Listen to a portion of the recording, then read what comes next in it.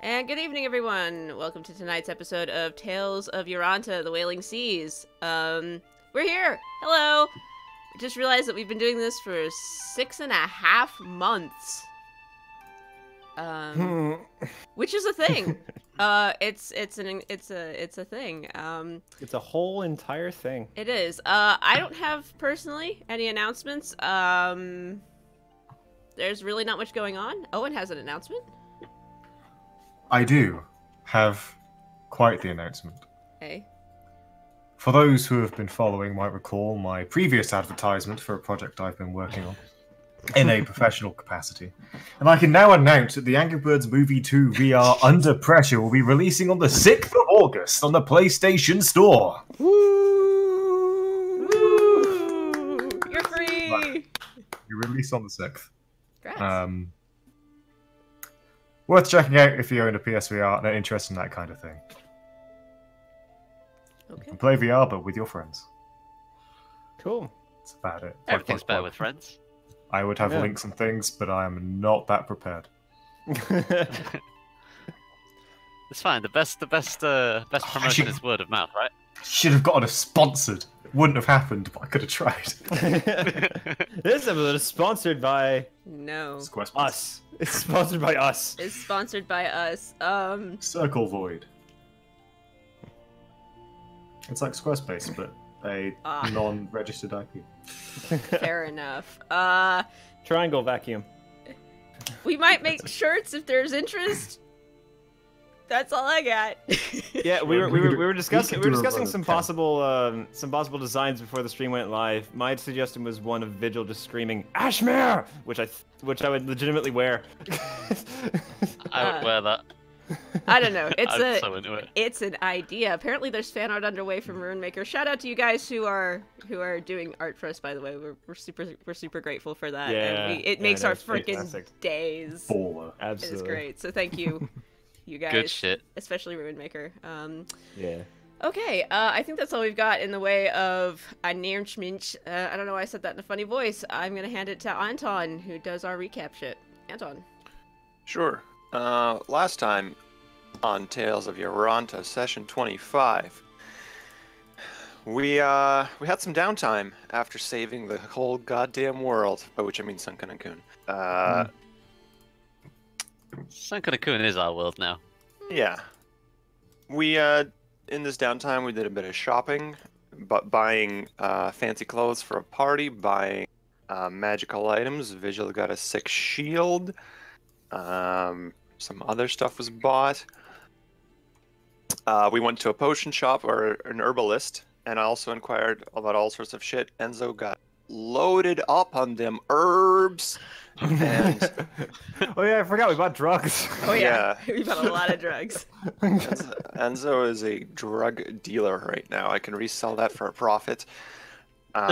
Magical teleporting drug banana. Yes, one of the drugs is a magical teleporting drug banana. And then we talked about a lot of shit and the downtime stuff, and then teleported to Cell with Soren, and met Soren's mom. And Soren's mom told us that her daughter was working for the Peacocks in Tessel, and talked about their past as revolutionaries or insurgents, I suppose, in the Kavol-Tessel War. And there was a lot of emotions and feelings. You have to watch it to understand it. Mm-hmm. And then we discovered that Enzo's body is made of fucking glass, and that his real form is an illusion over top, which was a bit harrying, I suppose. And Enzo planted a note on Soren's mom, and then there was more emotions and feelings, and then Enzo walked away, and everyone else is emotional. And that's the story. And then Vigil got mugged without noticing. Oh yeah, Mug. that's true. The ending was Pickpocketed. the ending was It's like literally Oliver Twist orphan steals money from Vigil. And Vigil's I mean- gonna smite them into the dirt. Also, a note to Runemaker. One day we will kill Behemoth. One day, but that day is not today. Yeah, Lucy has a new addiction, and it's Monster Hunter World. Mm-hmm. Oh yeah, in case you, this is actually relevant for the stream as well. In case you want to know how deep this rabbit hole goes, I am playing Vigil in Monster Hunter World. I've customized all of his responses to the Monster Hunter World ones, and he wields a weapon that is the in-world equivalent of smiting, the charge blade. So this rabbit hole goes deep. Mm-hmm. I think So, that's it. I think that's it. So, That's it. Owen, have at it, sir. Okay. Well.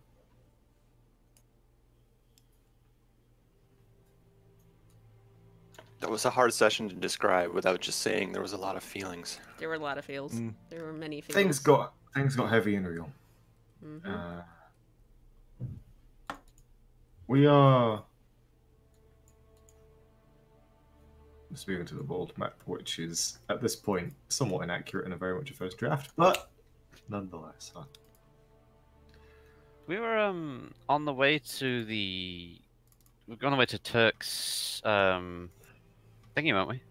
Yes, when Turk, in the corner of his eye, saw a hand, a childlike hand, appear, grab, and disappear just around the side of Vigil, and noticed that a pouch had also gone missing.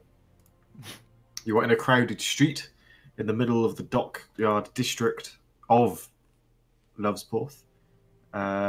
You can actually see, looking around you, what you can immediately see are tall buildings of that classic timber frame and white plaster. Although many of the buildings have been painted in bright colours with flowers, seascapes, murals, and all sorts decorating their sides. The buildings are maybe 2-3 stories tall, beginning to lean in, giving the streets a tunnel-like atmosphere. The smell of freshly caught fish and salt fills the air, as does the sound of very vocal and enthusiastic trade and bartering. Though, as you've noticed in the Coon also, with the current state of ocean trade, much negotiation is beginning to become more angry than anything else. Tinged with frustration. In your immediate vicinity, you see standing over the rooftops another statue, matched in size, scale, and design as the one further up the hillside that you saw when you teleported into Lovesporth, that one being a large male elven warrior looking into the land. Here you see a large statue of a female elven warrior, easily 60 feet tall, standing over the rooftops at the foot of the hill. Hello? Looking out to sea. Hello? Hi. Hey. We can Anton, hear you alright, dude?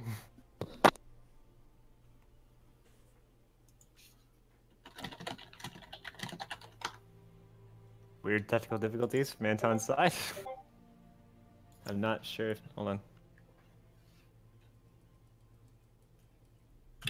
The statue's watchful gaze off over the nearby shore, opposite to that of the male counterpart up on the mountainside.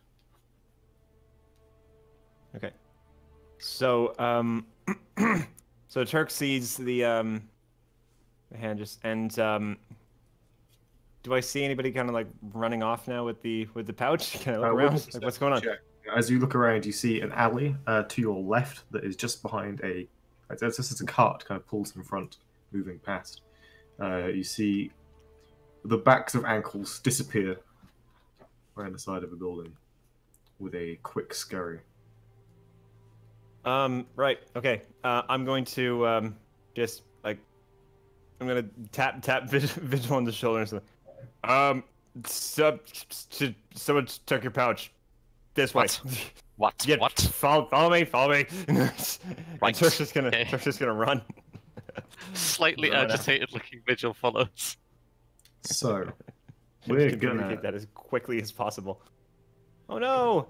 Oh, our stream layout might be slightly... No, poor. layout is fucked. That's fine. It's fine. Yeah, Okay, we got it. We're good. as we jump to a more chasey music. Chasing music. Chasing. I just hit my elbow. God damn it. That hurt a lot. I saw that. I didn't see that. I'm good. I'm okay. Chasing. Woo, here we So, go. as you dart towards the alley, you each leap to the side around the wagon. There's a, "Hey, what the hell are you doing?" from the man in front as you push your way past into the alley, and you. Sorry. The figure in the darkness down the alley. This alley it's your classic dark alley, not an ounce of sunlight is getting in through the rooftops above. Disappear behind old crates and such detritus. So the way this is going to work is there's going to be 3 contested skill checks, Okay. or rather, the first of 3 successes. Okay. You may nominate a way in which you can use, similar to a skill challenge, but not quite. You can nominate a way to how to do this. I'm going to ask you both. I'm going to. Turk, Yes. can you make me an initiative check, please? Sure. I can do that. And we will then be alternating between a sort of a. Natural one. So one. Oh A no. natural 1. Okay, so the thief gets to go first. Do I get one? Or As Turk was the one that pulled you forward, it was for your group. okay, cool. All right. So, I'm still a little bit blurry on this webcam. I don't know why. I mean, it doesn't matter at the moment because the stream layout is completely fucked. But like at the same time, I don't know. It's bothering me. Sorry. okay. Yeah. So, Take us the to check first. you make doesn't need to be necessarily a direct counter to what your opponent is doing, but it's just a way that you're helping to navigate and try and catch this person. The figure seems to be attempting to take a stealthy approach. You see them keeping to the shadows, leaping from crate to crate, diving into corners where they think you can't see them, and in many cases, depending on how this goes, you can't. So, how is it that Turk... I will make a roll my end to see how they do. Okay. How is it that Turk and Vigil counteract? And either of you can nominate a skill. And if you can justify a way of giving assistance, that is also valid. Well, I had an idea. Okay. It involves casting a spell. Yep, as do I. That works. Yeah. So I don't know if that would be like a specific like skill check. Maybe if I do Well, if like a. Similar to skill Invisible challenges, I'm happy if the spell does help enough, it can be considered a success. Okay, cool. 'Cause, yeah. Hey, Anton. I think I'm back. Hey, buddy. Yeah, sorry about that. Hey, you're back. Good shit. Hello. So the idea that I had was I was going to cast Fairy Fire on the Okay. and try to basically like catch the thief in that light so that we can basically chase them easier. So basically just make them glow blue, obviously. Because that's on brand. And so for the duration, objects and affected creatures shed dim light in a 10-foot radius. So yeah, so basically like targeted at the Okay. And I think that actually passes my save. God damn Okay. it. So, as you cast a spell in the area, you watch as the alleyway lights up with this fairy fire. The figure briefly outlined is definitely of a child's build, though you know you've heard stories of plenty of creatures that can adopt such a shape. Okay. Odds are it's probably a child, but hey, never know. Yeah. Might be a vampire goblin. Maybe they're born with it. Maybe it's a vampire goblin. Yeah. They are briefly lit up before they turn, look at you, and you can see their face in the dim light is definitely that of a child.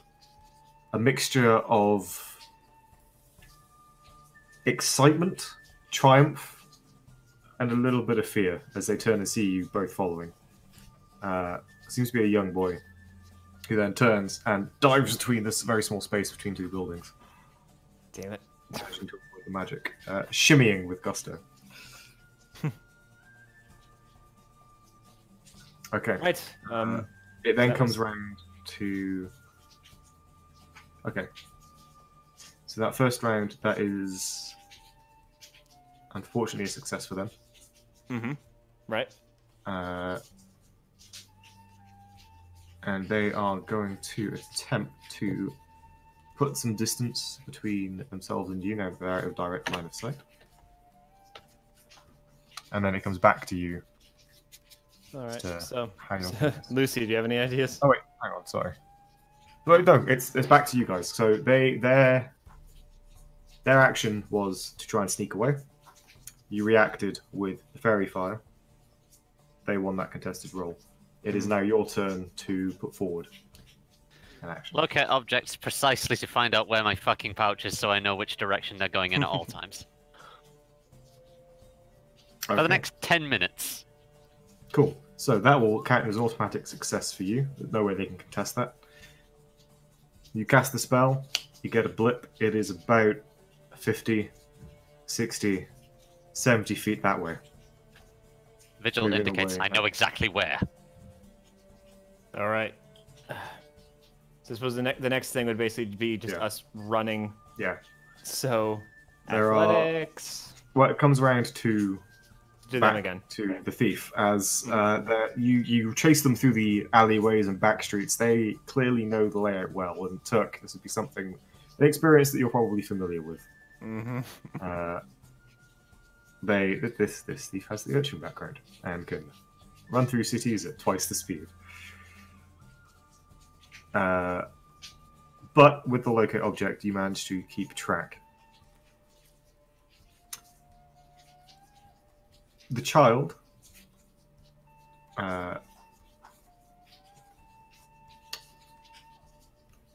is going to make a check.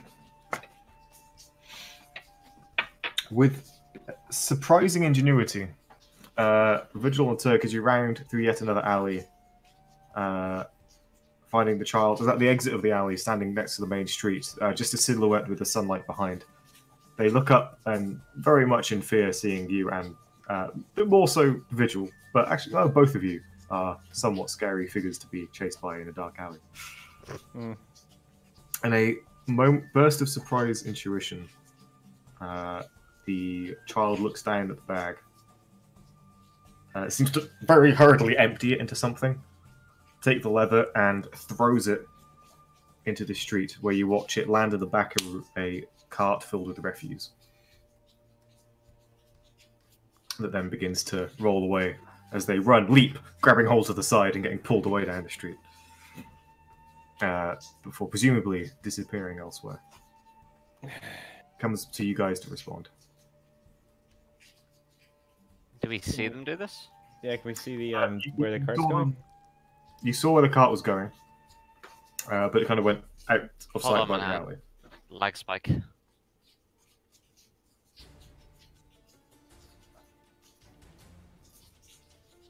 Yeah. Are you back?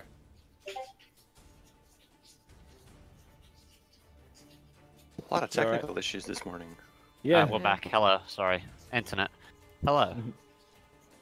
Hello. So did you say we saw them do that, yeah? So you're looking down an alley opens into the main street. You saw them leap onto the side of a cart and pull away, having thrown the bag in. They would have thrown the bag into a separate cart. So I was saying, do we see the bag and them separate or not? No. Yes. We did. All right. So which way is the locate object going? Locate object is going left. You saw the child go right. They would not let go of it. That doesn't make any sense. You saw them empty the bag.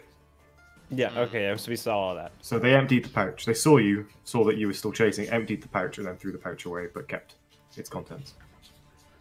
All right. So then they've got rid of the locate object, so that's useless now. I guess you want to do some Terminator athletics to just keep sprinting after them. That's what I was thinking. Just Yeah. Oh, Terminator 2 Silverman running down the fucking street. Yeah. So do you want to like both of us roll one athletics roll, or do you want to like one of us roll with advantage, or just one of us I'd roll say whatever? it'd essentially be a roll with advantage. If you both roll athletics, you'll take the highest. Okay. Alright. I'm down with Works that. for me. Whoa. Yeah. Don't eat your mic. 17. Turk's a fast boy. Yeah. Okay, it is a close thing. It seems like this child is a small bundle of wile and guile. They rolled a total of 17 for their check, Right. so it's tied.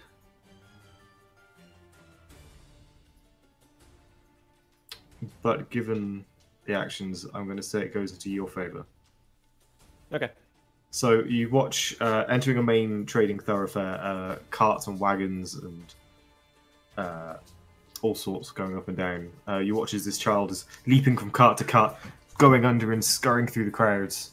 The two of you running into the middle and pelting it after them up this main thoroughfare.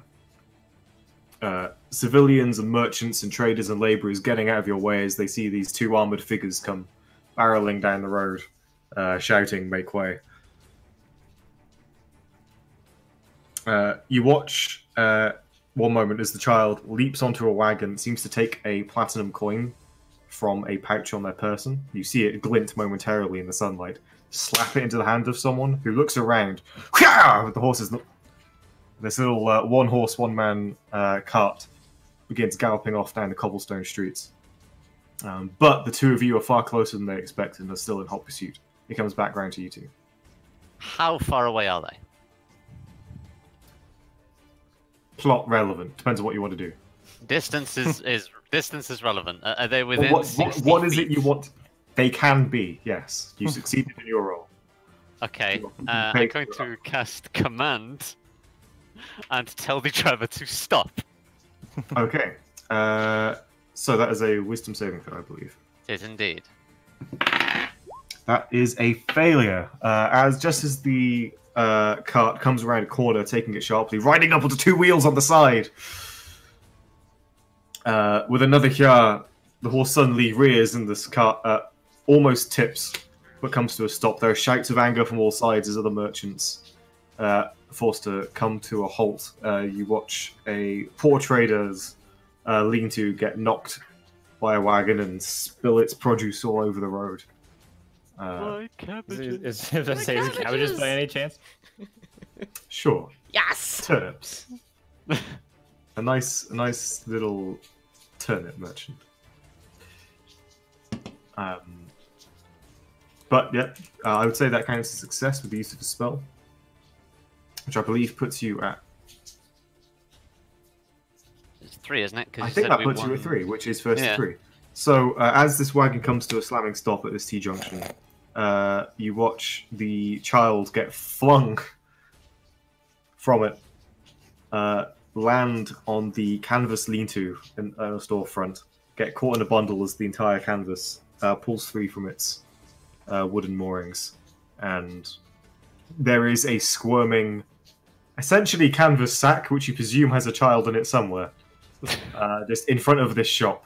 You watch a hand break free and trying to break free of the canvas as the two of you catch up, and as they pull it open, you see a young human boy go from red with excitement and adrenaline to white with fear as the two of you stand blocking out the sun. It is impolite to steal. Typically against the law as well. I didn't steal nothing. Yes, very good, very good, very good. You're very good at lying. I would like you to return my, well, quite frankly, ludicrous amount of platinum to me, please. I don't have it. I don't believe you in the absolute slightest. I threw it away. No, you threw the bag away. Aye, with the coins in it. No, you emptied it into yourself and then threw the bag away. You can keep shaking your head. That doesn't make the reality any less true. If that was true, then I would be back home. Slowly kind of shrinks into the canvas. I'm not going to harm you. Please just return what is mine.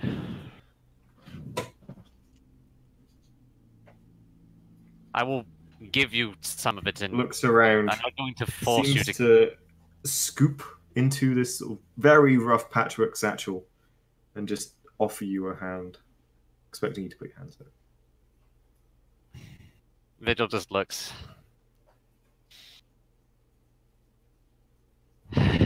Stand up. I'm not going to sit here and take money from a child in the middle of a street. Come on. Stands up, and there are some people. He gets. Vigil's going to get a replacement pouch. He's just going to say, "Look, child, follow us. Where were you going to? Where were you going to run to in the first place? Nowhere.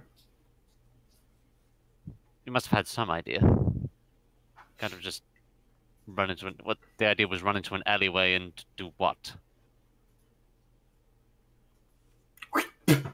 Spits onto the ground. Spits onto the ground, you say? Yeah. All right. You have nowhere to go then. As you're having this conversation, a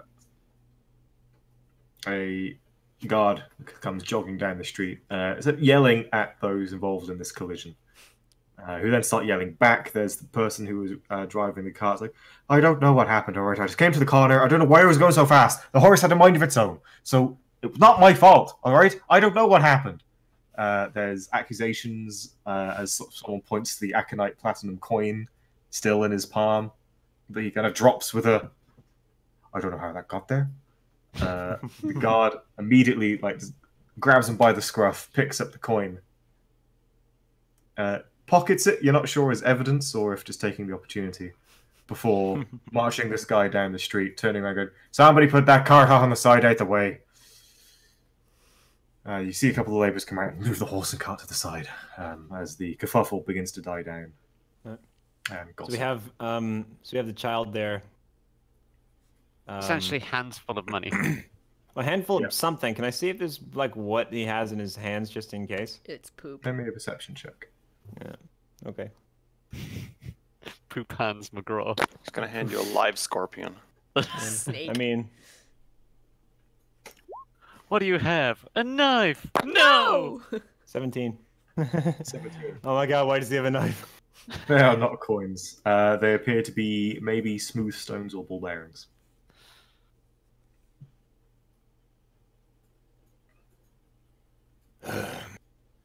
Right. What's your name? Dylan. Dylan. Well, I'm Turk. This is Vigil. Yes, hello. And those pebbles you're about to give us, we don't want those. I'm kind of like I'm just gonna kneel down on one knee next to him now, just talking to him like eye to eye. He kind of opens his hand, looking at what's in them. They're very pretty. You didn't take those from us, did you? It's not my fault that he collects pebbles. Audibly gulps. I'll tell you what, Dylan, you're not great. You're not a great liar. You're not great at this. I got him off his belt without him noticing. Yeah, I suppose you're a better thief than you are a liar. I'll give you that.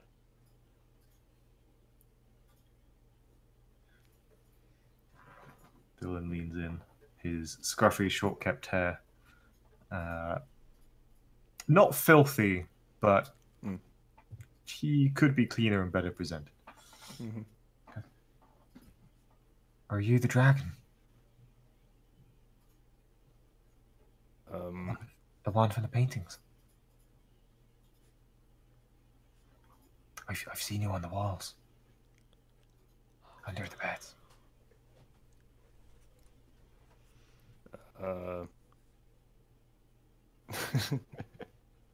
Turk actually just kind of smiles, and then just he has a second to think about it, and then he just kind of nods. Stands back, slightly awestruck, but still scared. looking between Vigil and yourself. Yeah. Takes Are the you- pouch, You from the removes a little pouch filled with pebbles, before just offering this patchwork bag filled with platinum coins.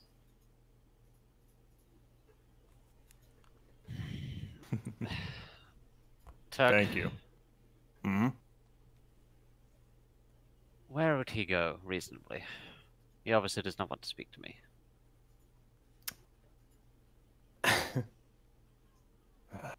Only because This is. I hate being in the middle.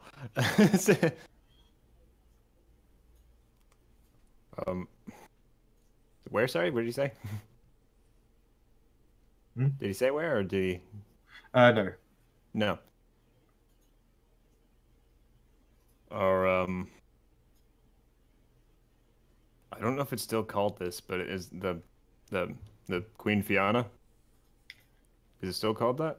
Let's call it the Old Queens. No. The Old Queens. Right. Is that where you're from? What does it? Yeah. Yeah. It was the Queen Fiona when I was there. You're old. I'm not that old. Am I? Turns to Vigil. No, you are not that old. How old are you? I actually don't know. Like. Actually, 27, I think. You're young. I'm 42.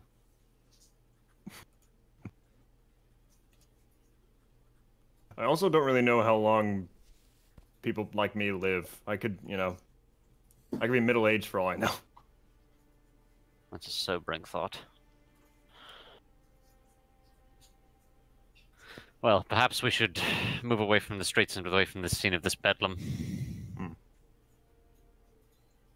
There are some suspicious glances beginning to be thrown your way. Yes, rather rapidly, I would presume. Please. Right. We were gonna. I was gonna see if I could go visit home now for, while we're here. So, should we get the others first, or what do you think, Vigil? Well, have you already mentioned that we are traveling this way? Or is this an impromptu decision by yourself? Well, yeah, I had mentioned to Soren already, so I think he would know where we were if we suddenly vanished.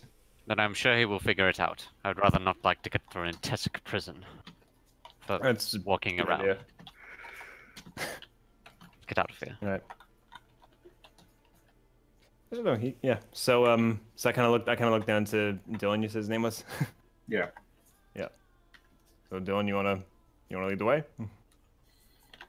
He again quietly nods his head, with that kind of awe and fear-struck look on his face. He leads you again back through the grotty back alleys and hidden ways through the city. Forgotten streets that have been made obsolete by more modern constructions. And you realize that a lot of the buildings that you used to know have been replaced by newer works, where once there might be squat, somewhat disheveled buildings built during the Cavoli occupation, or even older structures from when the lands now known as Tassel were ruled by their neighbour Spadia. They've been rebuilt with more modern, larger, more expensive housing. You could say that area's been gentrified to some degree. You begin to pass familiar landmarks, a small city park where perhaps you used to play, now garnished with wildflowers in neat rows and trees in full bloom of summer. The orphanage, when you get there, however, seems to be still stuck in the past. Whilst not a decrepit ruin, the building looks like it's seen better days. Some windows have shutters closed despite the midday sun. Not entirely sure what that was. A nearby chime gets rung for some reason.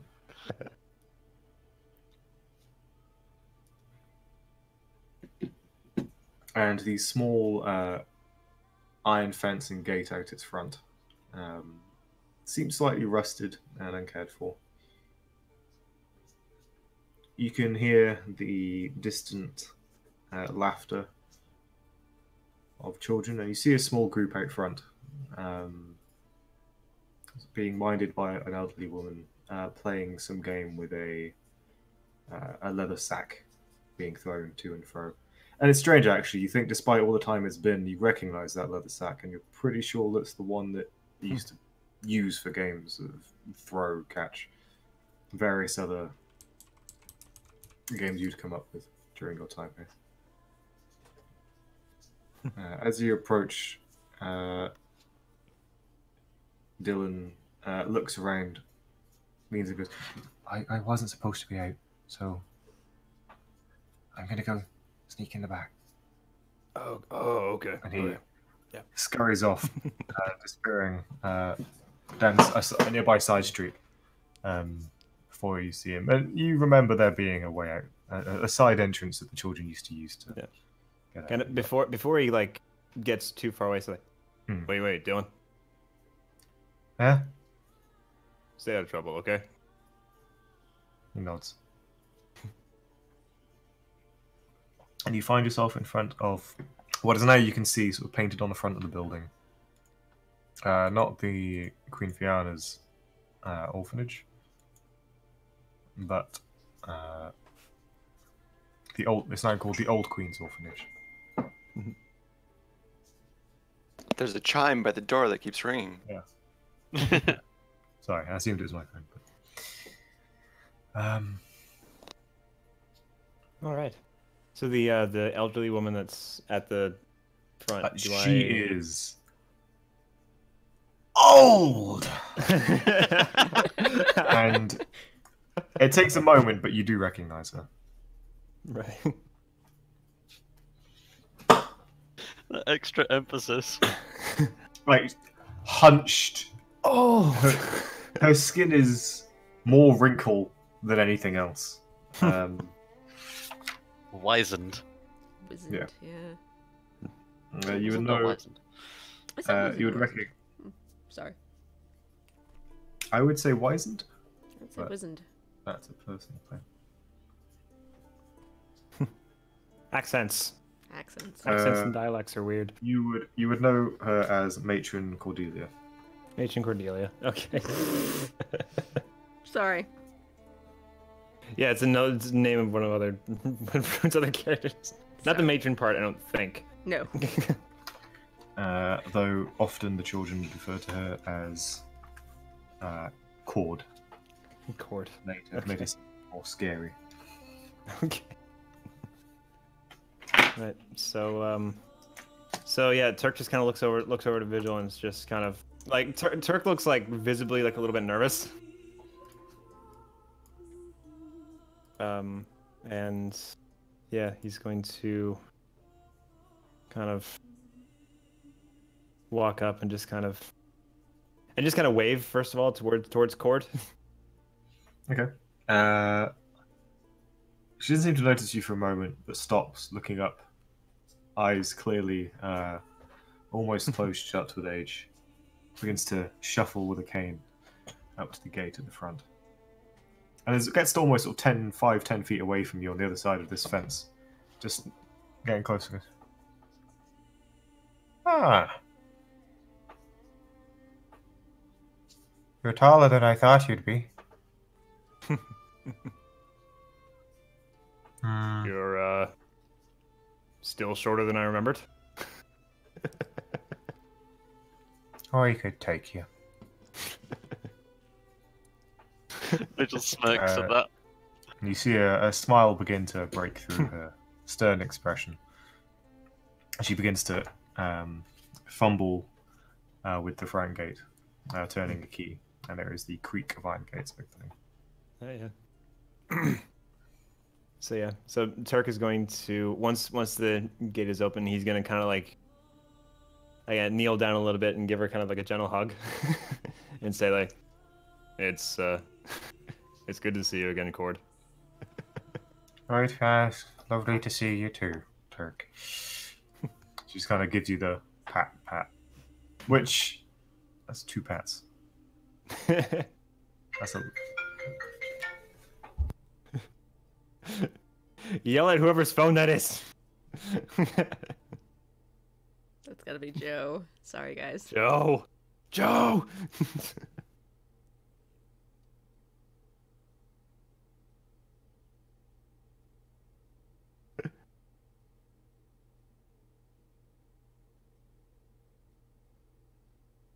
Silent, threatening noises. This is like a silent film.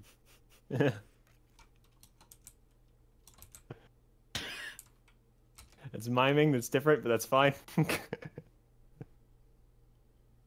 I can imagine.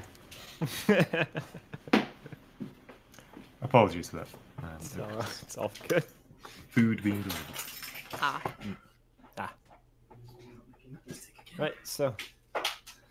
Right, yeah, so Turk will stand back up again and go like,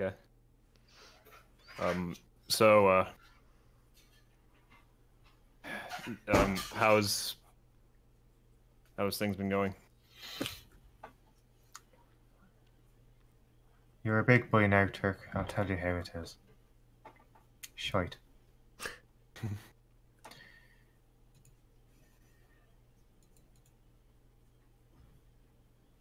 We used to get... Let's go inside. No, this is no conversation to be having outside with the children. Yeah, alright. And Turk will kind of follow inside. Just kind of look back to Vigil. Like, how's Vigil reacting to all this? He's just waiting. Like, Just this watching. is not his place. So he's wondering if he's even allowed inside, or whether he would scare the shit out of every child within a 5-mile radius. Turk will be like very kind of reassuringly, like gesturing you on, just to kind of try to make you feel at ease. Just gonna try. I guess Vigil follows. As she half turns around, she stops and looks to your hesitation, Vigil. Right. We managed to raise a dragon over years. We can sure as hell take a devil for a day. Get inside. Do you drink tea? Not a devil, but yes. Thank you. Friend.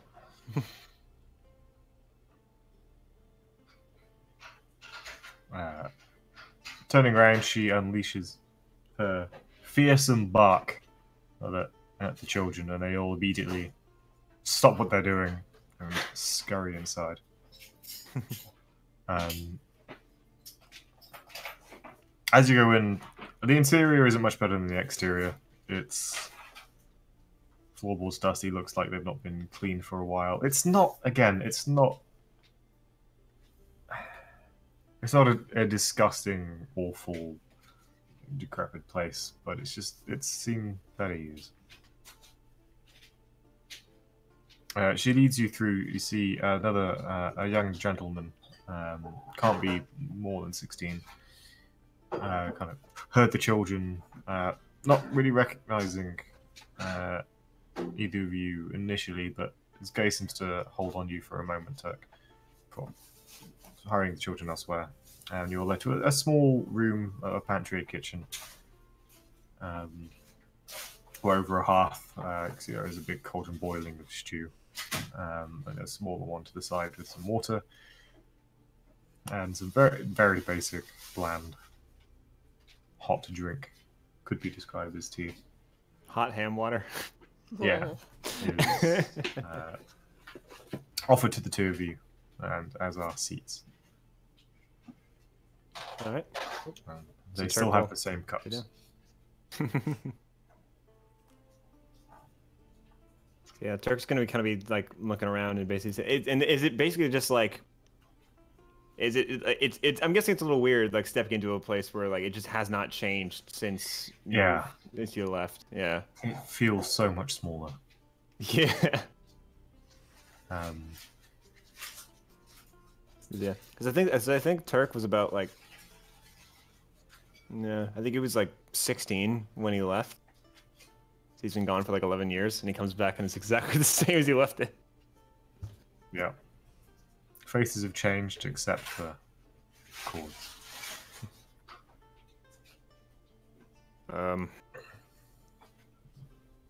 So what's been the problems? No. You first.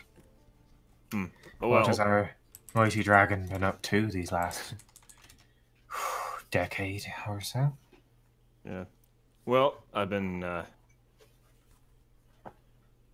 doing all the stuff that I said I wanted to do when I left. I'm seeing the world. I was What? joined a merchant company for a while, and just explored around, and decided that I wanted to start charting my own courses, and just been hiring out private ships and doing treasure hunts, and it's been great. And met some friends along the way. I can tell. And I'm sorry that I took so long to come back and visit. I got a little bit busy, I guess, and I felt a little bit weird about coming back. So you never remember a happier day than seeing one of the children leave this place, knowing that if all goes well, they'll never come back. But I'm glad to see you again, Turk.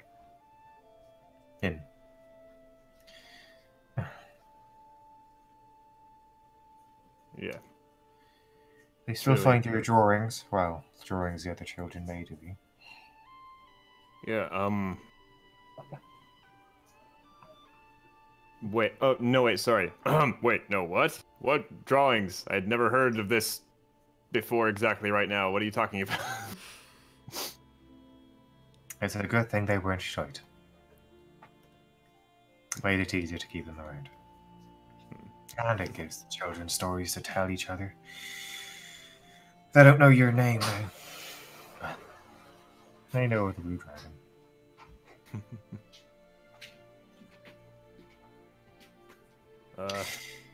The problems, Turk.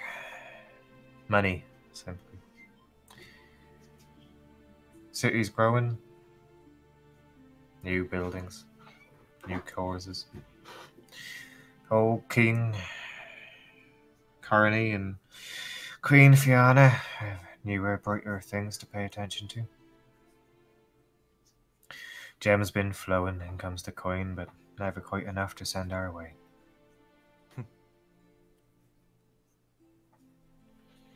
But we make enough to get by.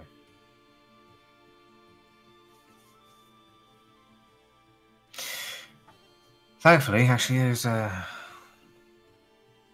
You wouldn't believe it. I know it might been an opportunity for some of the children to work in a theatre, of all things. That's interesting. It brings in some coin.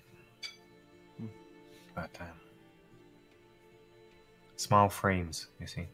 Easier to change things behind the scenes, they say. And, well, they need someone to pay the children. To play the children? Play the children.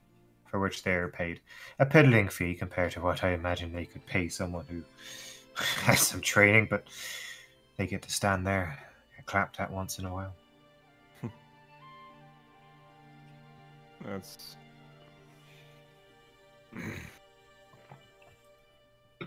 Shame we didn't have anything like that when you were here.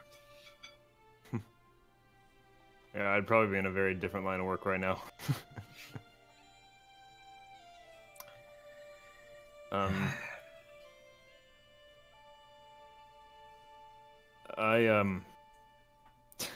gonna have to kind of...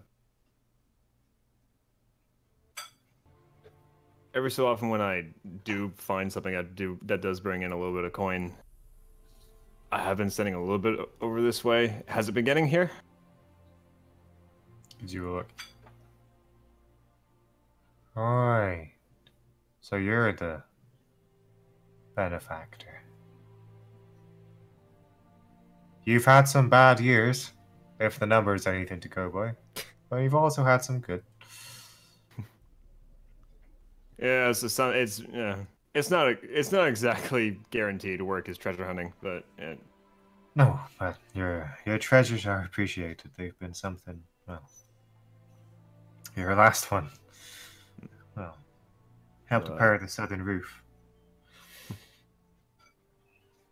if it's Storm. if it's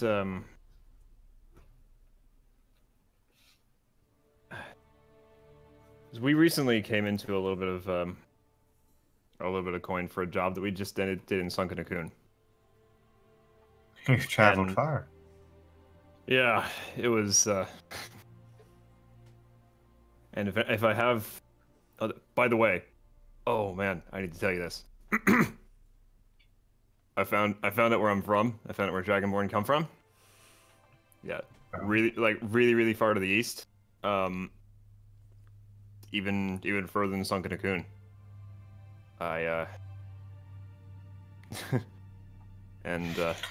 So I've got even farther to travel now. Right. All I thought it was that way were land and sea. Land and sea? Storms and sea. My mind is addled with age now. It's all right. Not as sharp as it once was. Right. No, don't let the children hear that. Yeah. Right. She looks to the doorway behind you with a. You watch. She almost hisses at a small gaggle of children appearing around the doorframe that scurry away. Turk just actually just kind of like looks back and just kind of chuckles a little bit as he sees them running away. It's interesting, actually. You notice that a lot of them, you think, are dwarf children. Which is strange for the fact that you don't remember there being any dwarves here when you were here. Mostly human Tessic children. Are there many dwarves in Lovesport that I've like seen just around now, Yeah, as opposed to they're before? more common in Intercell than they are in Akun. Okay. They are rarer peoples. Again, it's something that you've experienced with many dwarfs is that they often tend to be somewhat have an element of lost to them. They often remember a life in the mountains, exact details unsure. Many have made new lives wherever you find them.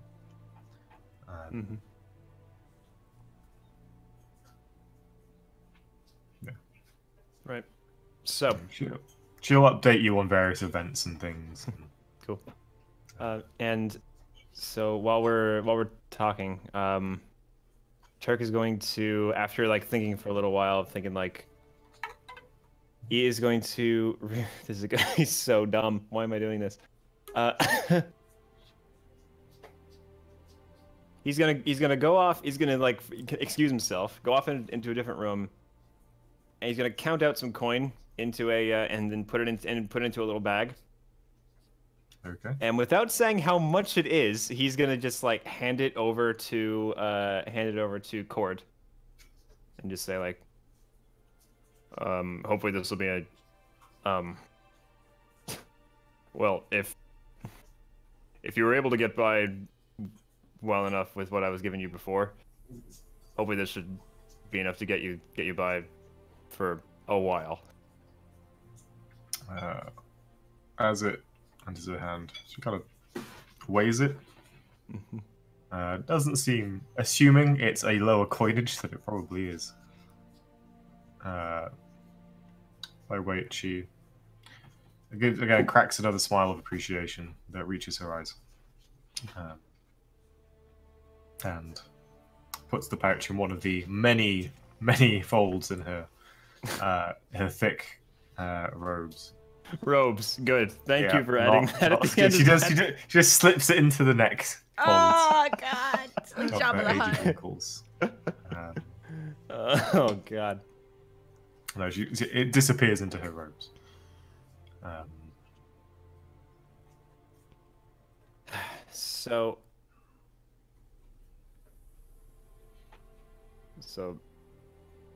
So I can't stay for long, and I'm sorry about that. But is the room still set up the way it was when I left?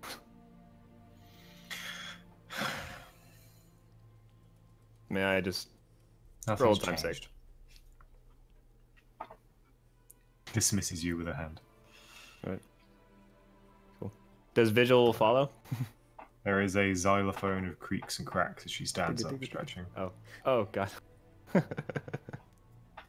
Vigil's gonna look to Turk as to whether he wants him to follow or not. Like, just Turk, shrug slightly. Turk's cool with it. Just like, follow me. All right. Vigil stands and follows, I guess. Mm-hmm. And yeah, Turk's gonna go upstairs. Okay.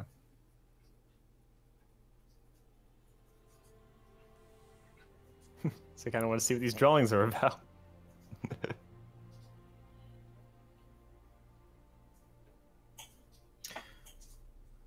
Finding the rooms, you see, as children want to do, walls where they think the adults don't see have been covered in drawings in charcoal, some coloured chalks.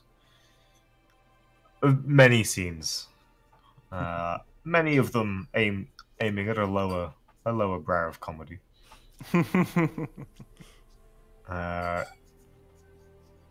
Those in the older children's rooms are of a inappropriate nature, you would expect.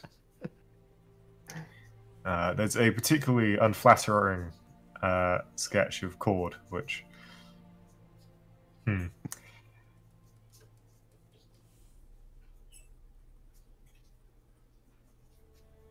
But earlier on, you find older drawings, sort of on the undersides of beds, on skirting boards, and you see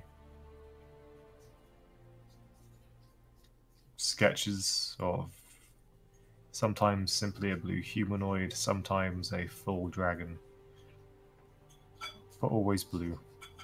It's strange, you kind of see an evolution. Memories of your time, always playing the dragon, playing the monster, reflected in these stories, but there's one in particular that catches your eye. Of a very, very bad drawing of a ship. And at first you think maybe it's being chased, but no, it's being led by a blue dragon above, simply sailing out to sea. The drawing looks unfinished.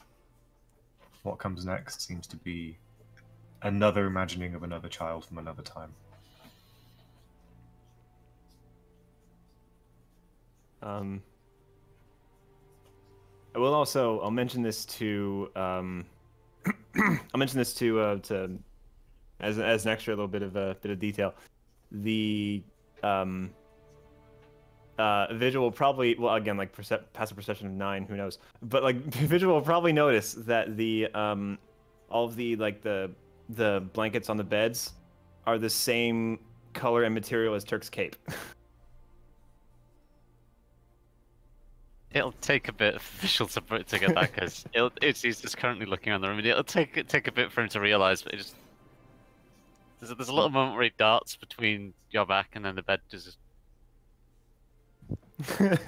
Just kind No, his head doesn't move, his eyes do. Yeah. Just imagine comedically just like... He doesn't say the word. Yeah. He doesn't say a word. I like to think it's Turk kneels down to look under a bed, and Vigil's like, oh shit, where's Turk on? Because it's just one big blanket. Yeah. Turk kind of kneels down and looks at the one with the dragon leading the boat, and kind of like smiles at it, and very subtly, maybe like a single tear comes from his eye, and he kind of just quickly yeah. In what seems to be a complete bastardization of name, story, spelling, you do notice the ship seems to be called the Truck. You can assume that maybe at some point your name was mentioned, but they thought they meant some boat, not you, and it's gone through a whole 11 years of change. That's amazing. I love that. Truck. Hey, when trucks are invented, this is where the name's going to come from now. Why are they called trucks? Well, Once upon a time, there was a blue dragonborn. Or maybe he was just a blue dragon. Yeah. Blue Dragon, really like boats. He was a dragon Ford man! Tempest truck, now available. Jeez. It's just Oh, a man. dragon! Dark Tempest! Sorry. So, right. Turk's gonna kind of stand up, just kind of have one last little look around the room. And kind of look back over to Vigil and say, so yeah, this is where I grew up. I see. It's a lot smaller than I remember it. You are probably larger than you were then. I would dare Probably. assume. Yeah.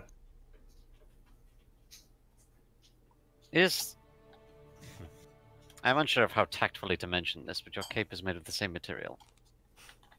Yeah. Oh yeah. Yeah, when I used to, I used to do a lot of just playing and imagining by myself. I always used to want to be the hero of the story. So, a lot of heroes had capes, and basically when I left, Cord said, "Just take it with me." So I did. Such lengthy capes are usually impractical. That's why I wear a half cape typically, but... Either way, it seems you have become the hero of your own story now. Liberating towns, saving cities. Goal achieved, I suppose. Yeah, I guess. But I don't know. It wouldn't feel right if I just stopped now. I think I still got some Oh. hero left in me.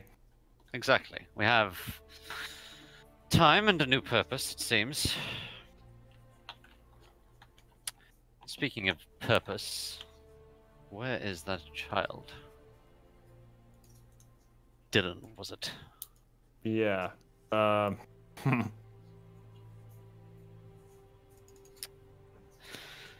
Let's. Turk, We got I'm not Trish going to say. Go ahead. Turk, I feel I should clear the air here. I'm not going to take back all of the money that was taken. I feel it would be doing you and this place. I dare say I could salvage at least some form of reputation among, well, compatriots, though I'd prefer it remain secret. Just, I will take back enough that we can... Just, you understand what I'm saying. Yeah, it's fine. You don't have to say it. And Turk just kind of like just pats Vigil on the shoulder, says like, "I appreciate it." Right. Let us go and retrieve the remainder. Where is that child? You had best be... I believe you had best retrieve him. I believe I will... Yeah. Scatter Yes. the- That's good. I thought I had actually gotten the we'd actually gotten the bag back from him. Have Yeah, you did. You got that patchwork bag. Did he actually hand it over, though? we? Did he hand it to me and then I just haven't handed it to Vigil yet? Yeah. He, I believe, did hand it to Turk. Okay. Oh, okay. Alright then. Oh, actually, and like Turk just realizes. Actually, wait, hold on. And then just Oh. Well, there you go.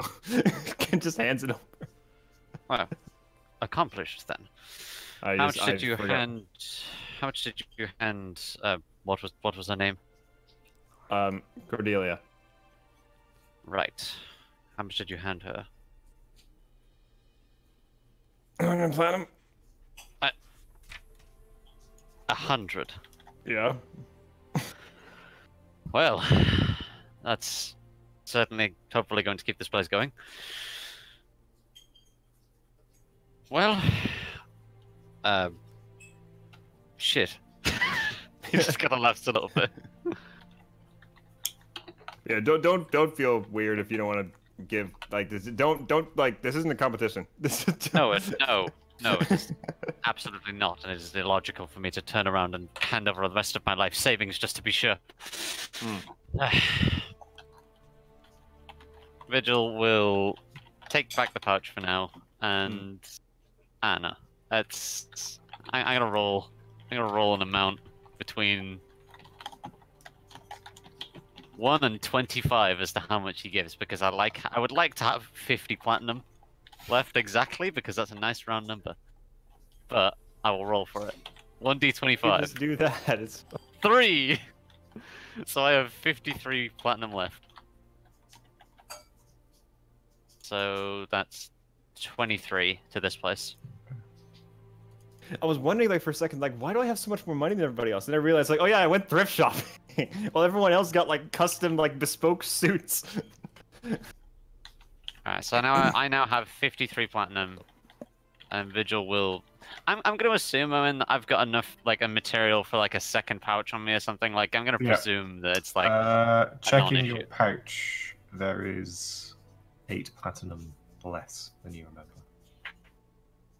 8 platinum less. Ah, okay. Vigil kind of. So I don't have 53 then. No, you would have had 45. All right. It seems that some has disappeared, presumably with the loss of the other pouch. Either way, I will leave what remains. And like I said, Owen, is there like a second leather pouch I can just slide that into? By all means. Well, no, you need to find the exact right kind of leather shop from which to buy this. Well, thing. I was wondering. I wonder if you wanted it to be awkward or not, but I have a second pouch. Okay, That's cool. okay. Right. Well, this will suffice for the rest of our journey. I don't know what else we're going to be able to need to spend 45 platinum on, but presumably we'll need supplies back and forth. So, keeping it may be pertinent. Regardless, here is 23, missing the 8, so 23 for your this place. You can hand it back. You can hand that off if you wish. I have no desire to be stared at anymore. The conversation is interrupted by a very loud series of spluttered and surprised coughs from downstairs, which you recognise as Cord. You suspect you might have opened the pouch.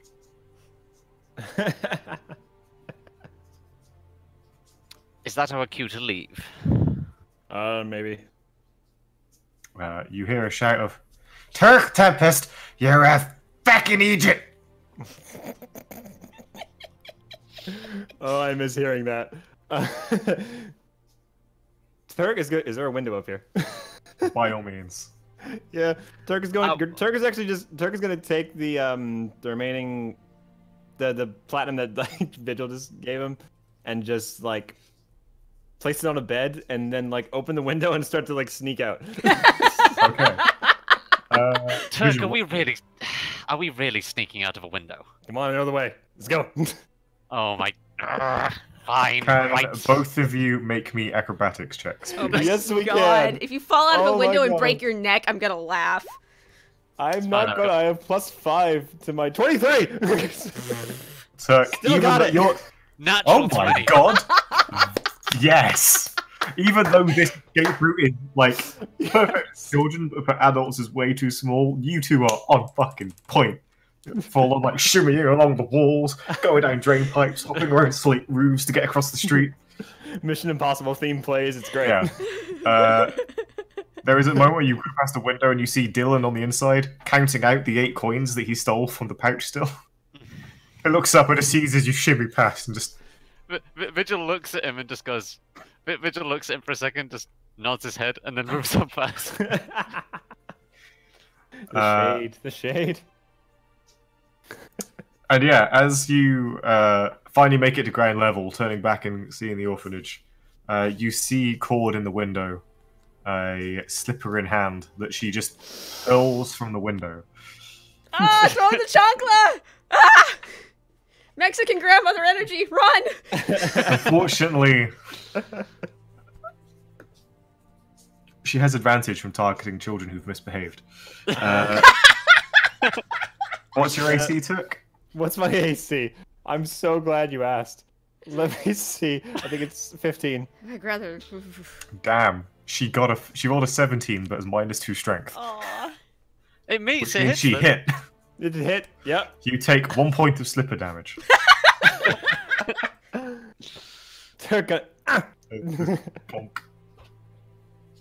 watch now when we go into combat next. There's gonna be something it's gonna do Hit like, you Throws a exactly. shoe. like Who it'll get me throws a shoe? exactly down, and then I'll just be like, God damn it, Cord! It's gonna be so funny. I'm just Okay. gonna look back up at her and be like, she has impressive aim, I must say. Turk actually just kind of like just is like rubbing his head, kind of like, If she ever had practice with a bow and arrow, I dare say she would be an excellent defense for this place. That's a terrifying thought. And so, No, just think about it. There's no better person to defend a place like this than someone who can throw a slipper harder than I can throw a rock. Holy shit. Mini crossbow, perhaps. Wrist mounted, does not need strength to operate. so Right. where do you two begin to go? We will be cutting to. Because did we hear where Soren and Enzo were headed off to? I don't believe you're actually too sure. Because like Enzo left in a socially stealthy manner. Soren, you last saw still at the temple. okay. So I suppose we'll head back to the temple then, since that was kind of like where, and then we'll kind of, well, we'll see if we can track him down from there. Okay. If not, I'll pull over and ask for directions. I don't know. It's like, have you seen this boy? He has Yeah. purple in his hair. This wizard. As This you boy is right. He This is boy- correct. Is correct. So, as the two of you begin to make your way back through the city, with the still filled with the adrenaline of a daytime escape, Enzo, Hello. where do you go upon leaving the temple? You have, having left Soren behind you. Yes. Man, I had all this shit. I thought about it, and I forgot all of it. It's too real. I would like to do my thing and find a tall building I can climb where I Okay. am out of sight. By all means, you can do so. That is within your skill set. Yes, and looking out over the city of Tessel, or city of Lovesporth, I would like to see what happens if I try to unattune to my implements. Is that possible? You can drop attunement. Yeah. To both of them?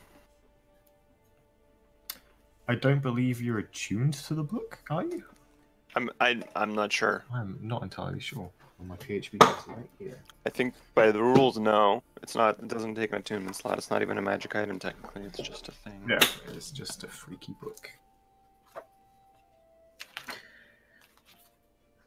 Well, if I can't uncover an answer within 30 seconds, then I will make a call. I'll just quickly check in case there is an easy answer.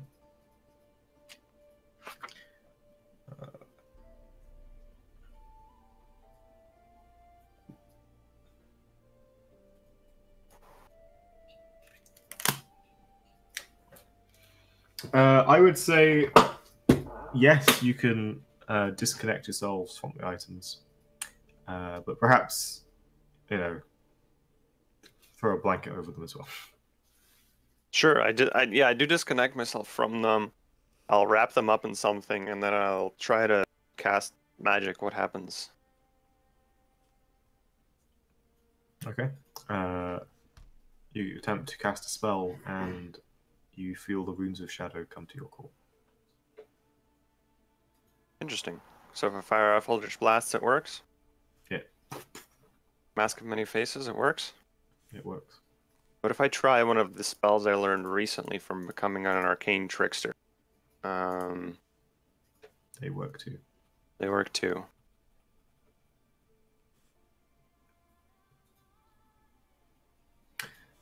So the arcane trickster spells, are they? This is me asking Anton. Are they thematically worked into your?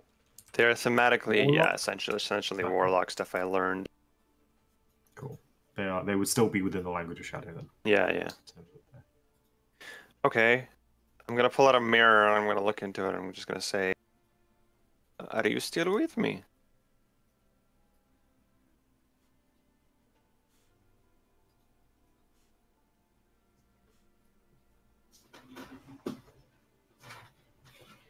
Let me a perception check. Sure. If I can find, there we go. Enzo, perception.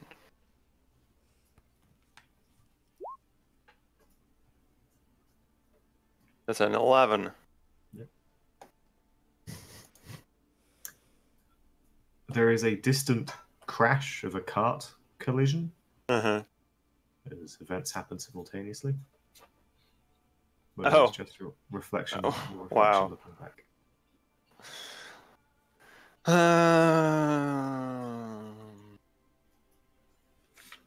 Okay. Well, I'm gonna write a second note in illusory script, Okay. and then I'm going to. Yeah, I will not attune to my items. I'll put them back, Okay. and then I'm gonna head to where that. Do I know? I wasn't told where the Peacock's base of operations is. I'll have to ask around. You would know that the troop of the 12-tailed peacock, recently opened a theatre called the Ladies' Theatre. It's at the foot of the statue of the lady. Okay. Which, from your vantage point, you can see standing proud, looking off to sea, at the base of the cliff that divides the city in two. I'll head in that direction. I'll descend to the street level and head in that direction. Okay. I'm disguised as a human named. I'm just gonna say my new disguise is Seamus. I just can't. I can't stop thinking about being Fair a guy enough. called Seamus. So, making way through the city, you come across the remnants of some scene. There's just 100 turnips scattered across the floor. Something clearly happened here, though what cannot be described. And you find yourself in front of a theatre. It is a new, very shiny-looking building, built at the base of the cliff. You can actually see that over the rooftop, part of the stone has been hollowed out into a open air. What you suspect, with your knowledge and background, might be like an open air theatre, in which they sort of used the cliff for acoustics. That's cool. Doors are currently open. There are hand inked parchments up on the wall describing and advertising a number of shows from individuals, including music, theatre productions, traditional Tessic dancing troupe that is touring the land. Sure. I glanced A through them number all of for names I recognize. Individual names you don't recognize, however, on the theatre productions, you recognize that they are being directed by a man named. I had this. Taliesin Bran, Okay. who you know is the director for this theatre. I'll open the door and head inside. Okay. entering, there is a busy work of people who see painted elements of sets, some not great actors practicing their lines, but you know what?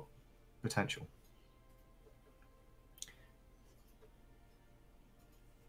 And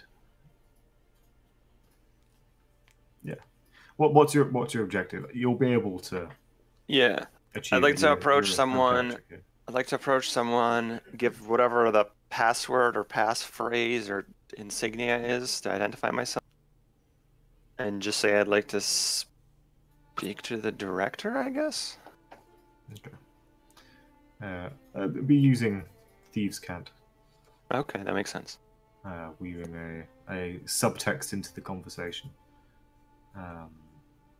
As an older actor, engaging with the conversation about a play called The Flight of the Firelight Doves. It's about a celebration of the Ashen Lady that occurs once a year, where it tells a story of. It goes on and on, but within that conversation, the true meaning comes through. Back room gives you directions how to get there, and veteran actors are, of course, always appreciated for starring roles. Sure. Yeah, I go see the director, still disguised as Seamus. Okay. Entering this room, you go through two more members in the know. And you find yourself going through secret door and secret door, and you realize you are now within the cliff itself. Ooh. In recently mined tunnels and shafts. It's good shit. These guys are professionals. And there are some elements that seem older, as if maybe they're making use of pre-existing works within the stone. And you are led. We need some good Thieves Guildy music. Not that it's a Thieves Guild, of course, but that kind of atmosphere. Yeah, this is a totally legitimate acting company. Big Thieves Guild energy. Yeah. BTE. BTG. There's music in my head. I don't know what it is. So I can't. If anyone has any suggestions. Oh, I have an idea. Yes, I have the perfect idea. Feel free to set it up. Keep describing it while I find the song. So you enter a room that is slick and professional. The two walls on either side are an assortment of bookshelves and scroll mounts that are exquisitely organized. Some seem to be, as you'd expect, plays and dramas and comedies and tragedies that have been organized by a playwright, genre, and so on. The gentleman in front of you, sat at a desk looking up with a quizzical look, is a small, shrewd-looking one. Fine grey hair tied back tightly with half running loose down the back. A pair of delicate spectacles perched upon a pointed nose. He analyzes you with an intense gaze, and you see a flicker of recognition on his Interesting. face. He passed the investigation check. I'll just drop the disguise. I'll just be like, hello, In front of him, you see a pair of scales with some weights and some gemstones, and a bunch of other registering instruments. You can see various gemstones recently cut are in various stages of being quantified. hello, director. Do you like Seamus? Someone I just made up. He's a fine performance, I'll give you that. Okay, I'll just drop it and be like, glad to see you recognize me quickly. I have a keen eye. Our organization. Well, we only hire the best. How are things going here?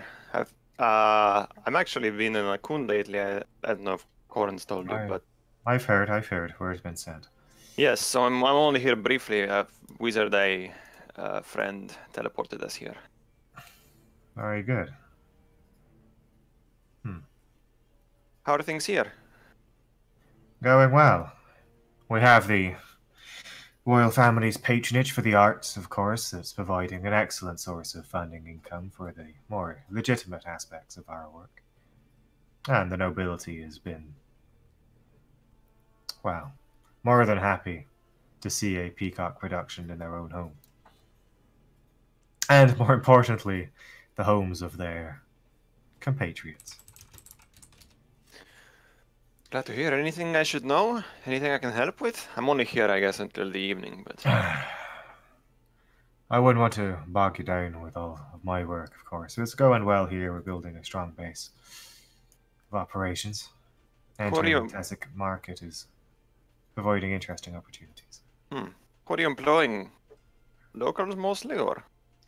Currently locals. There are a number of contacts we had from before we officially moved in that I'm more than happy to take up a more permanent employment contract.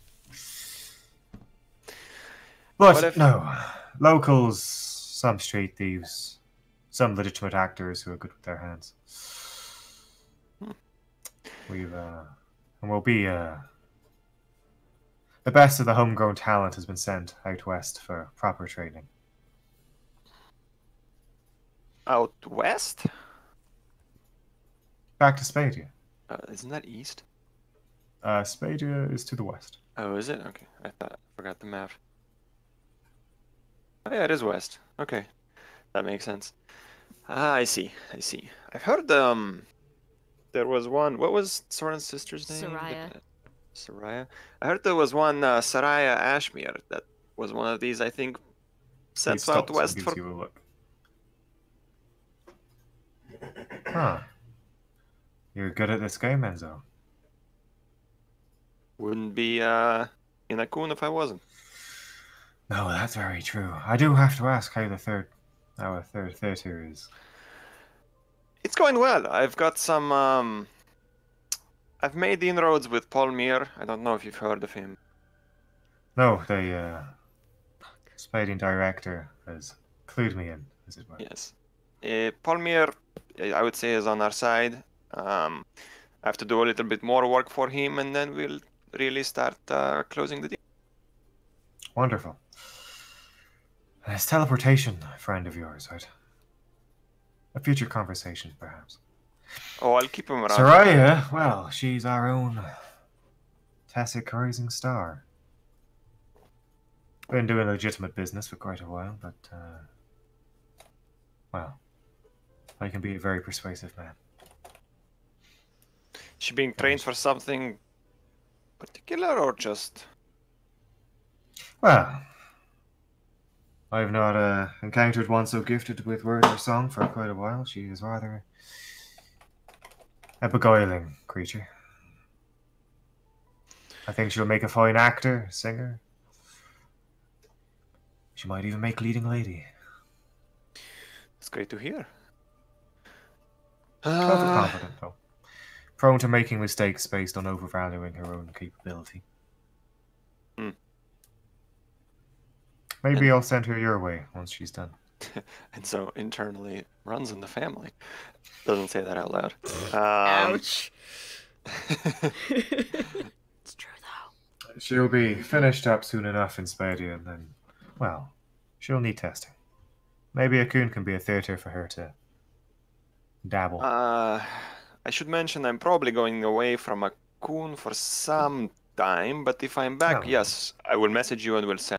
If you send her along, we'll of course join forces. That would be fine. Grand, even. Anyway, I am only here till evening. I don't have much time to chat. Can you pass a message for me back home? How long does it take from here for a piece of paper? I can have it there as quick as you need.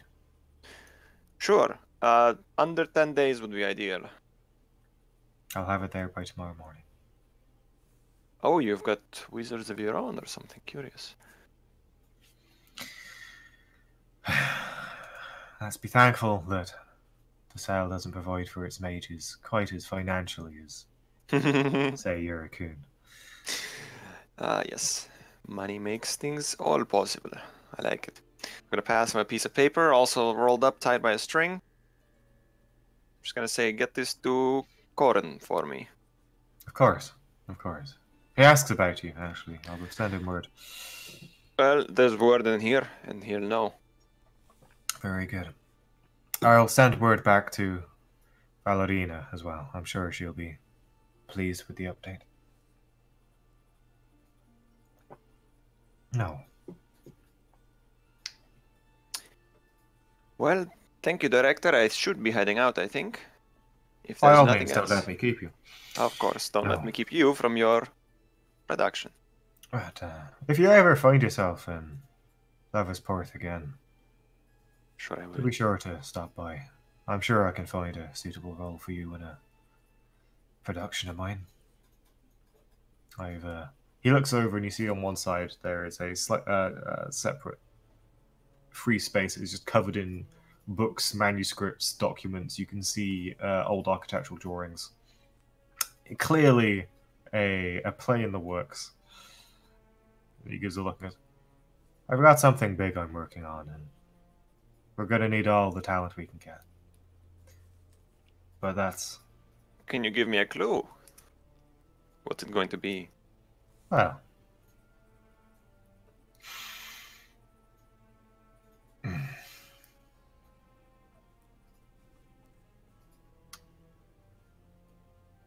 there is a particular jewel that's caught my fancy.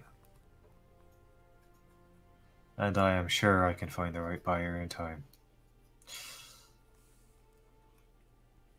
You could say it's got quite the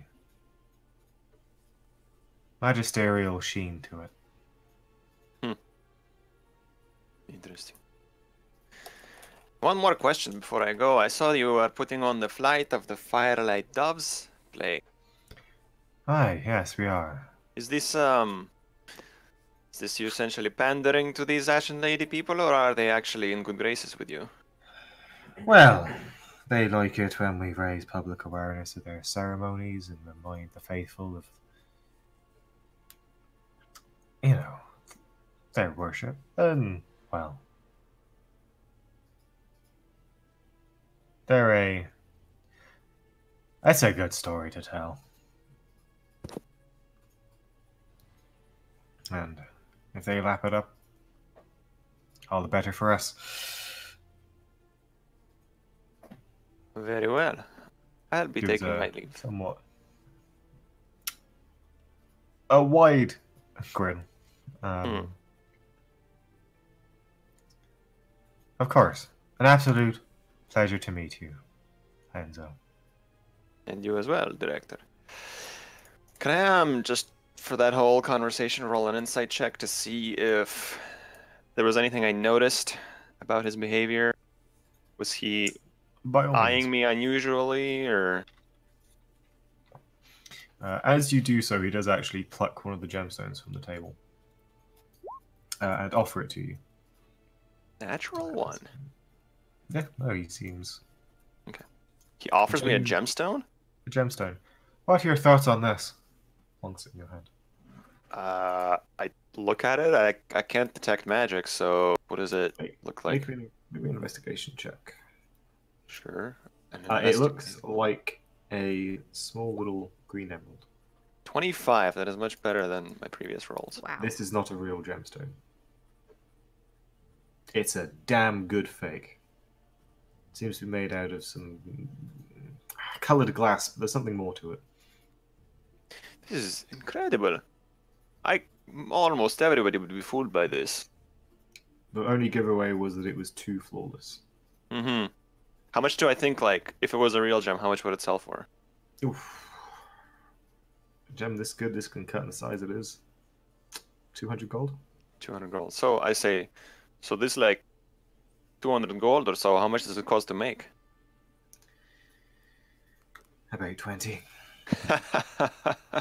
That's a good scheme, my friend. Tazik's greatest strength. Gemstone industry. And I assume some sort of wizards or magic involved? A little bit of illusion dabbled into the creation process. Helps out that gemstone light gleam.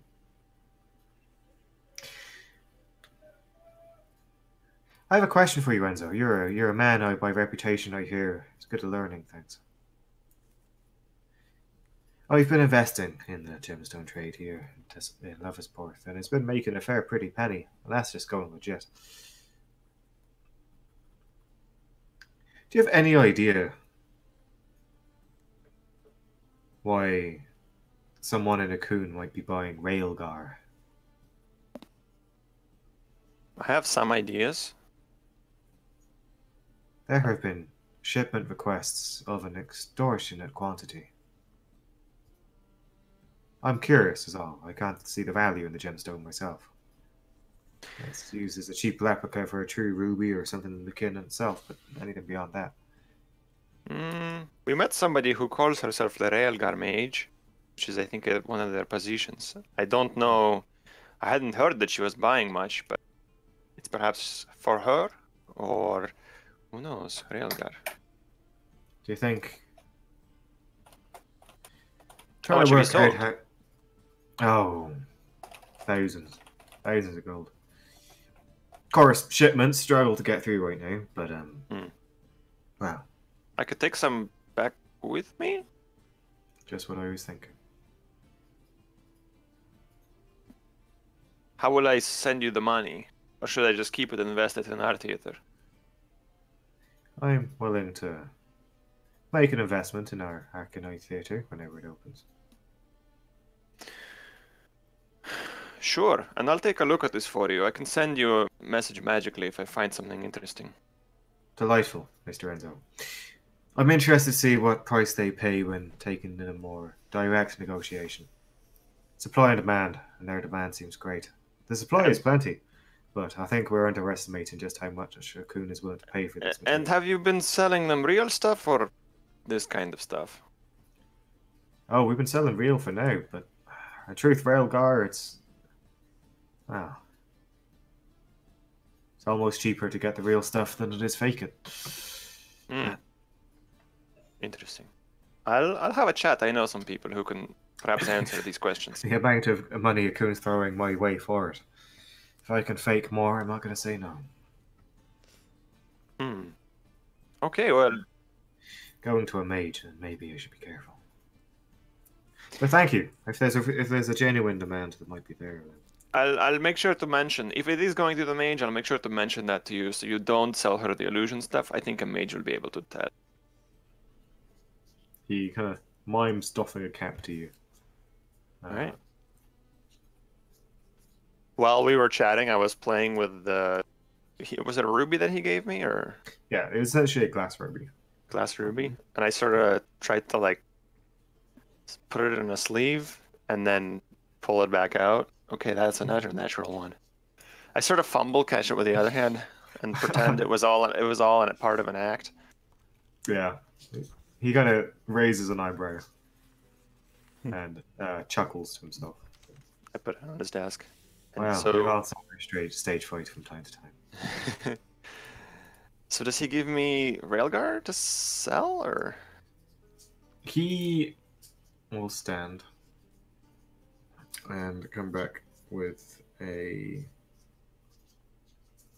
It's kind of like a beautifully lined on the outside with sort of embroidered silks, but the inside is essentially a very fine chainmail pouch, so resistant to a cutlass.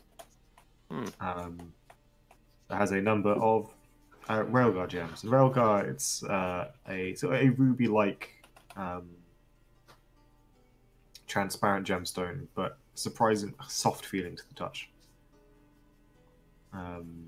Not as hard, or it feels quite brittle. And there's a number of those. He informs you that he'd expect it to sell for maybe 100 gold. Oh, okay. But he's interested to see what price Akun would be willing to pay. Okay, I'll say to him, yeah, I'll see how much I can squeeze the price up. Well, I bid my farewell and head out of there. He will actually see you to the door. Okay, lovely. I admire, on my way out, I admire the construction, by the way. It's quite genius to have the, other parts inside, behind. It's very clever. Old mines, new tunnels. There's nothing All like comes that together. there's nothing like that in the Coon, although maybe they can dig down and build something underground or underwater. A lot of ruins. A lot of ruins in the Coon. Well, the first I heard about you was your ingenuity, so... They flatter me. Farewell, Director. A good day to you. Alright, I head out, having said my 7th goodbye. Fair enough. That's pretty much all I wanted to do, so I'm just gonna bounce around town for the rest of the day and then head back to the tavern around 6 or 7 p.m. Okay. Or not tavern, where are we staying? The Seasong Inn. Seasong Inn? Okay. I head back to there in the evening. Okay.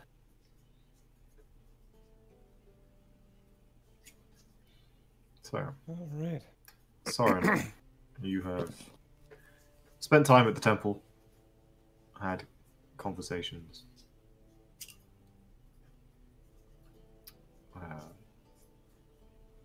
And prayers. And is everybody okay that we assume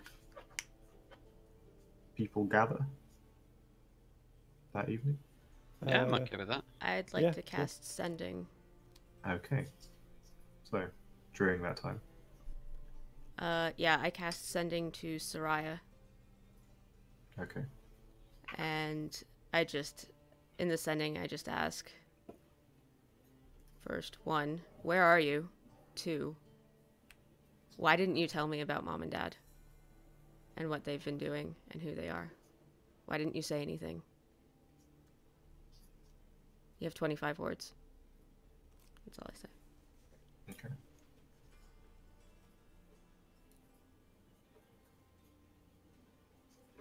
So, I'll get back to you with the response to that. Hopefully in sooner turnaround than last week.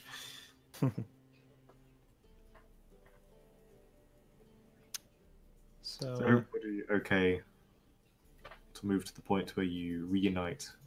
We can assume you reunite in the Sea Song. yeah, Turk and Vigil will probably meet, either kind of reconvene back at the temple and meet up with Soren there, and then we all go back to the tavern afterwards, or I don't know, we meet up with Soren as he's leaving or something. Okay. You can see you spot Soren flying overhead on his newly refurbished broom. Okay, cool. I see him. I wave to him. Oh, hello. I'm gonna drop down to the street to join them. Hello. Where have you two been? Or I suppose you went to oh gosh, what's the place called? I'm sorry I didn't join you. I got caught up in a few things. It's okay. It's fine. I was pickpocketed. Oh, that's awful. Did you manage Yeah, to... that's yeah, we got it sorted. It's all fine. But Right, good. Have you seen have you seen Enzo? no. We were thinking he was with you. No, he That's, I think He disappeared into the crowd, and then you said I got pickpocketed, so I followed you. Oh yeah, I think I have might have pissed him off a bit. Because I'm good. It's hard to tell. No, Maybe- he was angry. I have questions for him as well, though I doubt it will be a good time to do so. Regardless, we can reasonably assume he will return to the room. Yeah. After all, he said he had business back in the Coon, so he would not leave without us. Right. No, and I'm ready to. If you want to leave tonight, I can get us back. But if you want to spend the evening here, that's fine as well. Personally, I'd prefer to leave this place. I do not like the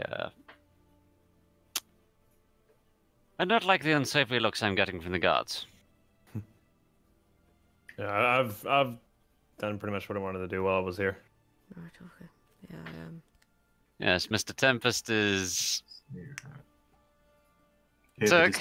he just smirks at him slightly. Sorry, what, Owen? You hear the distant sound of music playing in town. Well, let's hope that Endo decided to meet us where he said he would, but we should be on. Soren looks kind of notably just really tired. Like not morose, but like he's definitely his focus is elsewhere.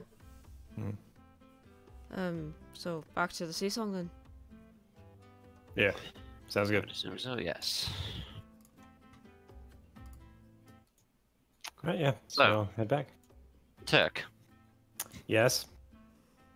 100 platinum. Just smirks at him. Yeah. I had some spare coin, because you know, the outfit for the party, it wasn't like, you know, I didn't go quite as, you know, I didn't go too extravagant on it. Admittedly, I did, and it's quite out of my comfort zone, but at the same time, I'm assuming that will go quite far here. Hopefully. Well, one can hope. It's I'm sorry, you did 100 platinum with what? What was 100 platinum? Sorry, what were you talking about? the Vigil just laughs actually, like a little bit. the you know, the orphanage that I grew up in. Right, the Queen Fianna, right? Yeah. Apparently called the Old Queen now. Oh, all right. Yeah, they apparently they changed the name of that place right before I got there too, or right after I got there or something. I can't quite remember. You've been gone for a while, so it makes sense. So you gave 100 platinum to the orphanage? Yeah, I felt like what I should be giving. Seems fine. Yeah. That's good. No, they could probably use the help. This place is always changing. Was it good to go back, or is it hard?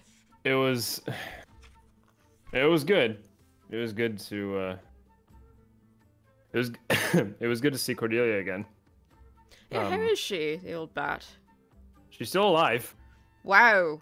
I was surprised about that. Wow, she's still And she alive. has unerring aim with the slipper, it seems. She hit Yes, she her does. directly in the head as she left. I think she Yeah. threw one at me once. I said something rude, which probably deserved a slipper upside the head, but...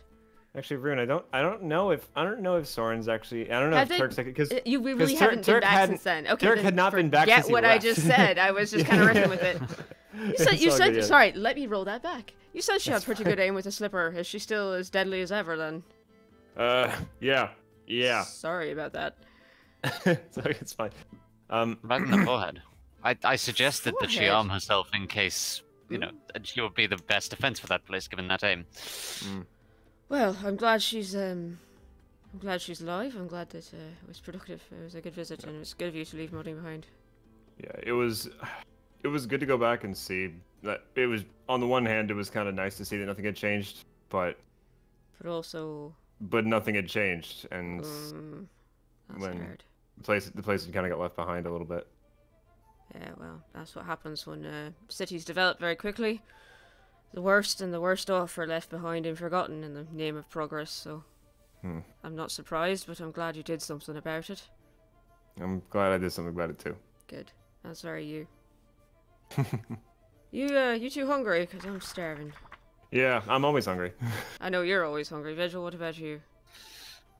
I could eat.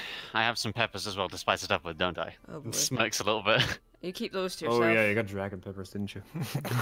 Right, I think... Oh no, this is it. Right here, come on. Down this street. It's just over there.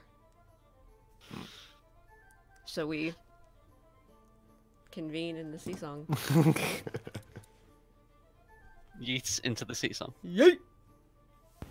So, So, is this the party gathers to Yeah. return to Akun that oh, evening? didn't Mum say she was going to make us something? I think she did. Sorry. I'm going to what? Oh, she said she'd make us a picnic or something. I wasn't sure if she was serious or not, though. And I've kind of been occupying her time.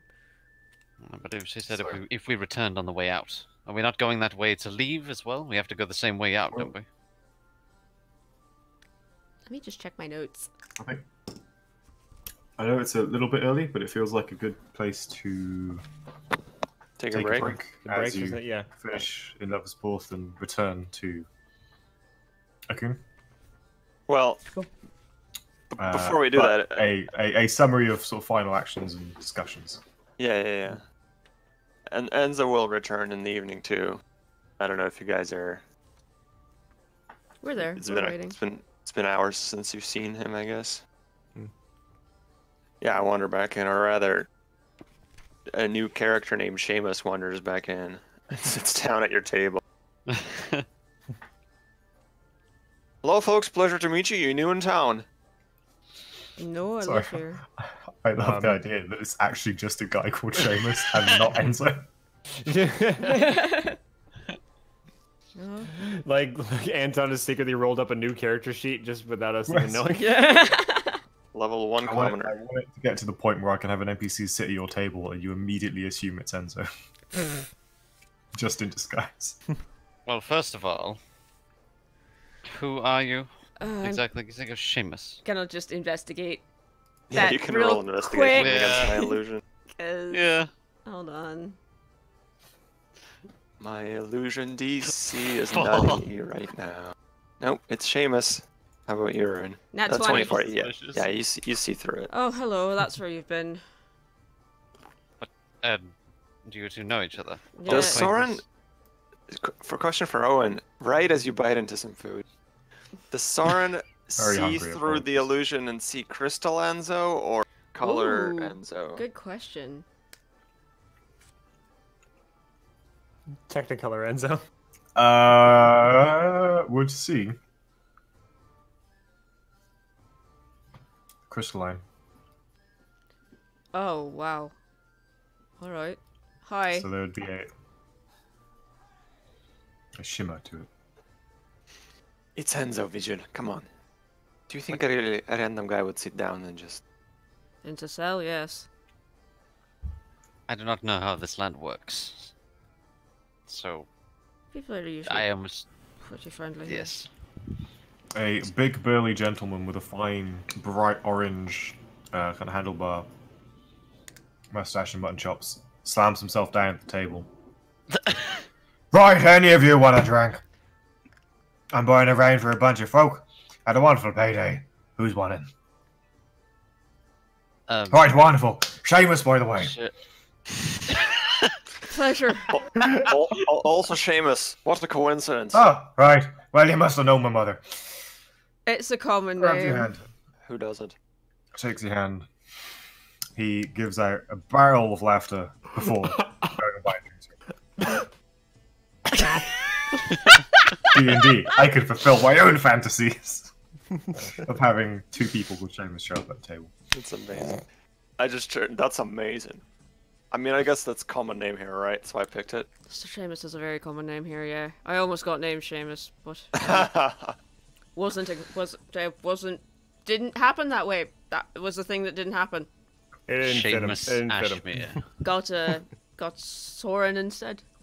How's your Seamus Ashmere. Seamus Ashmere? It doesn't fit, does it?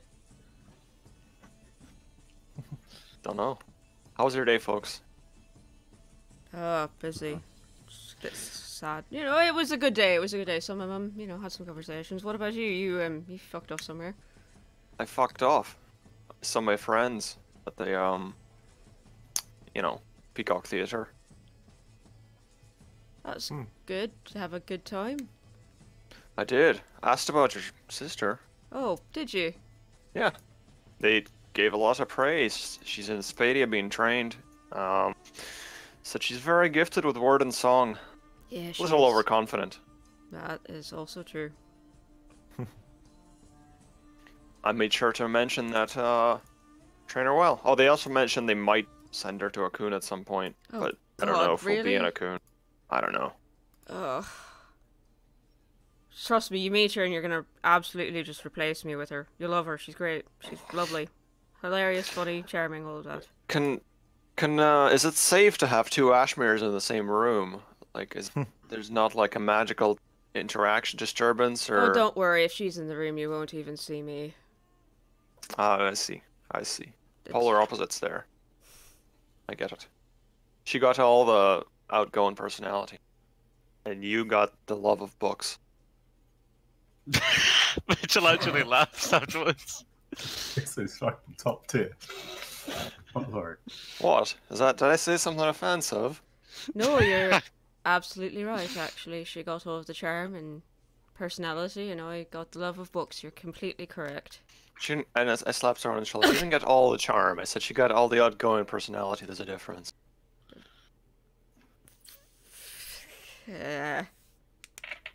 Soren just disappears into his mug. His tips of his ears are red. Where the bloody hell is Seamus? He was bringing us drinks. Hey, Seamus, hurry the fuck up! You see, he's accidentally gone back to the wrong table, table. but they've just taken the drinks happily. Nice, nice, Right, nice. well, I suppose that's the same. Right. Well, while we're still sober, who wants a drink? So I know who's Me, yeah. please. Please. Yeah. I don't drink, but it's probably out of character for Seamus, isn't it? Soren can't get drunk for the next 20 days. Soren doesn't know that. No, yeah, he you will. doesn't. I forgot that's the thing that we do. I will take whatever the local flavor Somebody is. just get me as much whiskey as you can find. Right. And Soren does not get drunk from it. I could So just steal or... this week, the gang gets drunk on Tessel on Tessic whiskey. This is I mean- Except for Soren. 3 of us have difficulty getting drunk. Think about it. We have Vigil who can't get poisoned as advantage. Soren can't get drunk for the next 20 days, and Turk has fairly decent constitution. Enzo can get drunk. Yeah. So So wait, are we teleporting back tonight? Should you be drinking and teleporting? Is that safe? This isn't doing shit to me. I don't know what's going on. This is a public service announcement. Don't drink and teleport. you No, might get I'm- splinged. Fine. I'm not even. When's the when's the party? This is out of character. When's the party again? Is it tomorrow? Tomorrow. I think. Tomorrow. Yeah, it's tomorrow. So we don't Tomorrow evening. have to go back tonight, do we? We can go back tomorrow morning. If you really won't. But Vigil did express an interest in leaving. I'm okay either way. Yeah, I guess they don't like you here, do they? No, not particularly. I don't kinda revel the dumb. idea of getting pickpocketed again. Wait, what? He got Yes. pickpocketed. Oh yeah, it happened. We dealt with it. Watch your shit better. Yes, I will endeavor to keep a better eye on my supplies. If That's you, interesting I'm, to pres- know. I'm presumably telling me I'm going to actually ask you advice on how to keep certain possessions hidden. I don't want them going awry again. You put the bag of coins, wrap it in a bunch of clothes, put the clothes in your bag. They're not gonna pickpocket that deep. That's impossible. Don't keep it loose on your belt. Keep it wrapped up in your bag. Rather difficult to access, so I suppose I should keep a secondary pouch for actual Well, daily purchases. unless you're throwing coins out at beggars as you're walking by, why do you need to access your coin pouch quickly? Pull it out when you need it. I suppose that is correct, yes. About his third shot of whiskey, Soren just looks at the shot glass, sets it down, and flicks it across the table. Like, what the fuck? You've been really knocking those back. Yeah. It's not even a case of height. It's not like you feel it a little bit and it doesn't go further. You feel nothing. Something. It's like drinking water. This is just. Does this taste right to you? Does this shit taste right to you? This isn't right. Who are Yeah, you giving it's- it to? Yeah, I'll slide the other shot over to like Turk and be like, what is Does this taste like whiskey to you? Yep. Not even hitting me. Maybe nearly dying so many times I'm immune to Did alcohol you- now. Did you drink something? Have you been experimenting with any like alchemical shit or something? No. What? Let me try that. Here. Weird.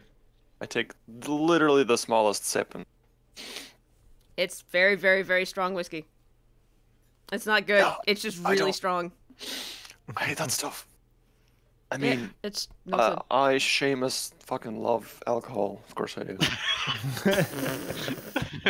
Vigil will It's down. so bad it makes Enzo drop character for a second. Vigil will down the rest of the shot. So it is whiskey, yeah.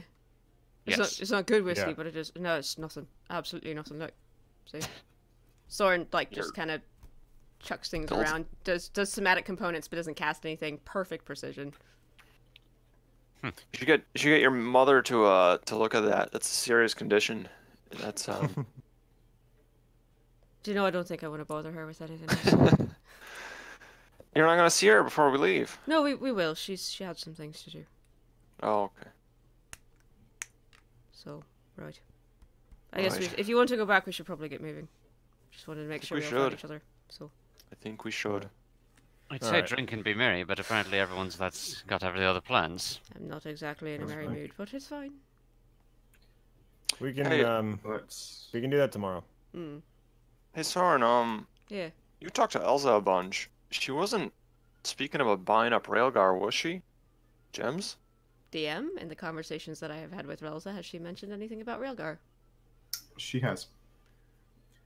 In conversation about the sand, Right. when she had mentioned the base ingredients, which she would then. She didn't tell you how she turned into a magical concoction, but with the time you spent in her workshop, you would have seen reserves of saltpeter, sulfur, railbar. She might have. Why, Enzo?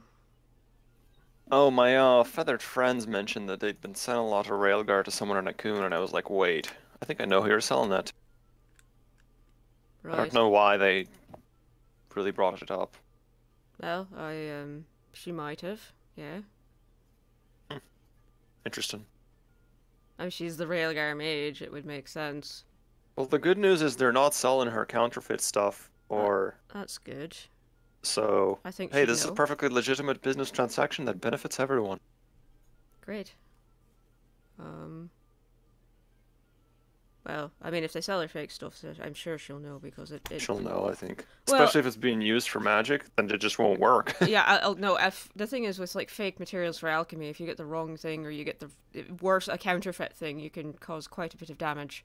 So I'd be actually quite angry if they were sending her counterfeit things. It's quite dangerous. They would Alchemy is never. very precise. I said they would never send her counterfeit stuff because I'll tell them not to. Well, thank you. I appreciate that, and I'm sure she will as well. Right, shall we go visit your mother and Yeah. head back? I suppose. I think that'd be a good place to go to break. Okay. Come back, Sounds good to me. have that conversation, go back to Akun, and then partay like it's Whatever the date is. 1482. Is that the date? I think it's actually considered the year 1916 Sure. by their calendar. 916 years since the right of the mortal claim, when the mortal magics were discovered. Ooh. By legend discovered. 16 years ago? 1916 years ago. Right. That's a more yes. Okay. Anyway, we're We're gonna go to break. we're also halfway through World War One. So Yeah, I was gonna say the Russian Revolution's about a year from now. Well, okay, guys, we're gonna go to break a little bit early, because apparently everybody's hungry. We'll be back in 15 minutes. We'll be back at Right. 1:30. So also it fits far better now than it will in 15 minutes. Then Yeah. when we teleport back and get stranded in another dimension, yeah, he doesn't want to interrupt there. all right, guys, we'll see you in a bit. Get up, stretch, get something to drink, and we'll be back.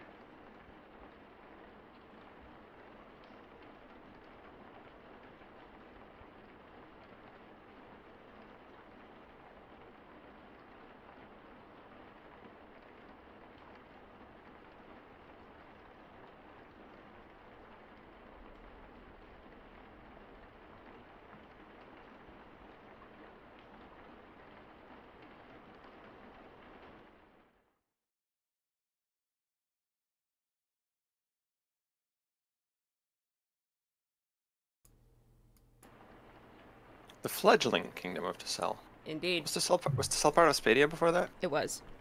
Fucking It dirty was. rebels. And then Cavol invaded. Yeah. Basically, it was part of Spadia, Cavol conquered Spadia, and then the region of Tessel rebelled first, earned its freedom. Then Spadia rebelled, became free, and went, "Oi, Tessel, get back in the fold." And Tessel went, "Fuck you!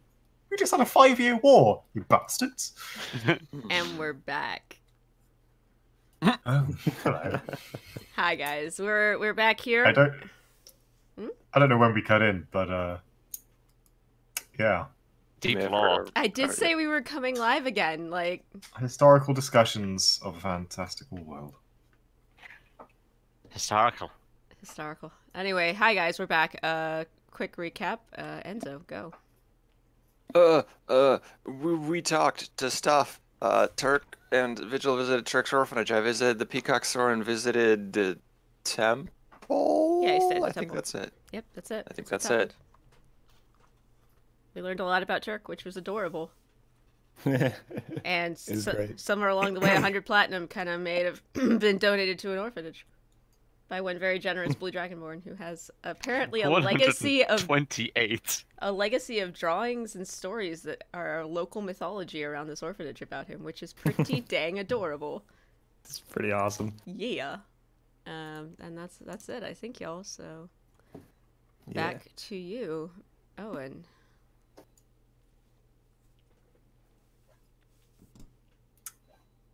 You're pointing So- off camera, and so you're just pointing right. And just A evening of attempted merriment is had. Other Seamus does eventually come back to your table with a round of drinks, but it's about 2 hours later. You all gain Seamus as a contact. okay. He's a dude. If you're ever back at the cell, he'll be happy to do. You know, he considers you friends. Sure. Thanks, Seamus. You don't learn anything about him other than this is his favourite tavern, What's he and do he's for a called living? Seamus. You don't find that out. Can I ask? You can, and he never gets around to telling you. Cool. He's quite enigmatic, is Seamus. Is he as enigmatic as Enzo? Well, here's the thing. More. You're not quite sure if he never told you anything because he was just having a good time, or whether it was maybe intentional. He's more mysterious than Enzo. He I'm is the true warlock. completely sober during this entire time. I cast Hold Person. Yep. And yeah. Anyway, Seamus aside. I cast him. Soren.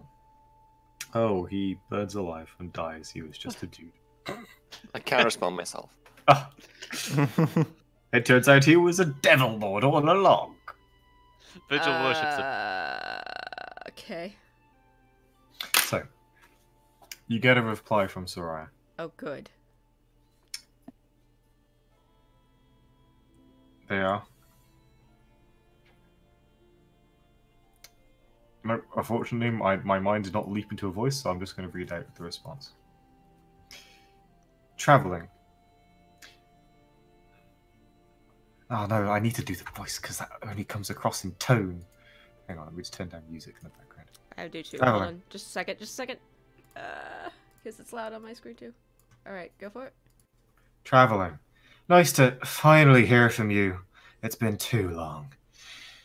Because it doesn't matter. People change. They only told me because I asked.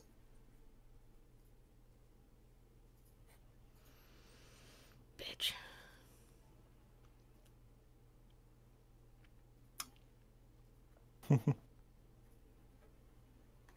Oh yeah. Does matter. You hear Soren mumbling to himself and looking pretty annoyed. It does matter.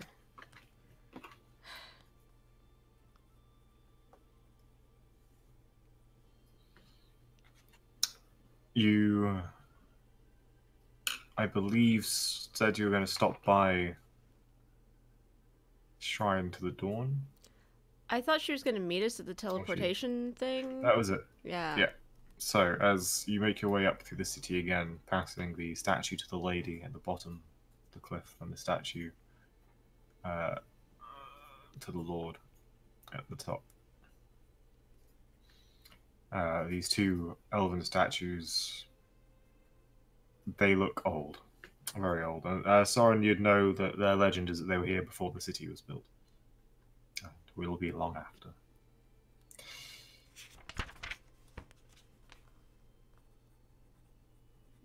As you make your way up to the somewhat short and squat building from which you teleported into, you do see Fiona Ashmere waiting outside with a wicker hamper that seems to be overflowing with various foods and treats.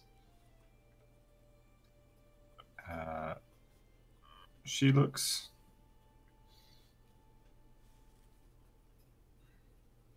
a little bit red around the eyes, but smiling, comes up to you, thrusts the hamper into your hands, Turk.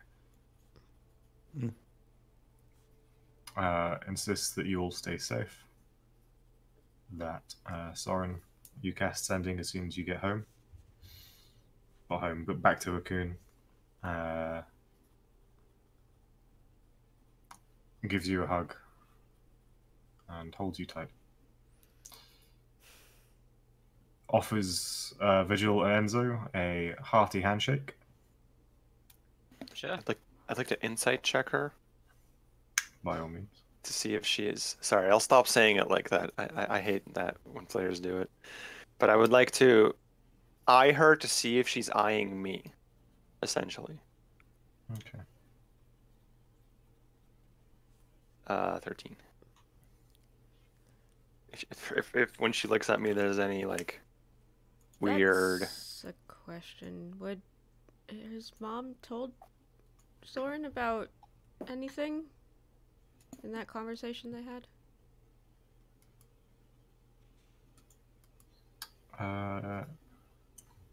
No. Alright.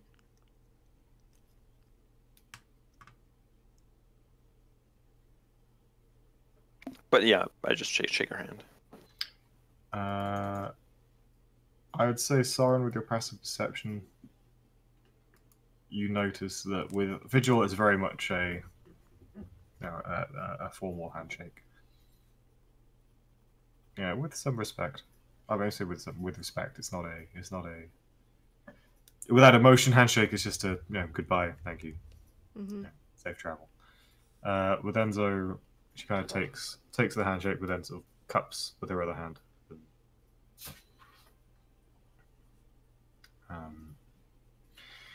Taking a deep breath. Well, I hope you all stay safe. And, well, enjoy the food. Thanks. I know you're going to a big party, and it won't compare to anything they'll give you there. But may the Ashen Lady guide your steps and keep you safe from what lies beyond. Yeah, thanks, Mum. Yeah. Remember to keep the fire burning. It's the flames inside that count most. Yeah. Now, before you make an old woman cry, be off with you all. Come on. Oh, you're already out far too late. The sun's going down. Step back. I kind of look at the others and start drawing the teleportation circle on the ground. Kind of sketching in the runes for Sunken Cocoon. Alright, so same deal. Once it's off, you've only got 6 seconds, so we've only got 6 seconds, so just be quick about it. Yeah? Mum, stand back if you don't mind. Of course. Soren sketches the sigils on the ground.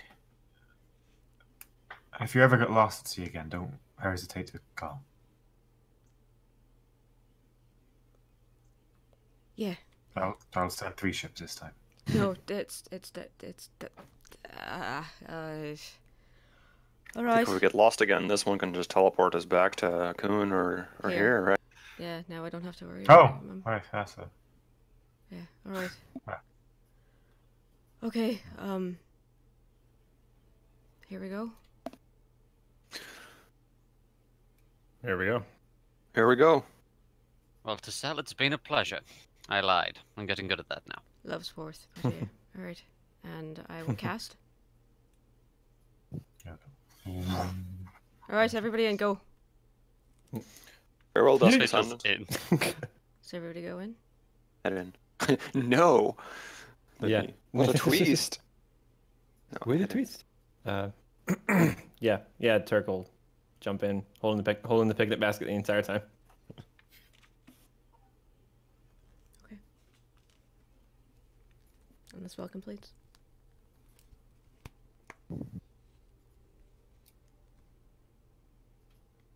Or does it? It does. Spell.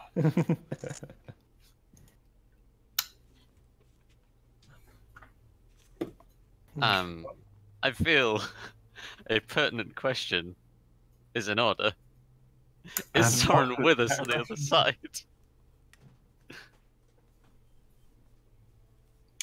Is Soren there on the other side? No. Right. No. No. What? Okay. Guys, keep in mind I can cast this multiple. Like I can. Yeah. Yeah. Maybe he. Oh shit. Do we have a sending? Do any of you do sending, or is that just him? No. Ashmere is usually our only source of that. I think he just. Well, let's hope he just wanted, or I should drop this accent. I'm not from Tisana anymore. What was I gonna say? Maybe he just wanted to have some more time with his mother.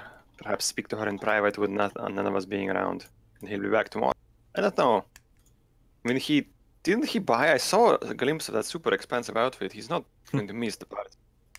About 5 minutes later, you get a sending. Turk. Mm-hmm. It simply says, "I'll be there first thing in the morning. Don't worry about me." All right. Turk's gonna respond. All right.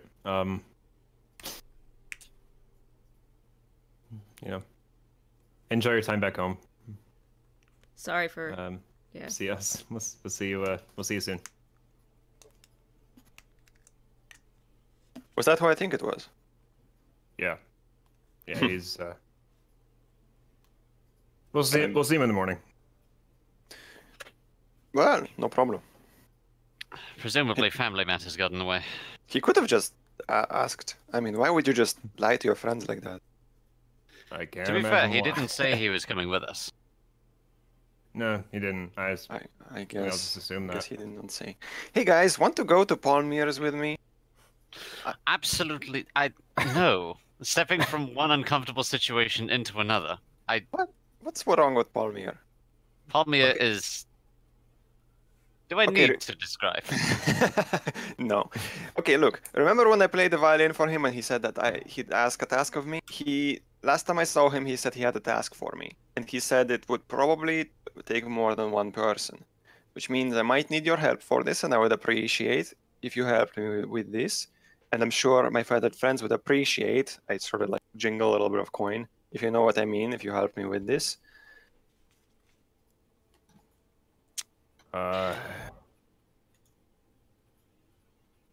I can promise only that I will listen.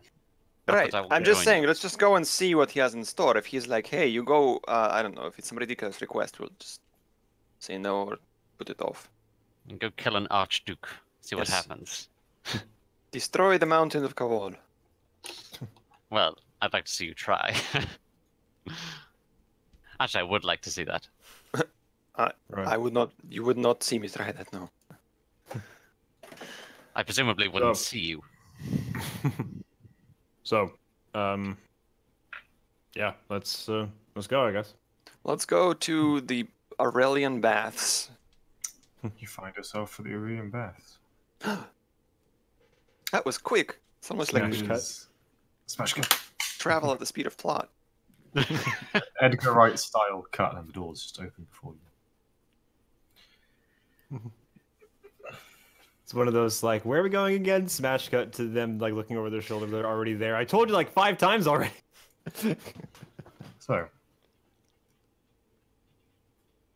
I keep an eye out for a particular serpentine, you know. It is nighttime, and the door's open. Opened by a hooded figure. With a shadowed face and serpentine eyes.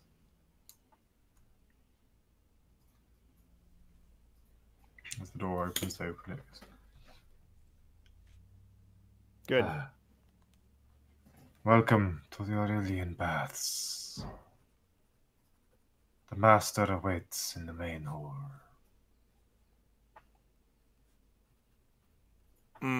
Steps.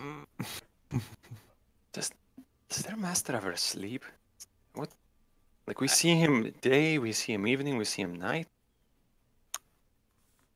Owen, Yeah. do we recognize Serpentine? Oh yeah. Oh, It's 100. It's 100%. It's the one that we gave over 100%. to. Oh, Same it's our assassin. Okay. Excellent. Well, when I see him, I'm gonna head past, and then I'm gonna be like, "Yeah, I should have told you, but I lied when I said that he was going to."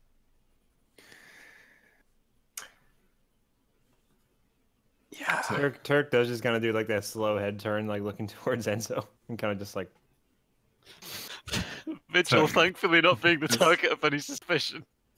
As you turn around your head, you see the figure now close behind you, just following you and guiding you through. As they step through the threshold of the main hall, there is a slight shimmer, a flicker, a twitch that runs through them. They continue as normal. Right. So, our friend, Golden McFuckface. Palmir.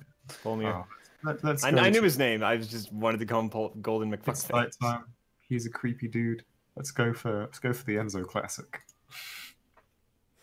This is a good one.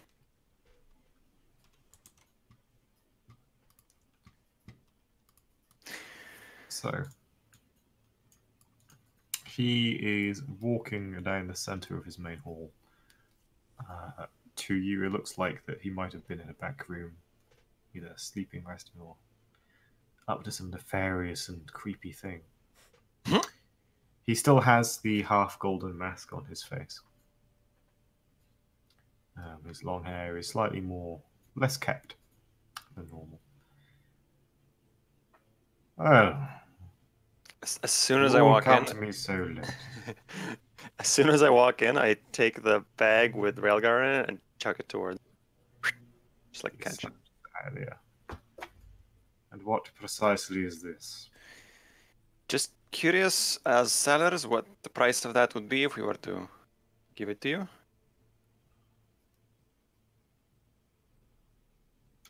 Railgar, no? Railgar, indeed.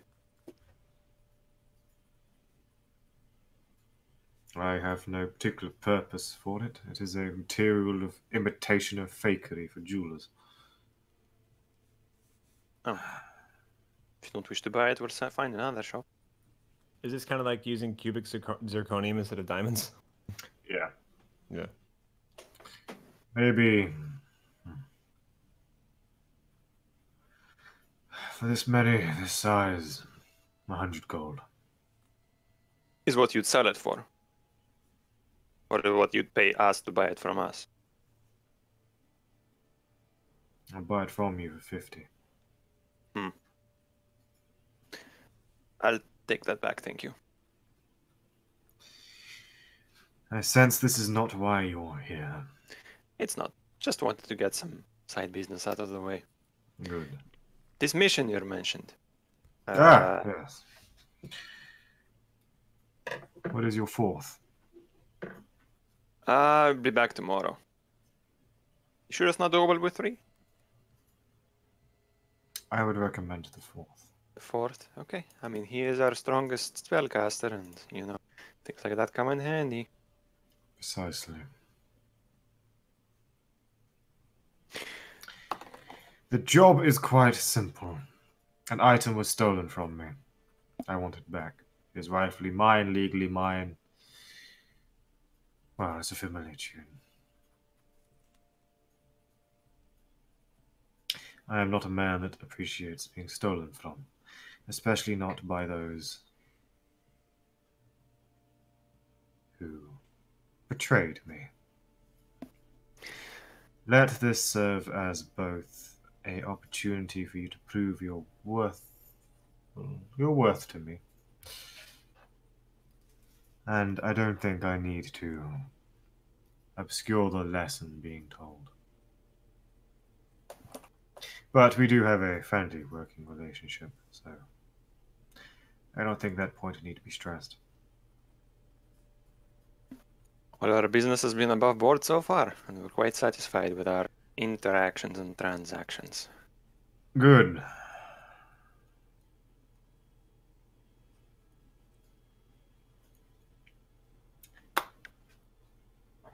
"32 days ago, I hired individuals to retrieve an item for me. They acquired the item, and they fled. Was it the card? Something else? Holy shit. Related.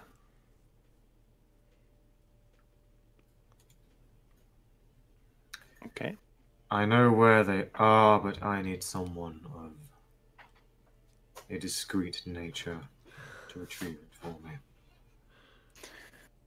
We've been known to be discreet from time to time. Wonderful. If you're lucky, there won't be anything to take it from. The item in question can prove quite dangerous. Persuasive, charming, addles the mind with its beauty. I simply need you to retrieve it. If you are in luck, it will be within its box. Do not open the box. Do not look inside the box. If it is to find the box, it will be there. And if you find it out of the box, steal your mind. I will not have another betrayal within the same month. You said the item addles the mind. So you think they stole it of their own accord, or did the item possess them to steal it? I do not know, only that when I purchased it, it came with warnings attached. Well, let's hope you don't end up sending a third party after us. I would hate to do so. We have no intention of it, but it sounds like you're sending us after something powerful with mind magics, and that's... You're right, dangerous. May we have a better idea of what we are looking for? Or is this a Yes. matter of discretion, it seems? You will need a description of the item and the people who... He describes an exceptionally ornate small chest. It actually has many similarities to the deck box that you found in terms of the ornate filigree. It seems to move with the magic trapped within. The actual object he gives little description of, other than you'll know it when you see it, and if you've seen it, don't.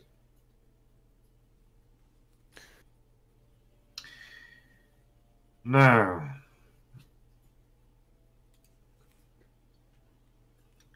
What of those transporting it? The people we are after? well,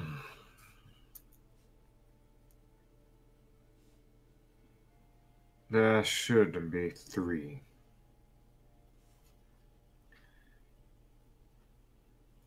A thief by the name of Juniper Havasek.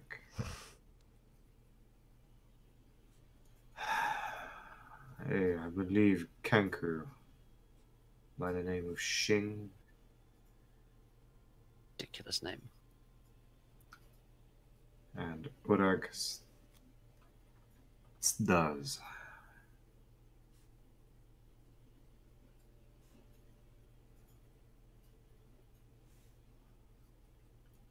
They strike me as a competent group. I warn you to be careful.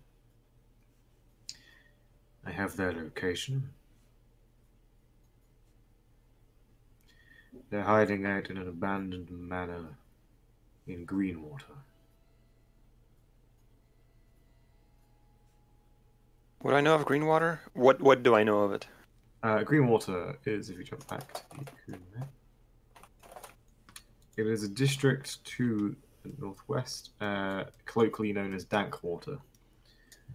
It was an expansion attempt by the city to expand its island chain further. However, it almost immediately began to sink under the water and was abandoned a few years later, leaving it to become overgrown. Its walls now turned green with algae and moss. Special the mission. So Special Dank mission sank in and it an broke the bank. abandoned district. Yes. Yeah. Side quest, They side are quest. again dangerous. Okay. And likely to be awfully possessive of this item. A Kenku, that's like the bird creatures, right? Be easy to find, I think. Yes. That's one capable with a blade. Do they have any power of illusion, invisibility? Do you know?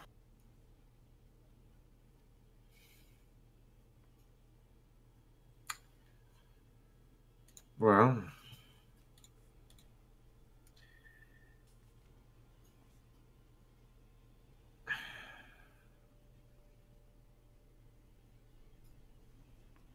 Oh, and looks at character sheets. yeah. Juniper is,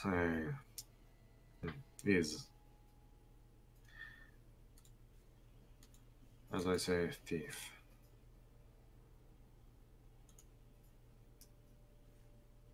I believe they had a history with Bodag stars. They seem to know each other, worked for similar organizations in the past. What do you want done with these people?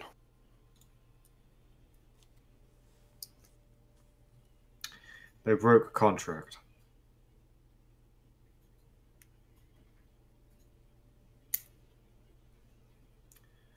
You can bring them here alive,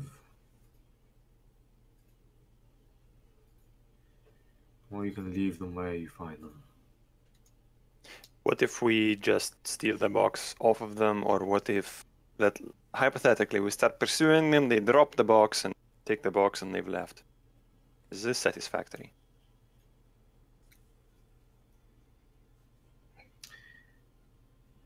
If what I suspect has occurred and they gazed upon the artifact, they will follow the box. Which would bring them here, but to me, alive. I would find this adequate. Interesting. All right, fellas, let's get this back and let's not gaze on the box so that we don't become them. No, I have no Alright. desire to tangle with any more artifacts. The Yoranta assassin takes a step closer to you and says, "My master would like to stress, do not open the box."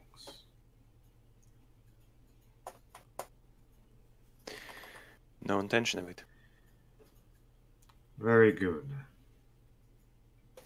Once it is done and is within my possession, I will consider our debts paid and I'll be open to negotiations with your organization. That seems like a Okay. satisfactory deal to me. Rosalina Nicosi has in some ways been lax in her patronage of the arts in our fair city. I'm sure a new theater somewhere in her quarter would be a wise investment. I have just the place in mind. Lovely. I reach out to shake a hand. He shakes your hand. Look at Turk and Vigil. Turk has kind of been like standing there, his arms folded the entire time, looking a little like nervous, but he kind of looks and just nods. I tip an imaginary hat. Pleasure doing business with you, and start heading out of there. Yeah. How does Vigil react? Vigil just nods as well. There is no need for bloodshed, but We usually try to avoid it. the contract was signed under. Well, their deaths are allowed by the clause. Now, if they do die, I would appreciate you returning the evidence to me. We will try to avoid it, but I do not intend to carry corpses through the streets. That would be wise. Enzo, your idea of bringing the artifact to me alone, leaving them untouched, I like it. That would be my preference. That's what we'll try for. We're not known to kill people in cold blood. No. No.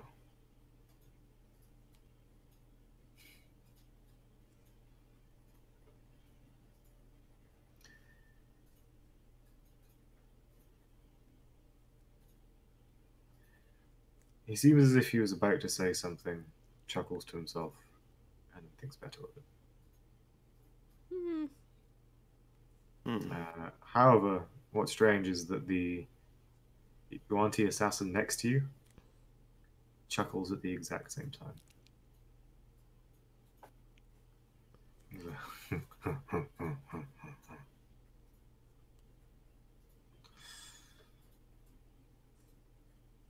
Turn around and walk out of there. He leads you to the door. And again, Turk, you notice as he steps through the threshold into the lobby that a seemingly telltale shudder passes through him. Turk looks uncomfortable. Gestures. Turk just walks out. No ceremony. Can I, as we walk through this doorway to the lobby, can I look around to see if there's any signs of illusion magic or something? Like maybe this is actually something else but concealed by an illusion?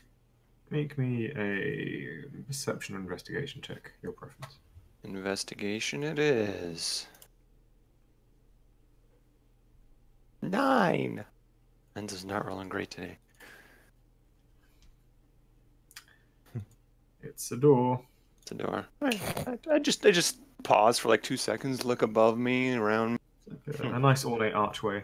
Roman style arch with a smooth curve. Mm-hmm. Alright. And then I head outside. Into the night air. Okay.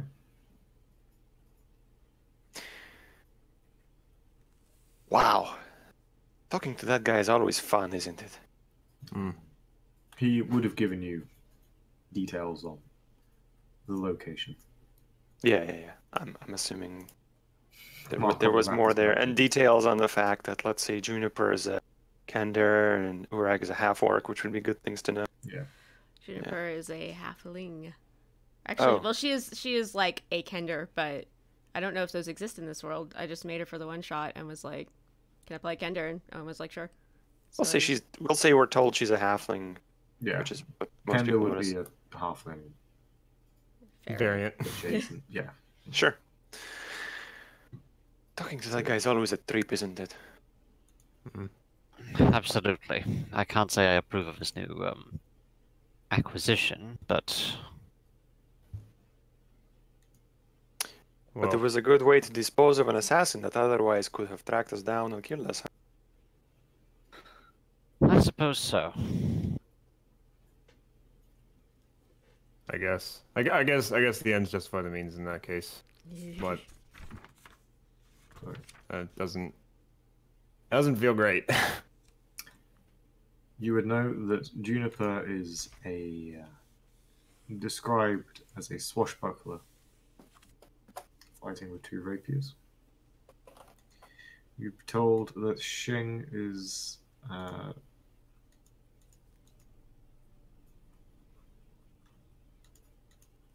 She's a capable fighter, noted in similarity in some techniques to Turk. Wink, wink, nudge, nudge. Battlemaster. People playing non-battle master fighters? Wow, I didn't know that. Do they exist? Yeah, exactly. I've played an Elvish Knight once. I guess They're Elvish fun. Knight exists. They're not good, but Rag they're fun. Dreg in the Wizard with Gun scenario is a samurai. Nice. Rag was some kind of rogue. I don't remember what. He was He also a was- thief. He was thief actually, yeah. Thief. Okay. Fork thief. Okay. Turk, would it have made your mind easier if we had simply killed the assassin when we fought him? Is this better or worse? Honestly, I don't know because I don't know what those things are. I don't Are know they either. are they dead? Are they mind controlled? Are they like? They seem like it laughed when Palmier laughed. They seem like there's like a mind link or something. Yeah. Yeah, I don't know. I would It's creepy and I don't like it. It's creepy. My suspicion would be it's probably just like something like necromancy. It's almost like a zombie, you know? Which means the real person's not in there. It's just like their body. off-putting regardless. It's a little off-putting. I'd say I'd ask around and try to find out, but who the fuck knows? I'm gonna hear a lot of bullshit that's not true. Hmm. I don't think anyone really knows what Palmier's up to.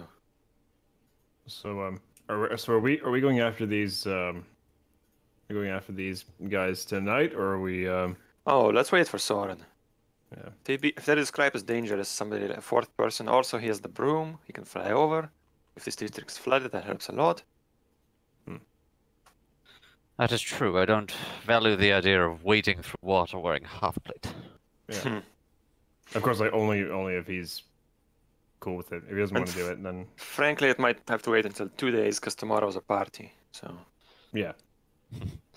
I don't intend to miss that, not after the amount of money that has been sunk. And I into it. don't intend to track down people in the morning and party in the evening. That seems... Yeah. Let's hold off. Seems like you would have rather a full day at that point. If they are still in Akun 32 days later after it was stolen, they'll still be in Akun 34 days later.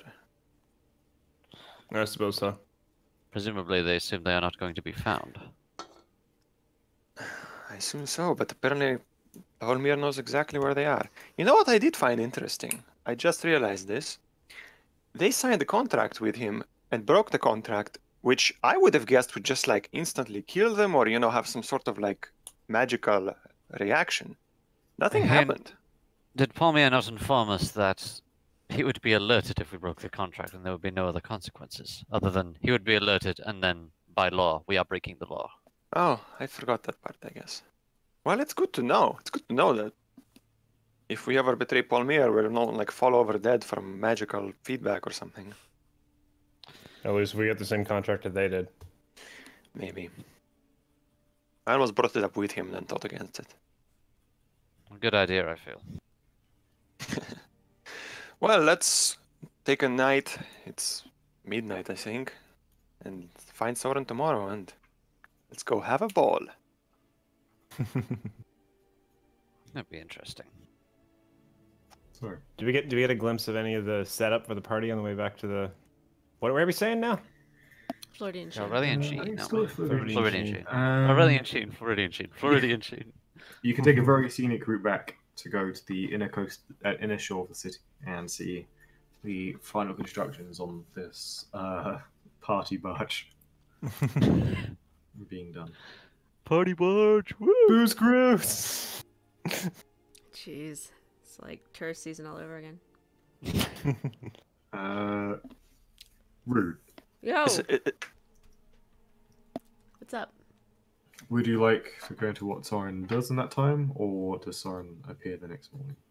I think he spends most of the evening in prayer with the Ashen Lady, and probably talking to his mom a little bit more, and mostly, what we discussed earlier about him just petitioning the Ashen Lady. Look, I'm trying to figure out what's going on with the souls of the that are going missing. I want to help. How do I help? Help me help them, you know. Spends the evening in prayer and in kind of contemplation. He will, wherever his mom ends up staying the night, will probably be there, and then teleport back first thing in the morning. After 8 hours, and then arcane recovery, that fifth slot, as soon as he gets in.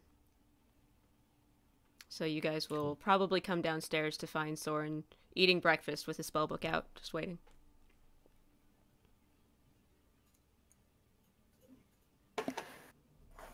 In the morning, as creepy music continues to play. Yeah. It's all right. After exiting the ambience of Palmyre, it lingers with you. It does. Oof. Soren, Hello. I'm glad you made it back. We Yeah. were a bit worried you were just not coming. No, I forgot something. Sorry. Of course. That's not really true, but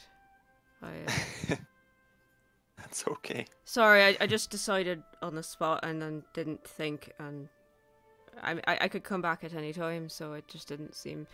Anyway, Why It's all not? good. sorry. We did only have 6 seconds. It is fine. I meant to go with you. I did, and I just couldn't. I just froze. I'm sorry. But I'm here now. Well, My mum says hi and hopes you're all right. we still have some of the picnic left. We ate some of it last night, but saved some for you. Thank you. Did she include No those little breakfast? rolls? Yeah, no, breakfast would be great. All right, so breakfast of whatever's in this basket. Thank you. I'll fill Soren in essentially on all the details regarding this job. Oh, somebody's stupid enough to cross Palmyre. That's interesting. Right? Who does that? Imagine being that dumb.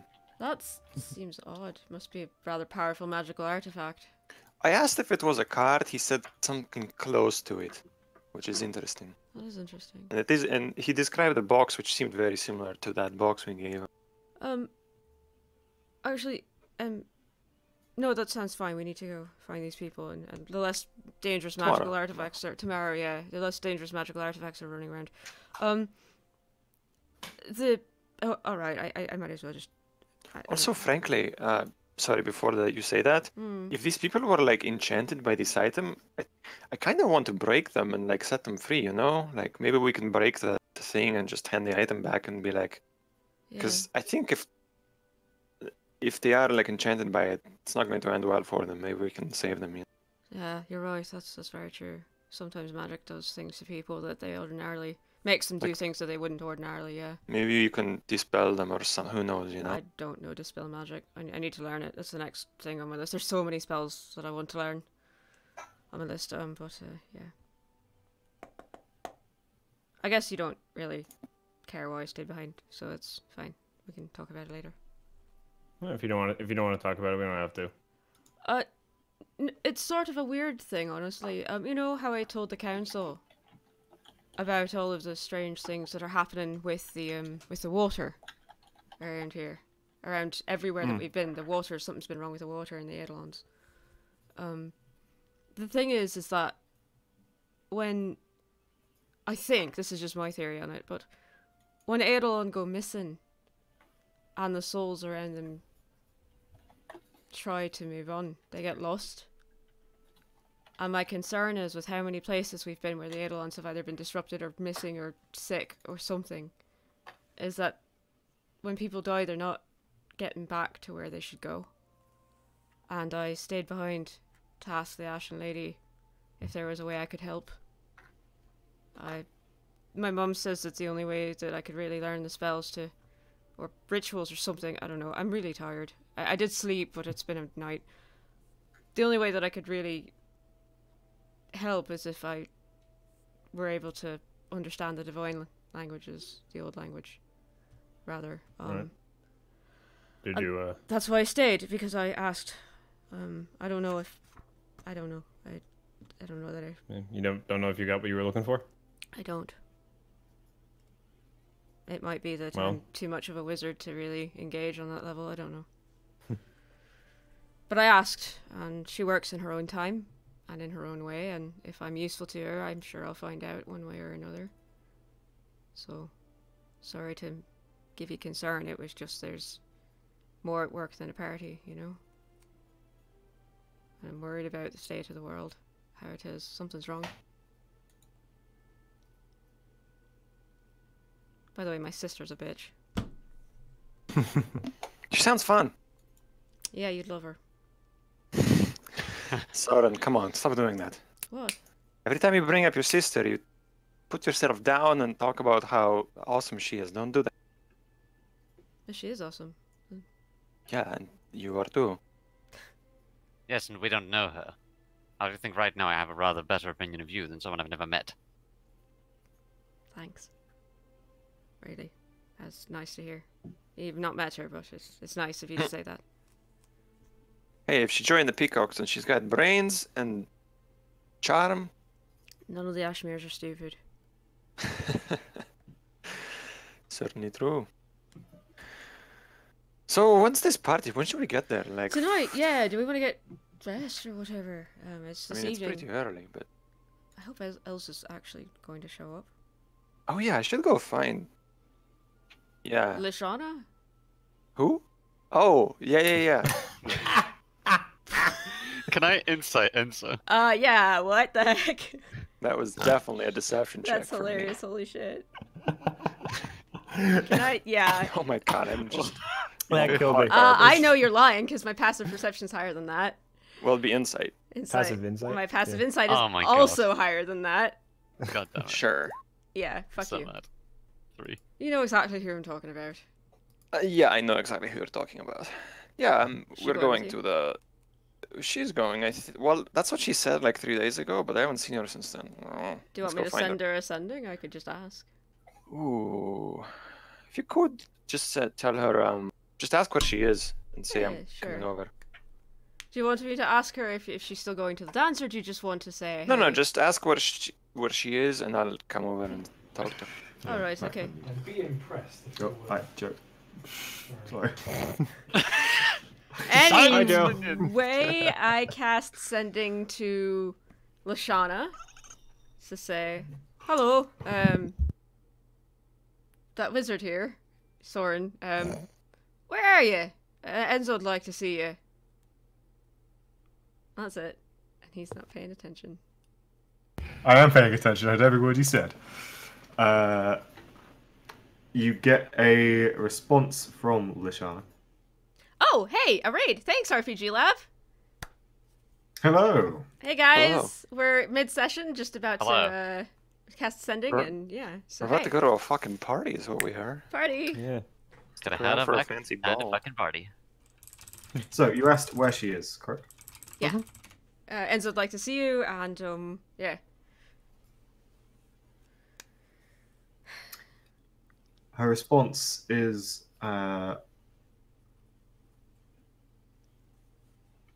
just out and about. Tell him to meet me outside the safe keep. The Saber Keep. Alright, well there's your answer, Saber Keep. See what we keep. You would know to be the headquarters of the League of Blades. The League of Blades. So there you are. There's your I'll answer. go see her. I'll be back in a few hours. Alright, be safe. Enjoy your morning, children. Children. You're not that much old. How old are you anyway? I am eternal.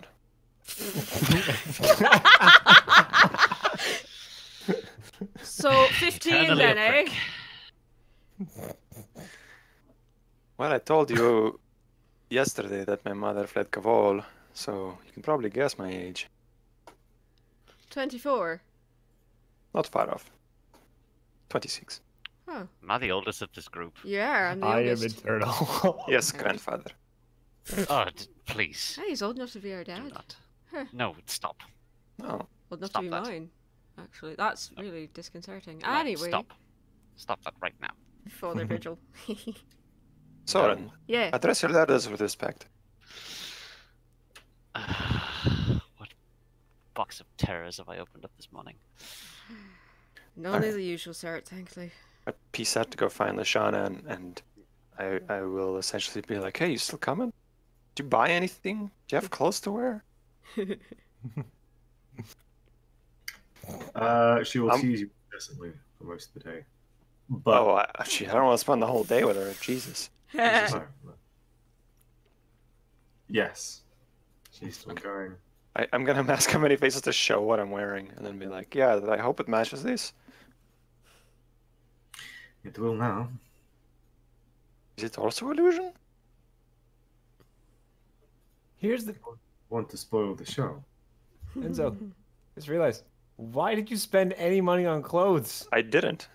My clothes are free. Because He he's Kanye okay. Wested it. he remember? Kanye West. Yeah, he Kanye Oh, I Wested forgot. it, yeah. I forgot about this. But then why are you even bothering to put? Okay, it's fine. It's It lasts an part of the hour. I need to show. recast. If somebody touches my sleeve, they'll feel like an arm instead of, I suppose. I don't know. For the same People reason can that I tell carry it's- a noble's outfit, it's a mundane disguise sometimes beats a magical one. That's true. Actually, I use that exact same tactic in my Thieves Guild campaign, so that makes sense. Yeah, that's really all I do all day. Cool. Okay. Vigil will attempt to get Soren to eat one of the peppers he bought Soren will eat at it. various points throughout the day. Soren will eat it. First try. Turk will watch. Turk, you should try one of these as well. I eat the There's fucking still some of peppers. those bread roll cheese things. What are they called again, Soren? The roll What? thing. Scones? Bread. The thing in the picnic basket. Scones. My mum makes cheese scones. Right, those. Yeah. Put a pepper in it. It'd Oh. be good. Right. Pepper, scone, chomp. Turk will, yeah. Turk like I think they'll both do that at the same time. Actually, Vigil's Toast. gonna eat one. Yeah. Both make good bonding experience. Constitution You want a save. con check? Oh boy, here we go. Con save or con check? Con save, please. +3 from me. Nat 20. Easy. Cool. Soren. At any point during the next 24 hours or before your next long rest, you may cast the spell Dragon's Breath. Alright. Do Cool. you need one from Vigil as well? Go for it. Advantage. For 'cause- rolling an actual 20. Wow, okay. Wow, holy shit, that's garbage. If you roll a natural 1, you do it immediately. Perfect. Can I... Is it just a knowledge of how to cast a spell, or is it like I can just breathe fire because it's funny? You have one casting of Dragon's Breath. Cool. It is a spell, I believe. That's It is, well, I mean, yeah, but I can't copy it down into my spellbook, I take it. No. Damn, okay. It is a You should just natural- open your spell book and breathe. Fire. See if that works. It's a natural quality of the pepper. Cool. Oh, that's useful. I'm Rolled as well. gonna guess it's fire damage. Yes, sorry, yes, it would be spark. Yeah, like it has to be fire. It does not. Yeah. Cold. It's good as well. Yes, love peppers. Yeah, it's all right. It's a little. It's all right. It's good. You're right. Mm-hmm. Right, well, I'm going to go get dressed, Stuff. so I will see you all in a bit. It's an outfit that takes some getting into. And then I need to go pick up Elsa, I suppose. I will just cast sending to Elsa, actually, and ask if she needs a ride. Where do we store our stuff? We can't take. We're adventurers. We carry our shit around, but we can just take a backpack to the party. Maybe there's a coat check. Yeah. We can leave our stuff in the Floridian Sheen for the most part, though. If I it's a am bringing fancy my party, then they'll have Just- like a coat room. I'm just now that I'm carrying 3,700 gold and like 1,000 gold of herbs. I'm super nervous. 1,000 gold. Herb. Herb. You have to say it with a long Anyway, does Elsa need a lift to the party? She would be more than happy to take it up on the offer. Wonderful. All right, well, I'm gonna get dressed then. And to anybody wondering what my boy is wearing, let me The swap boy. screens. There we go. The boy. Do you have art? Of course you have art. Of course I Oh have no, I think art. I've already seen it. Of course I have art. Who the fuck do you think I am? No, I'm joking. I'm sorry. That was rude. Are we showing the stream as well, or is it just for us? I am actually going to post a link in stream of Soren's outfit. Now, granted, granted, Soren's scars have cleared up since I drew this, so imagine that, but without all of the lightning scars. Here you go, guys. It's the one on the right. Unfortunately, I didn't get time to draw everybody's outfits, but his everyday outfit is, of course, the one on the left. So there you I go. lived, bitch. I lived, bitch. Yeah. Yep. No, that outfit is something else. Right. So yeah, I will Good get dressed shit. and then haul ass on my broom to go pick up one Railgar mage. We will assume we'll pick up as people arrive.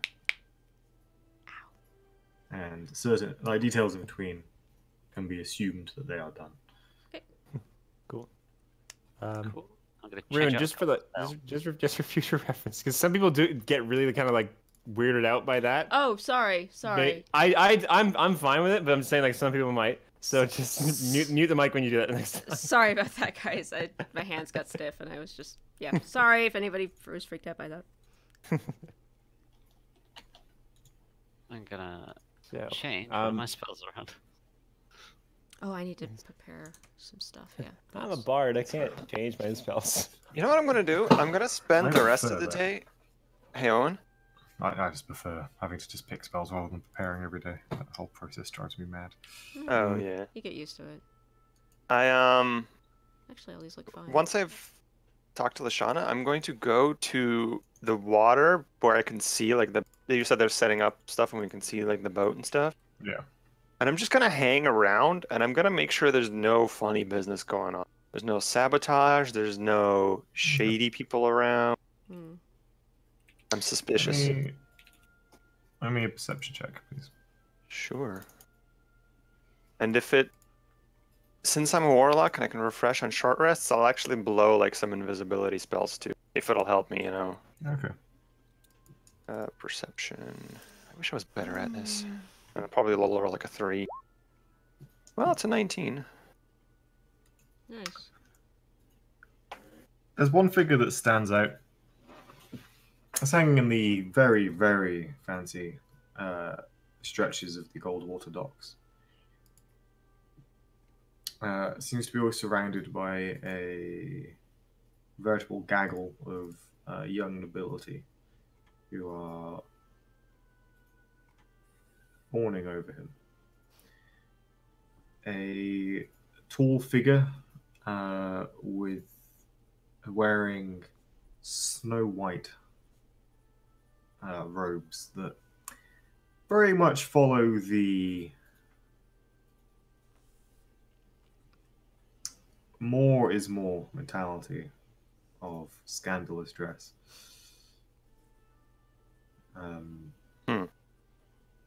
Long, flowing, wave-like locks of hair that is both a midnight black and yet that twilight blue. And not necessarily a color in between, but in almost like strands. There'll be a lock of black, a lock of blue. Looks elven. And with your perception check, you can tell it's very much like there are crowds beginning to gather of folk waiting to go to this particular barge-borne ball. And this figure is clearly, you recognize someone putting up a facade to secretly be able to pay attention to something else, and they are watching the barge with a fixation, and also checking the skies. I would like to, using mask, become just like, actually I'll be like a somewhat noble woman in my mask, and then I'll approach someone and I'll just be like, oh my, who's that one? Looks fantastic. Is he single? Oh, well, he's Is he going to be at the highborn party from tonight? out of the city. I believe he said he's from the mountains to the far northwest, near the gates to Kavol. Oh my. A long way to travel for just a party. I think his name is Gaive. Gaive. Do you know him? Gaive. Can you introduce me? I dropped the accent. Maybe I have not had the chance to speak with him yet.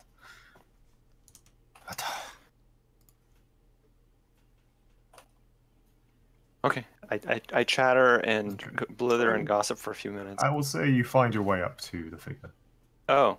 Like you're charismatic. Sure. You'll find yourself, Jason. He's not really paying you much attention. Why, hello there, pretty thing. Hello. I don't believe we've been introduced.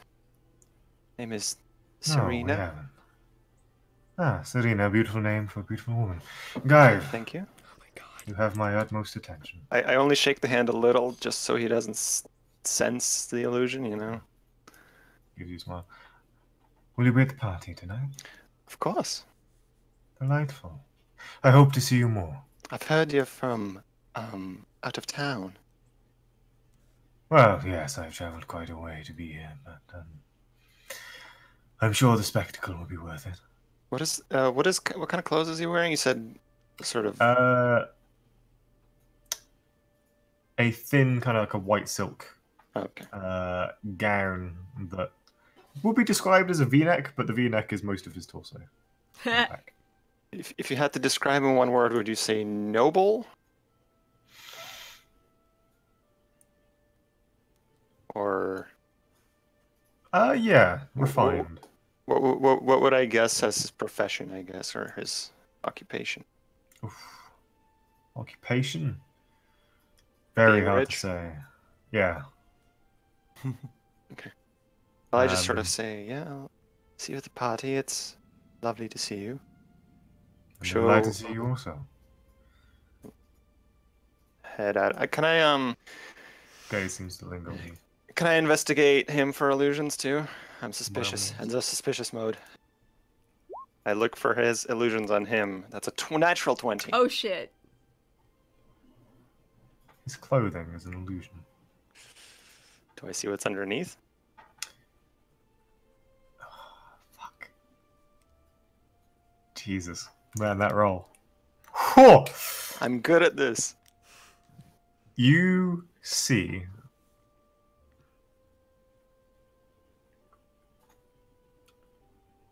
what can only be described as maybe a leather armor made with ice and snow captured in a material form.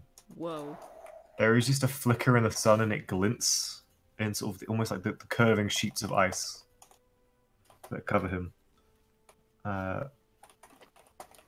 Before there is the sort of, yeah, and you notice indiscrepancies elsewhere in the illusion. You suspect you might have been able to tell that it was an illusion, but with that roll, sure, you see what's underneath. Is the figure underneath still human? This figure is beautiful. His features are dignified, refined, angled just so. He always stands catching the light in a perfect way. And you realize that under the illusion, he is more so. He is what? Oh, more He is beautiful? more so. He is, in fact, gulling down. Concealing. What? Interesting. Interesting. Cool. Okay. I'll keep an eye, again, I'll use invisibility, keep an eye on him for another hour or two, and then head back. Get ready. Okay. As you leave, his gaze lingers on you for a moment before returning back to the barge and to the throng of young nobles around him. Swarm in once more.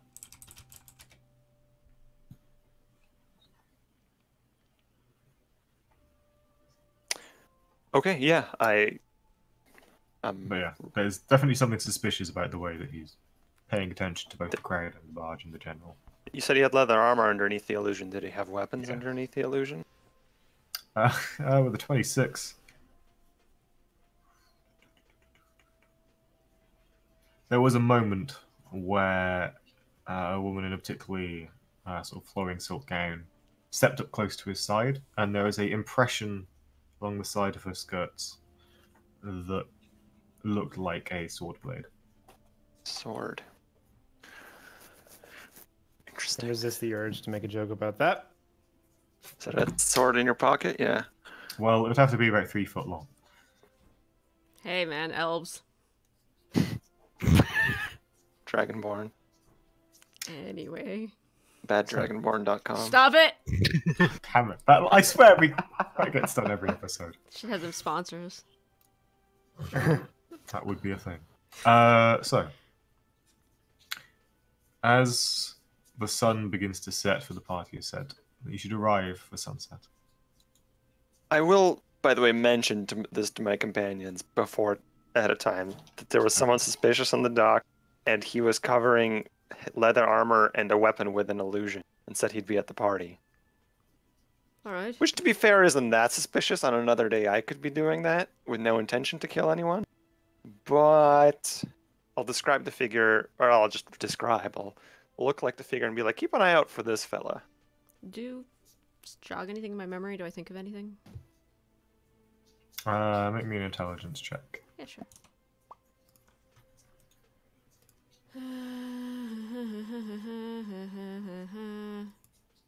Can you spell that name for me, by the way? You said Gaive? 14. Not great. Nothing comes to your mind in particular. Okay, cool. Oh, Gaive. Wow, that's a way to spell that. G-A-E-V. Gaive. Yay. Is he a nice guy? Sorry. I did lie to him and say that I'd be at the party in the form of a woman, but I kind of have to be at the party in the form of me, so... Have fun with that. Yeah, Are we dressed yet? Like, I'm dressed. Soren is now dressed. He's dripping with black feathers that are rimmed in gold. He looks interesting, I'm sure. Oh, and what am I wearing? The tailor designed it for me. You, Anzo, Oh boy. are wearing a... It is crimson. Wow, there is some water really just There's a fountain. dripping on down. It's off the raining. roof outside. It's a fountain, yep. It is It's the raining. rain. It is actually raining in a coon. Ooh. That should be stated. Parasol. Sorry, that water outside is very distracting. I think someone's balcony up above me is leaking onto just outside my window. Is that actually water? Yeah, Yeah, Oh, it sounds like somebody's like frying bacon. it does. I do hear that. Just imagine it's bacon. If that helps. I have a crimson something.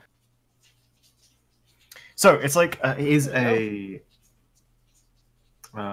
crimson, kind of like a single broad crimson sash. One very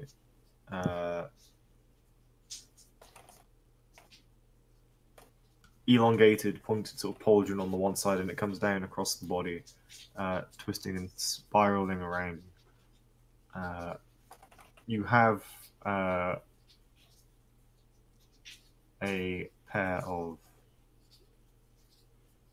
kind of trousers, but they kind of flare at the back a little bit. It is strange. Not quite what you expected.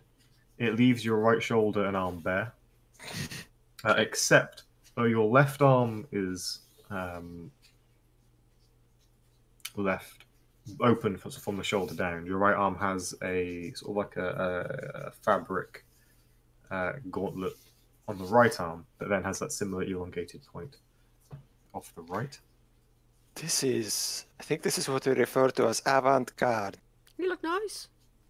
Thanks. If I really wanted to make an impression, and I used like mask many faces to like make my arm into weird things, I could like have like one arm poking out of the outside into like I could have like a blue arm or like a You put a gold bunch of tattoos arm. on it or something, or make it all or I mechanical could make it something. made out of wood and metal, you Oh, know? that'd be neat. You could do like copper inlay on the inside of it or something. If I cared about this shit, I'd be so good at it.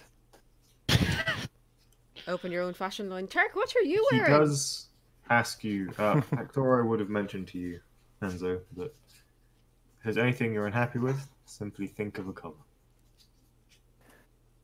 I think of black. Like drops of ink in water, color begins to Oh shit, that's cool. almost like rain falling on a surface. Okay, Blotch this is good shit. and I almost blend want to and buy this twist. now. And you watch as the material doesn't go full black, but neither does it stay full red. Instead, becomes like a swirling mix of colors that never quite fall still. I'm gonna hold on to that. That looks sick. Wow, that's impressive. Turk, Should we what just- are you wearing? Yeah, what is that? Yeah, so Turk, it was a combination of that of the basically the formal wear from the Dragonborn Heartlands, as well as some armor from Tassel. So it's and kind of cobbled together and yeah, kind of combined and made into like a whole like ensemble, I guess. Oh, you look nice. It's very unique, That was the actually. idea. So nobody's going to be dressed in the same thing you are. That's for certain. But you look good. It suits you, especially the Tassel work. That's from what, 50 years ago or so, yeah. Yeah. This is all. Yeah, this is. A little bit of home, a little bit of. Is that? I don't recognize the other piece. Yeah, they the ones that sold it told me that it was it was from where the Dragonborns are from. Oh, so you got a little bit of home here, a little bit of home there, together in an outfit. It sort of tells a story, yeah. A little bit, yeah. Suits you. I like it. You look good. Where's Thanks. Vigil? So do you. You look really good. Telling a story even without words. Masterful Turk. Yeah, I just. Where are we? Are we just like you guys like having a conversation in the hallway? Like Yeah, we're Vigil's getting- Before we step leave, I out. guess. Yeah. We're getting dressed in our tavern, and we're gonna walk over to the party. Yeah, and I have to go get Elsa beforehand, but I figured that was implied later. Hang on a second, I have a You ping agree spike. to meet you there. Is it safe to ride a flying broom in a dress? Yes, Soren can ride side saddle. Sure. Vigil will walk out in his, and Owen, the way you described it. What was it? No, reminiscent of a well-tailored black shirt and trousers, but instead a single garment of a thick, sturdy fabric that perfectly holds the Vigil's form, belted across the middle with a silver buckle. Wow. And and as extends down. As he walks out of the room, you see him put on a silver cap on his right horn that is like goes like halfway down and ends in a pointed tip. And you see pull 3 pieces of like finger armor over his right hand. Fairly ornately decorated. That's a look. Wow. That's bitchin'. Wow, you look quite imposing, actually. That was the goal, actually. Oh, Smiles a little. yeah, you all look amazing. Can we? Wow. Can we? Mosey. Oh, and Enzo, Yes. are you arming yourself for this occasion? You know, I think I will be. I'm gonna try to conceal the dagger on my person. I've done this before. I've got my broom with me. It's just tucked in my skirts. I'll bring my whip. It's it's an easier weapon to conceal than the vicious longsword. Yeah, I have my spellbook on me, but it's all in the floof of the skirts below of things that Soren normally has on him. So Vigil's gonna reach into the top of his shirt, like to the left-hand side, and then pull a small dagger out from like a holster. Custom made. right, Nice. well armed. I Do think you need help hiding that? I'm pretty good at that. we're ready for this. Oh, just fine. I have a part in the suit for it. Anyone else nervous? A little bit. Yes. Yes. All right, cool. Ever so slightly, Glad to know I'm not. the only one. but power through it. Yeah, no, this isn't nearly as scary as, Sahagwin or world ending or nearly dying on a boat. You Oh. look good, Soren. Relax. Thank you. Well, at least I'm not scared to shit anymore, so thanks, Mum. Right, let's proceed onwards. Let's head over. We head We'll over. meet you there, yeah? You got to pick up your Date. date. Yeah, no. I go get Elsa. Okay.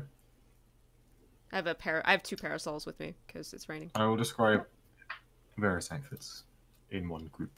I will get wet and then prestidigitation it off when I arrive. Okay.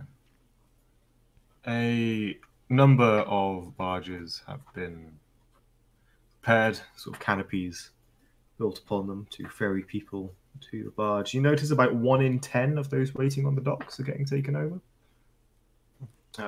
Others, clearly either not invited or can't quite afford the entry, are being turned away with sighs and going to other events. The Night of the River Rain, as it's called, as many events throughout the city occurring.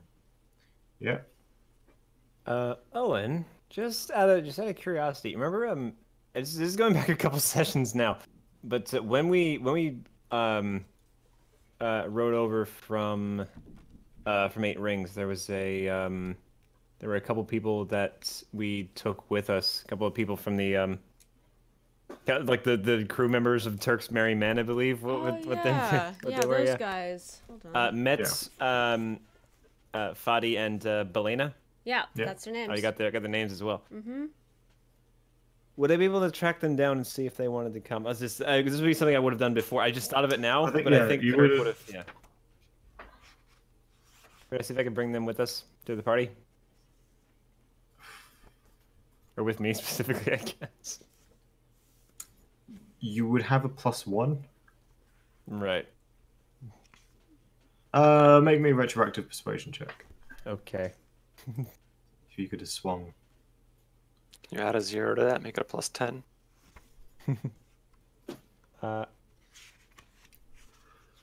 Persuasion. Okay, there we go. Please. Okay, that's not bad. 16. Okay. Take some wrangling until you manage to get permission to bring all 3. No. Yes. But they are clearly the least well-dressed people there. They make an effort. They've made some money doing odd jobs around the city. But that's fine. Yeah. Excellent. As you are ferried over, you all manage to go over in one boat together.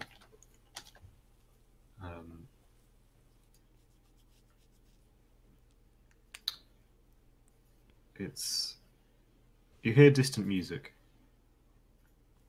being played, and suddenly the rain stops and the seas fall calm once you get within maybe 60 feet or so of this barge. This barge is a good 300, maybe more feet wide, tiered, and seems to have a strange dome, an inverted dome into its center.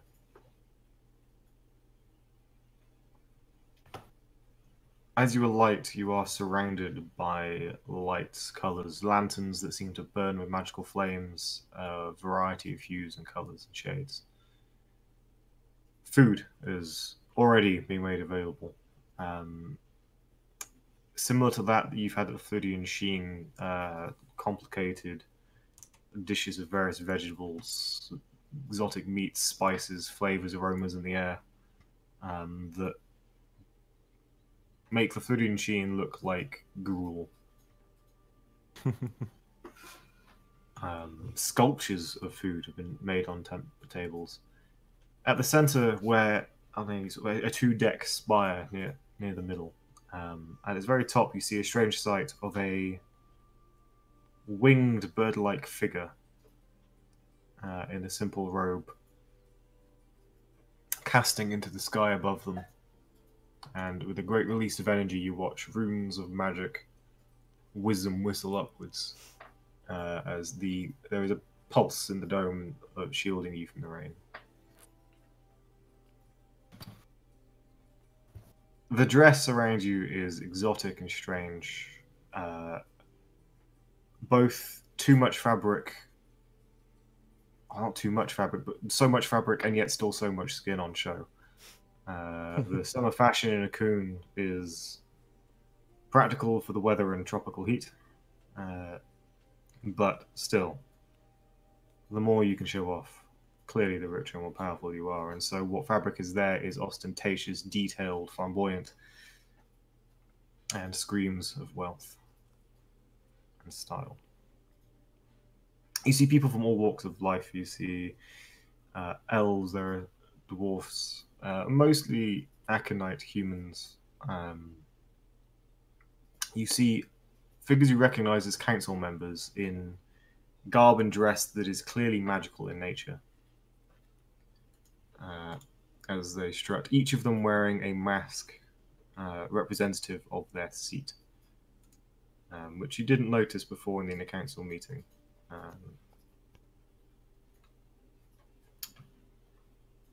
Closest to you is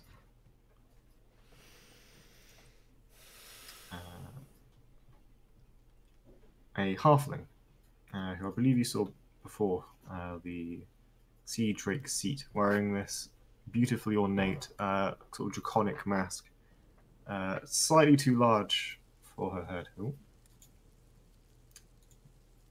Not ideal.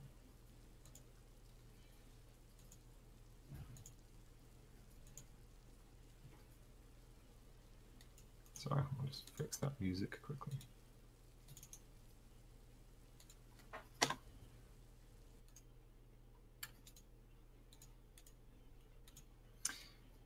As this halfling, who is in charge of agriculture and things, is a dress similarly matched, where the material itself seems to be breaking out into flowers and plant-like beautiful blossoms with every step she takes. And each garb of the inner council is equally ridiculously magical and ornate in its style. Enzo, you see the figure you mentioned, you spotted, already there and navigating the social circles with a uncanny grace. Elza, alongside you, is wearing, as you suspected, a dress of railgar colour that seems to sparkle unnaturally in the light. The light always captures it just so, and you realise the sparkles aren't actually in the material, but outside the material. It's almost like where a gemstone would reflect, those pinpricks of bright light are instead being carried around it.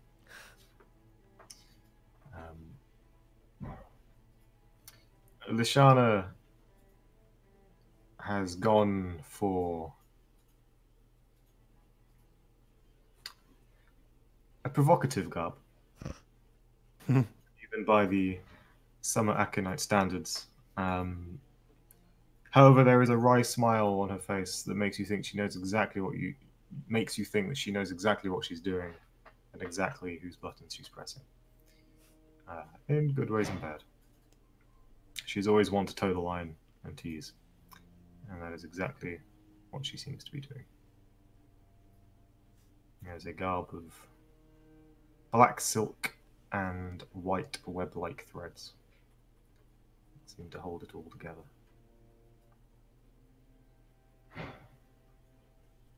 No, entirely mundane.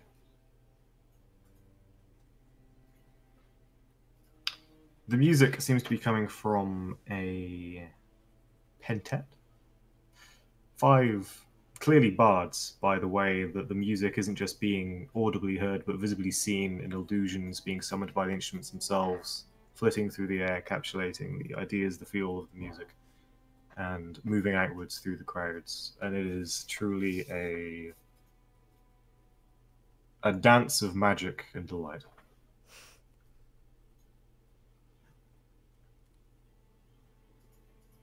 You see faces that you recognize as little councillors that you haven't seen before, as well as what you presume to be members of the Gemstone Guard, the Mages of the Coon, that you don't recognize. If there's anyone of influence you wanted to talk to in a Coon, this is the time and place to do it.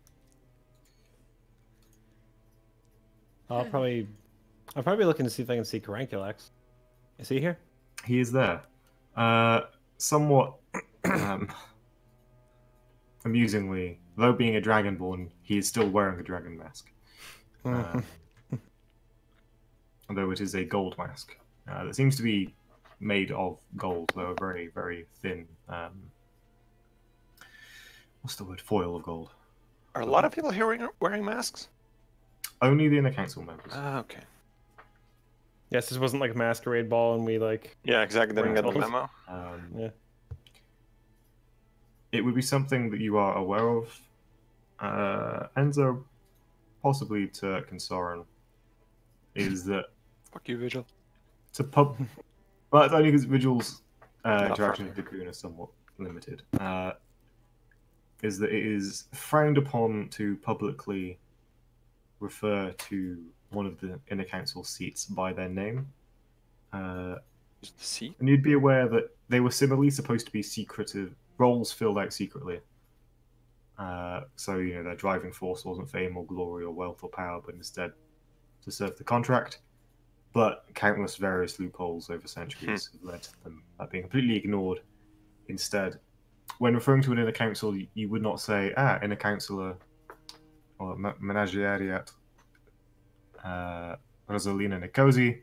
You would say, by a rumor, I hear that the Menageriat of the Red Quilt Bard is Rosalina Nicosi. As long as you do not state 100% factually that the seat is an individual, you can say I love loopholes. For intents and purposes of conversation, it's okay if you refer to someone as someone. We will assume that your characters have that moment of huh, because otherwise it's not going to be fun if I get caught you out on every silly rule that I've made up to make conversation difficult. It's something that Elza would have debriefed you all on in advance. Okay, here's all the etiquette. Don't do this, don't do that, do this, do that, don't do that, don't do that. If you're bowing to someone, you bow this low if they're this low if they're that. If they are a merchant prince, then they actually have no real status, but so on and so forth. All this courtly etiquette. Soren will pay attention. So on and so Cirque will probably zone out halfway through. Enzo will put on a mask, metaphorically. Vigil will listen. As more and more people arrive, this barge seems unnaturally still, and the waters around it are without waves. Nice. Ascending a delicate staircase, there's essentially like a bowl in the middle, over which a staircase goes to a floating platform, on which you see Rosalina Nicosi, the red-quilled bard. Her mask of a elegant elongated bird beak, a dress of crimson and burgundy feathers that seem less to be of a material and seem to be actual feathers. Constantly, and yet again, it's almost as if she herself is feathered by them.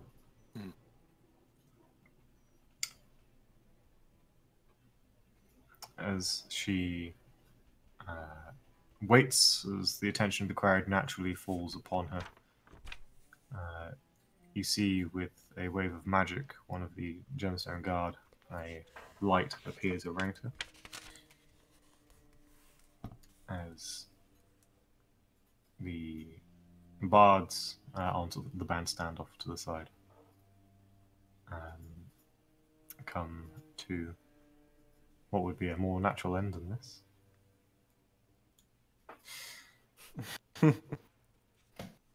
And it all falls silent, and everyone gazes upon her. Her speech elicits laughter, gasps of delight, and mourning at the damages the city suffered, and yet celebration that it survived. She, of course, thanks all those responsible in the recovery. She thanks the labourers of Blue Water for their work in restoring the buildings, the merchants of Goldwater being able to so nobly dedicate their own wealth and time to the restoration efforts. The efforts of the Morning Quarter for the stone and timber required, so on and so forth. Naming everyone perfectly, giving her friends slightly more credit than due, and everyone else just enough to keep them happy.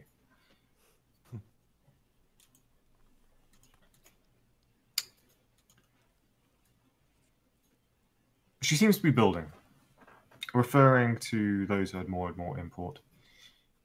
The Platinum Guard who you worked with is called forward. His service to the contract and the city is thanked for. And there is a rousing cheer and applause that goes in the crowd around. He quite awkwardly bows, clearly far more used to serving behind a helm. And you realize you do see more Platinum Guard around. You see all the Platinum Guard around, which, given the first you encountered, if anything goes wrong here, you feel in safe hands.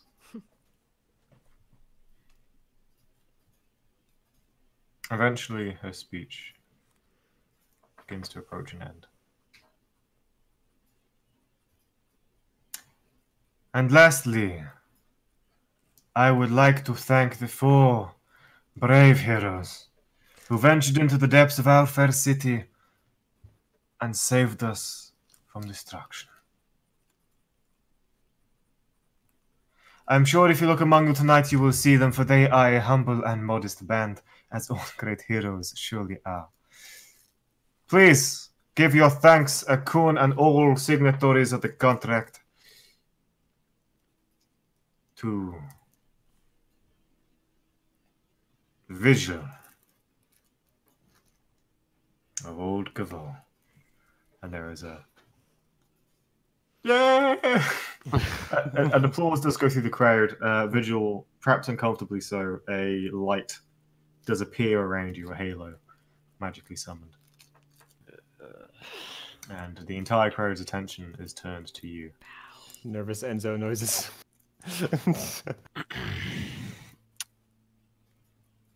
Thank you. He'll bow as well. That's it. To Turk Tempest. Turk kind of like, as I'm assuming the light hits him as Light. well. Yeah, he just kind of like, he looks around and kind Aw. of huge dork. Well, not even ways. They're all very like, it's that the golf clap of how delightful. Encapsulated in a clap. Sornashmir, a fledgling to sell. I will bow, put a little bit of illusory flame around me for a show as I, flare skirts and just leave it at that. There is an appreciative applause. And Enzo, a far-flung Spadia. That's me. Hi. It was You a get pleasure some- to save get your some- city. Sorry. Oh. Your the way you compose yourself. But these are all up themselves. I love Enzo. Nerd. That's me! It's a me, Enzo.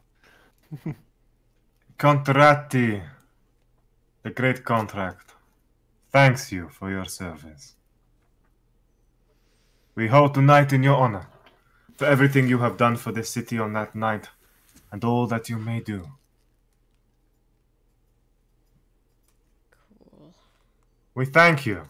And there is a cry that ripples through the crowd, a toast of, we thank you, as hundreds of goblets, glasses, more are raised Great.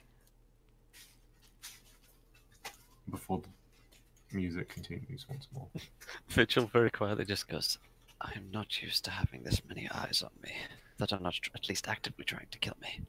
I don't like it either. Enzo, I wave and smile. I wave and smile and notice something. bask in the attention. you noticed that Gaiv was paying attention. And Gaiv's eyes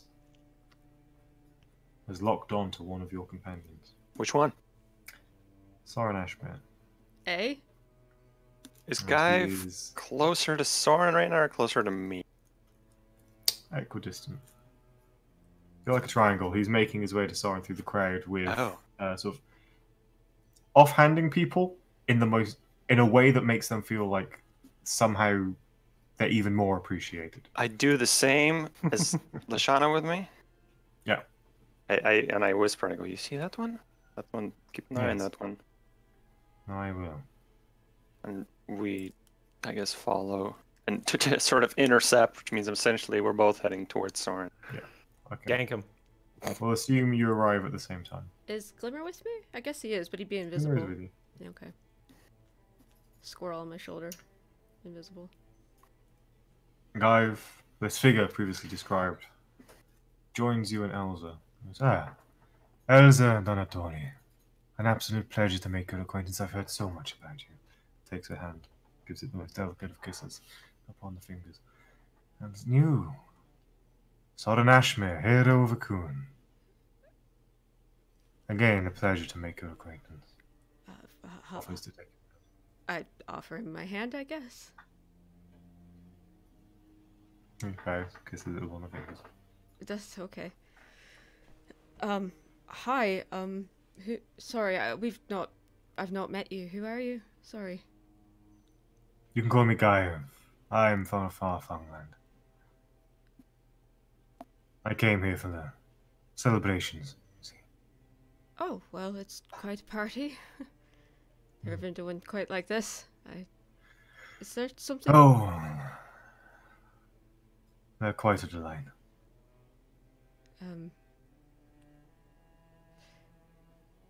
Can I? Can I help you? Oh, I simply wanted to talk to the Railgar mage. Ah, well, I hear she is an up-and-coming star of the magical means, you see. quite intelligent and ingenious. I did not stammer over that in character. Yes, no, quite. And a beauty for sure. You're lucky to have her on your arm. That dress is something exquisite. Very much so, yes. As you and Lashana arrive, Benzo. So Vigil and Turk, you both see this. You both see the figures moving towards Sarah.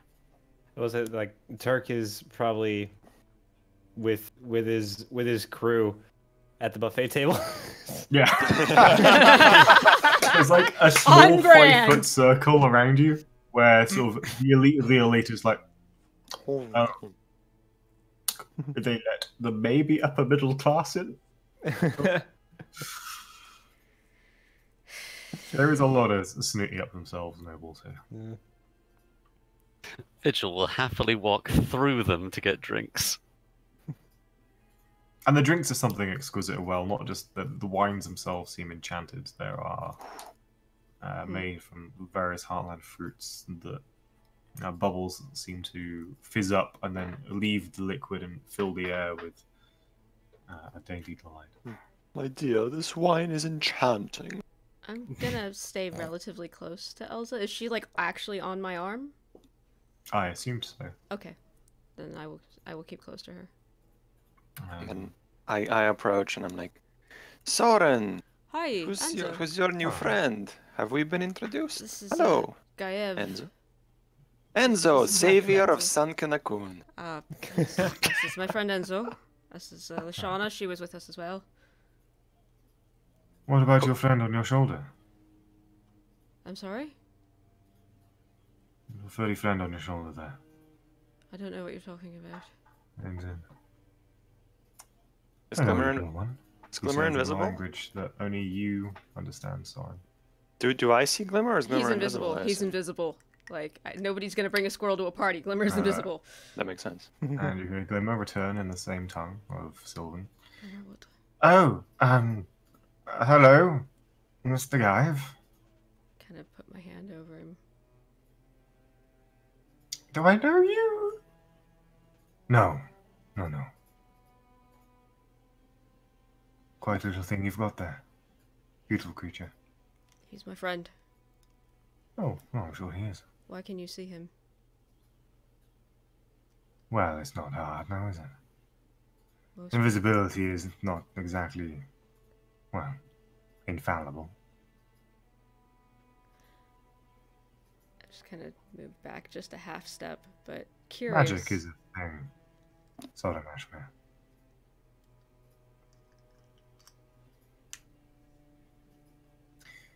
Well, an absolute delight to make your acquaintance. Yeah. So, Enzo, have we met before? There's something familiar about you. Yes, I met you earlier. I was disguised as a woman. Oh. That would explain it. I thought there was something strange. Who are But you? who am I? Gaiv. I'm a diplomat. Gonna From? take a long look at him.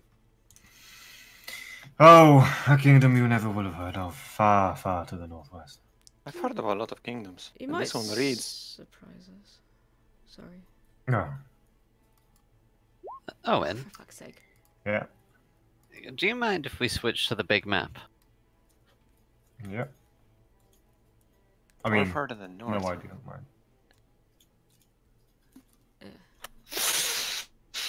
What's to the... Did you say the far east?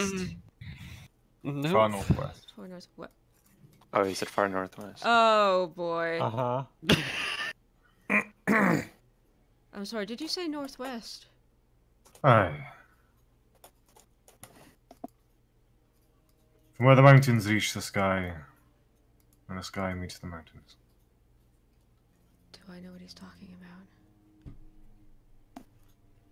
Maybe. The phrases are the vast redundant, mountain and range. redundant are the phrases. I'm sorry, what?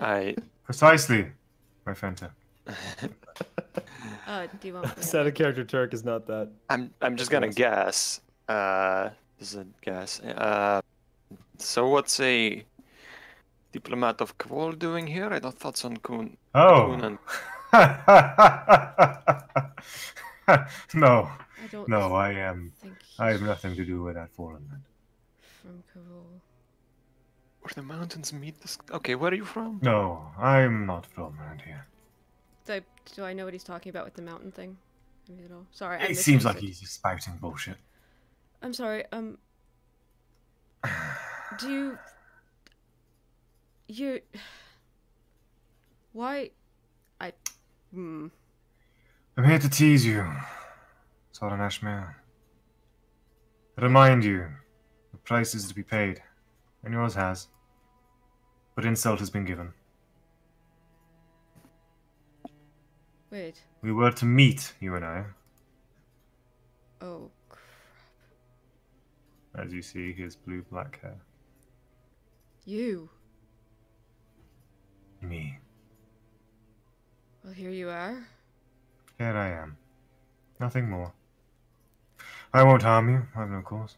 Actually, I will, keeping Glimmer on my shoulder, I will actually bow.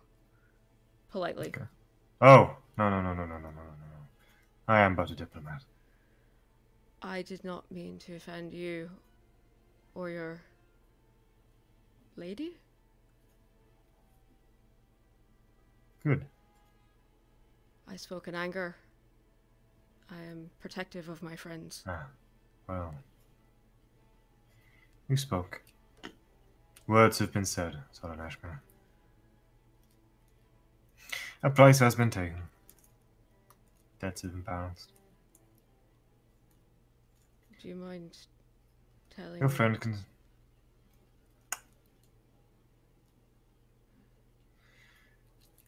My lady does not appreciate her subjects being taken from her against her will. Her lost subject found his way home and was taken from her again. Are you talking about him? I am talking about Hunter Verin, who sits upon your shoulder. A small subject, yes. Well. A theft is a theft, no matter the sum. But I must stress. No harm, no foul. The pun was intended for those who might find such bird-based humor delightful. How may I make restitution? Well, bargain of service would be the most standard approach, but I find, well, from what I can tell, you're quite a strong soul as well. Again, I'm not here to bargain this day. No, you threw away that chance. I'm just here to remind you.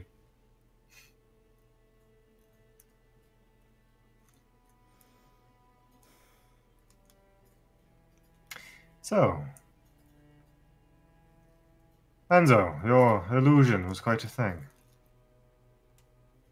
It sure was. So was It yours. fooled me. Oh, yes. You know. Will be unbecoming to come to such things in such a clothing. And Turk Tempest. I like the Turk- cut of your jib.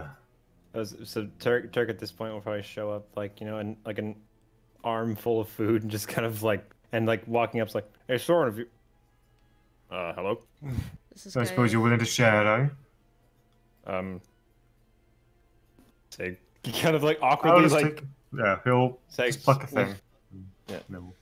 So just for parity's sake, Vigil will return with a glass of whatever drink. Oh, an individual. Here we are. They always come in fours, don't they? Groups such as yours. Strange. Any larger would be cumbersome. No, this is true, of course. This is true. Harder to find rooms, I find. For 5. Now 2. One can sleep on the bed, one can sleep on the floor, but 5. When you get 5 as one on their own or a room with 3, and that doesn't quite work out as well, does it? Anyway, I am beside myself. Apologies. It's been a while since I adventured. Don't let me stop you enjoying the party. I have friends to talk to and such. Turk's kind of looking towards Soren and like seeing what his face is doing. It's doing this. Doing that, doing a concern. Doing a... You know Soren well enough to know that his entire being is like just on edge. Not quite moving into spellcasting, but also not quite certain of really how to hold himself or what to do. His hand is over something on his shoulder, but like... Yeah. It's pretty easy for Turk to guess what that is. Lady Donatori, if I could have a moment of your time at some point this evening, I would love a conversation. Your work fascinates me, I must say. Elsa gives a somewhat unsettled, quick response, non-committal, before he gives her a smile, looks back to your group. Well, enjoy the evening.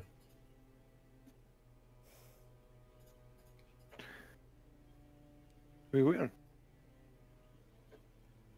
Very good. Wow. Are you going to take him back? Oh, are the vet in there? No. Soren told Not us mine. that this creature was his friend. You said this creature was taken from someone. Which one is it? Well, it can be both, I assume. He died, I think. In the Battle of Shackle, he died and went back to the Feywild. The Fey don't really... And he was taken somehow, and I don't know how, and I don't know what happened, and he won't talk about it. And I called him back Wow. because he sounded scared. And we have a contract, he and I do. We made long ago. So whoever he's beholden to, unless he's been beholden to them longer than he's been in agreement with me. And he doesn't belong to anyone. We have an agreement, he's not mine.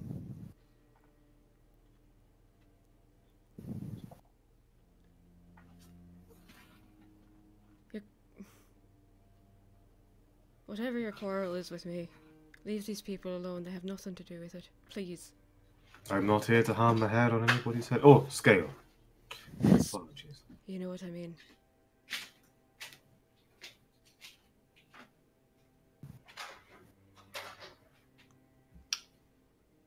It takes a certain boldness.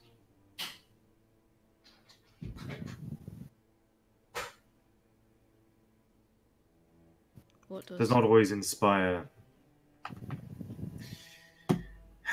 You plucked a bird from under her nose. That's all. He's my friend. Look, I must be off, Solomon. My No, you presence won't. is here to unsettle you. That's all. Congratulations, you've been very effective at your job. I try to be. Yes, Enzo. I know you wanted to have a word with Elsa, but I would also like to speak with you for a brief moment before you leave. Of course. Come find me whenever you have the time. I'm always excited by the opportunity of conversation with a handsome devil such as you.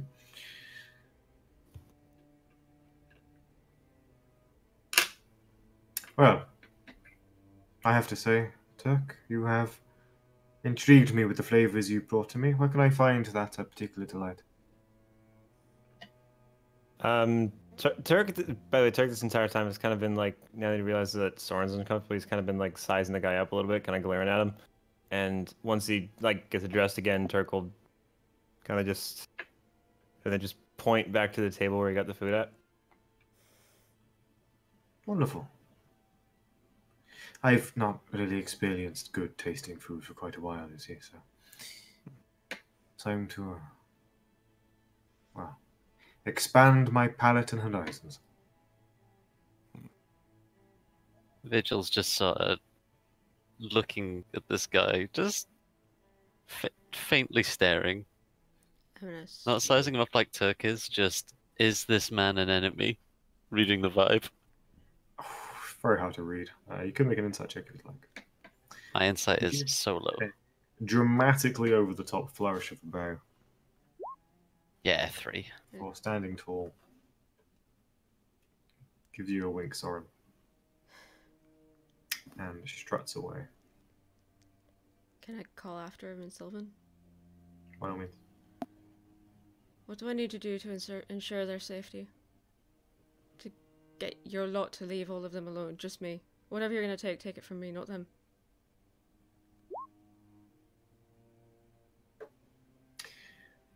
Well,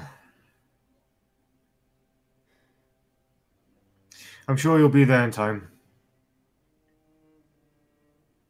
Beware. They can wait. You will not be harmed or threatened or all your friends. I don't care about me, I care about them. I'm talking about them. We have no interest in a fight, we just want to know. Well, we want you to know. You know, I could go into a whole cycle, it'd be very unbecoming. You know, we know you know. I'm aware. Good. I wish you'd come to talk to me. I only wanted to parley. I regret you had to go through those you did, but they were the closest contacts we had at the time.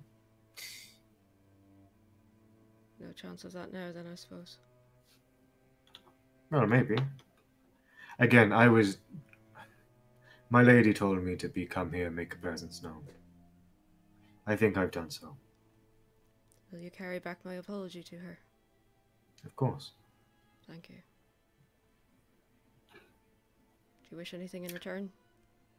He seems momentarily distracted as a young noble in a particularly exotic garb wanders by, and he kind of does a 360 pirouette as his gaze follows him around it.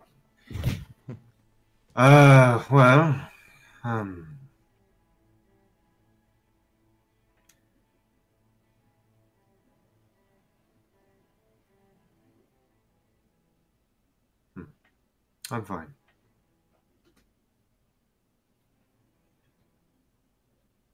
Quite honestly, I can't wait to have more of that, whatever your friend Turk bought me, so I'm going to go partake of temptation. And, well, experience what the evening has to offer.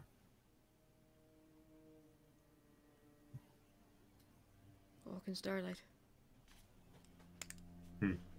Well, we'll be watching. I have no doubt. Turk's gonna kind of lean down towards Soren and be like, "What? I fucked up, I think. He mingles once more with Crab. When I Vigil will wander Don't, over. when I I called just Glimmer don't- back, I was supposed to meet with. The hags told me I was supposed to meet somebody here, and that was him. And instead of meeting with him, I called Glimmer back by true naming him, or whatever it is that Saldo and Kryn does. I didn't expect it to work. And the lady that he serves is offended. And rightfully so, I think, now that I think about it, how things work for them, and I've done something. Oh boy. Is he a Fae then? He is definitely Fae. And who is his lady? Lady of Winter, I imagine. Who's that? The Queen of the Winter Court. Probably not somebody we want to mess with." Nobody we But want hey. to mess with. I didn't know that's who I took Glimmer back from. Yeah. Turk's gonna just is- put his hand on Soren's shoulder for a second and just kind of like, "Hey, Yeah. we're gonna make this okay. Everything's gonna be okay." I'm just afraid that they're gonna take things out on all of you rather than me. I don't care what happens to me, but the rest of you or Elsa. I actually look to Elsa now because she's here while I'm having this conversation, and don't be alone with He him, seems please. to Don't. break out of a reverie. But... Oh, no. He's, No, I'm here with you. No, I just mean don't go anywhere by yourself with him or anything like that. I don't know that. I mean, he's not gonna hurt us. I don't think. He said he wouldn't, and Faye are weird about their bargains, but Soren's kind of. Oh, he was Faye. Yeah. Sorry, no, I was distracted for a moment. Are you all right? No, I'm fine, yes. Okay. If he needs opposition, when the time comes, we will all deal with it. Whether or not it becomes, whether it is your Soren, I assume we would all participate in defending you, No. should this it come isn't- to it. I don't want you all caught up in this. This is my fault. Well, whether you don't want it or not is one thing, and whether we want to or not is another. So, stop with the self-pity bullshit. What? Just stop with it. Yeah, we're your friends, and if we can help you, we're gonna. That's not self-pity. I'm saying I made a mistake and I don't want you to pay for it. Well, the mistake is made, and now we deal with the consequences. Just... I want the Soren that was about to die and fucking bled out of his nose casting a fireball. I want that Soren. I don't want wallowing in self-pity, crying about how he doesn't want his friends hurt Soren. The person that... Alright, if we're going to go there with this, I'm keeping my voice down because we're at a party and it's polite company, and I just step closer to Enzo, keeping Elsa close. The same person that nearly killed himself trying to cast a fireball when he had nothing left is the same person who doesn't want you to get hurt for a mistake that he made. They're the same people, Enzo. I know. So... Well, it just seems like, I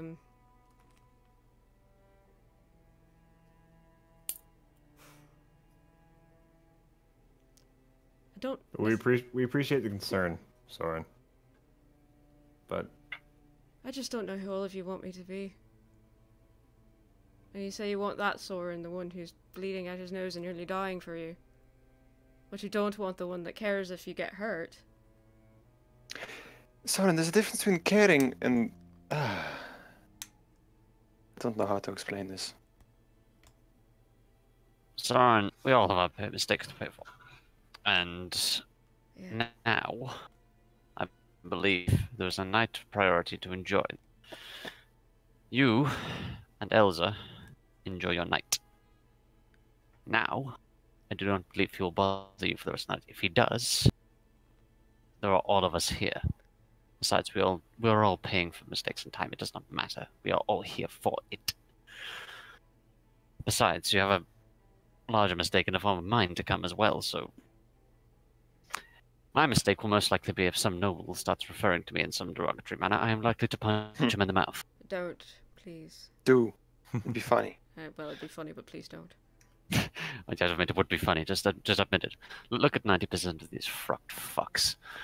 Look at them wandering around in things that probably cost more than 90% of the districts here. Look at that one over there. Bright blue one.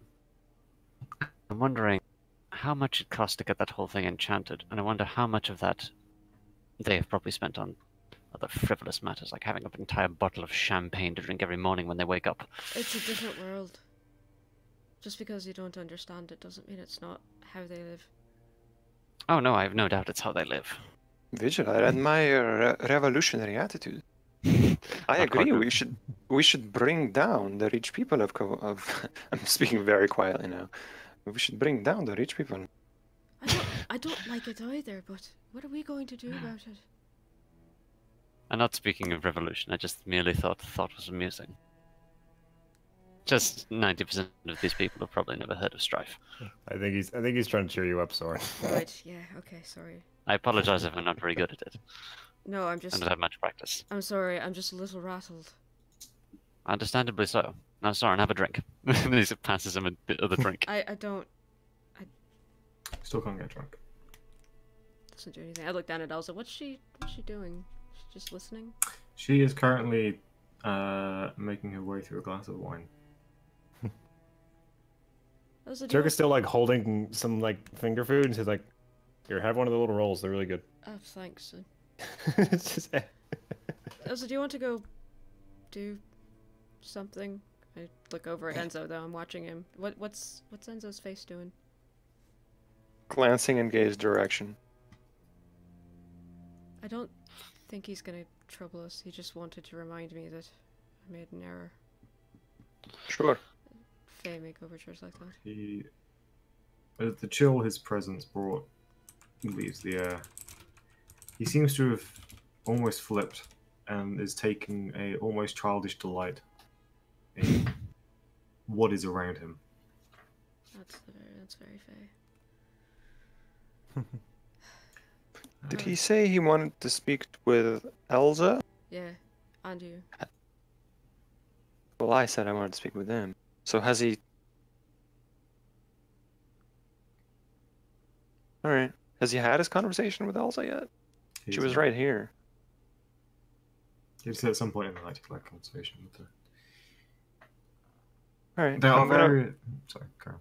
I'm gonna mingle. I'm gonna walk away from this three. I'm gonna mingle. I'm gonna hang out with Lashana. And then the whole time keep an eye on Gabe. And if he doesn't approach me in like half an hour, I'm gonna approach him. Okay. One thing, as you sort of mingle, you hear a number of overhear a number of discussions going on.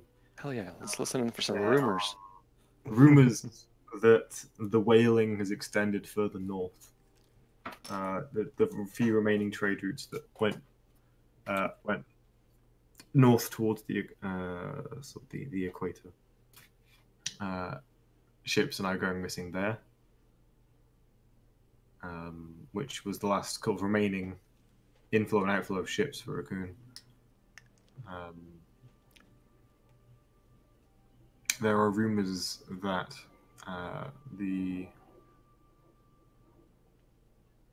not so much rumors, but talk that now would be the perfect time for Raccoon to deal with the Honeycomb Isles and the pirates that they hold, given as the Wailing surely strikes both as bad. But then others say that the Wailing is the work of the Honeycomb Pirates. There are rumors of war. Some outlandish claims that Spadia or Tessel might be a target. Tessel's recent ambitions in the gemstone trading market has angered some merchants in the city who would be all too happy for Raccoon to claim such avenues of trade, but the consensus does seem to be that the growing tensions the lands west of the Coon, known as the Cradle of Kavol, probably the cause. There is a great deal of tension in the city, what with everything happening. Lots of complaints about lost revenue. Is it possible to sue the contract? If the contract has an eidolon and is to be this disaster is to be considered an act of God, you know, which God is responsible for it? And rumors of events that you are already more aware of than the rumor of, you know, the Serpent Men have struck again. That maybe they were behind it as a cover for some grand assassination. Maybe some are here tonight. There's a continued talk that you've overheard elements of regarding how Rosalina Nicosi came to be the Red Quill Seed and the somewhat short term of a predecessor. There are rumors of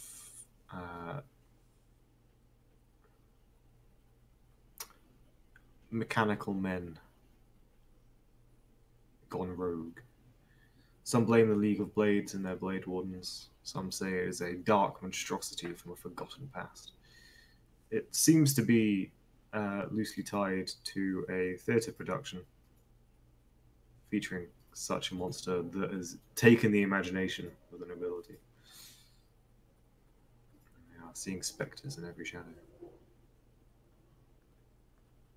One rumour that does seem to be true is that some of the fish is delicate, and it'd be advised that people stay clear of it.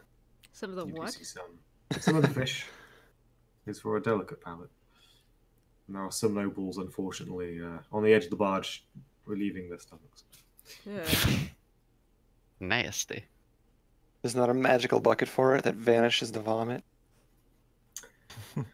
Unfortunately not, no. Although servants are very quick to bring towels and such, but they might clean themselves. Is there any rumors? I will, if I don't hear anything, I'll inquire about Palmer. Oh, Is he here? No, I think so. Well, I don't know. Might be. We don't know. I would say his mask is particularly recognizable. He is here. You do see him in the distance. Not really talking. He's kind of standing in the shadow of one of these Of course. extra decks. Palmer is Enzo in the future. That's what happened. Yeah, sure. That's definitely not true. Headcanon. There's all sorts. People think he's a vampire. People think he is nothing more than a canny businessman using theatre and antics to his advantage.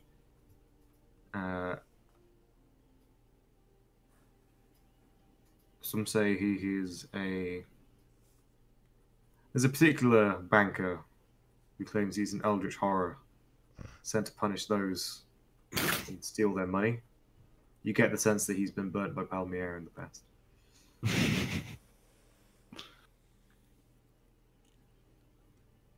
But does he, the common consensus is that he's weird. No one really trusts him or likes him.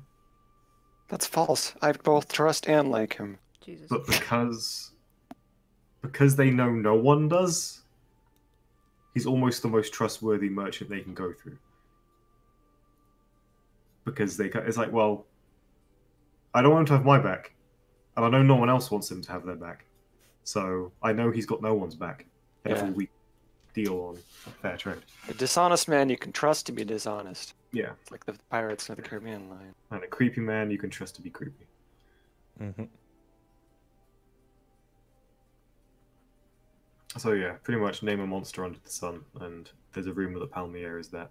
Or at least the thrall or spawn or creation of a mad wizard. Or, Abeloth. there's one idea that he is a warlock with a patron of gold. For the wealth he brings in. Oh my god, he's part of the currency conspiracy from Kofsa.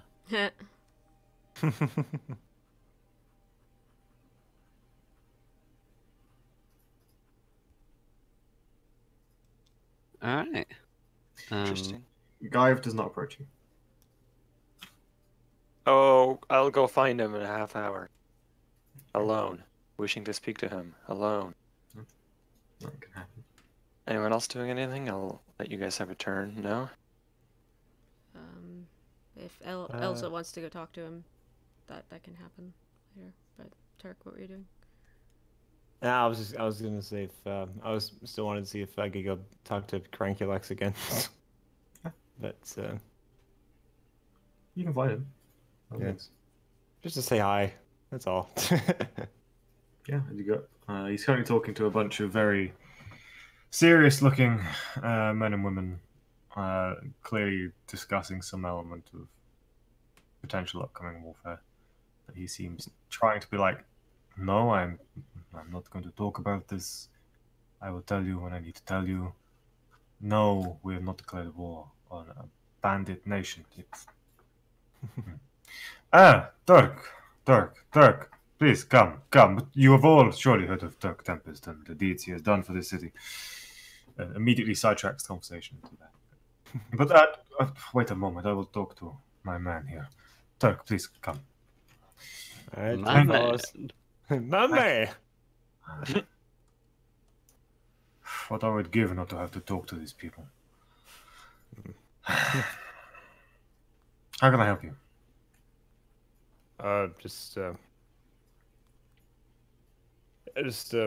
We hadn't spoken properly since the since what happened. So yeah, just wanted to also just wanted to say hi. The I suppose I don't really have that problem that you're having tonight about like people wanting to like, at least not this type of people. The people like this don't typically like talking to me, and I'm fine with that. Yeah, I wish I was in your shoes. The worst thing is they're all money-grabbing merchants. They pretend to care about the contract and the people, but, well, no, it'd be disingenuous to say they don't care about the people, but, you know what I mean.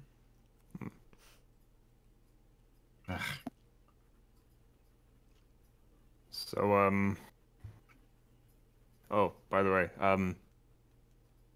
I wanted just to get a quick confirmation about something. But I kind of gestured to some of the bits of my costume that are from the Heartlands again, and kind of just say like, not the Heartlands, but you know what I mean, the one from Lorak. yeah, where I'm from, yeah. Consonant of What's Lorak. the name of the place again? Sorry, Lorak.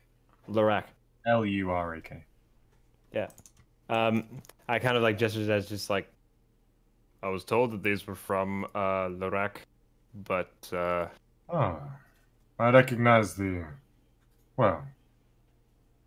broad themes. Yeah. That's beautiful. Where did you find it? it was it's a little shop by the in one of the it's sells like kind of stuff from all over the place. Actually everything I'm wearing is from there. So it's good. And the people there are really nice. Fashion of home.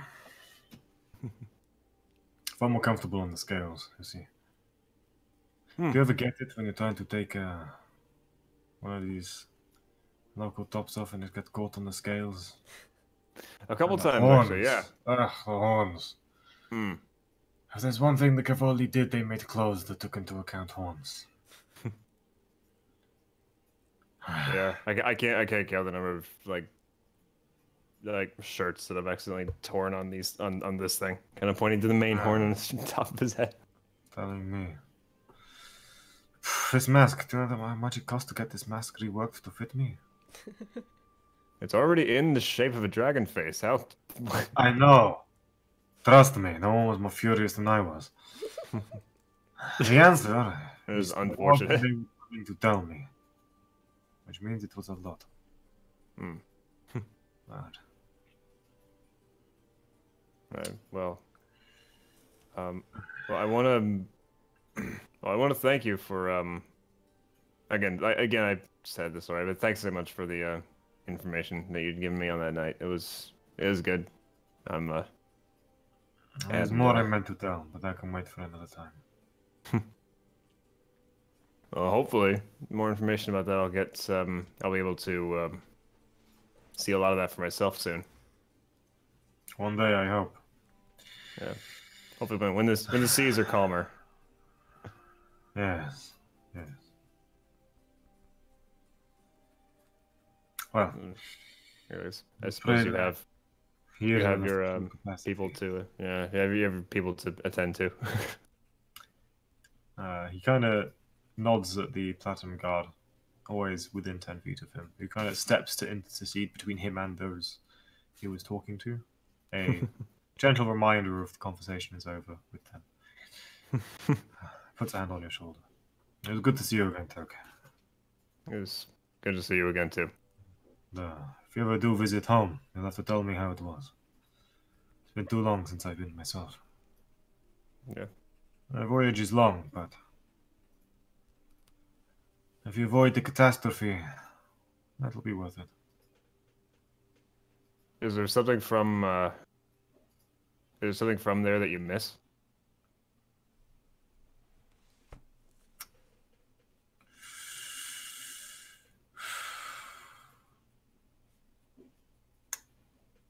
The snow in the mountains I grew up.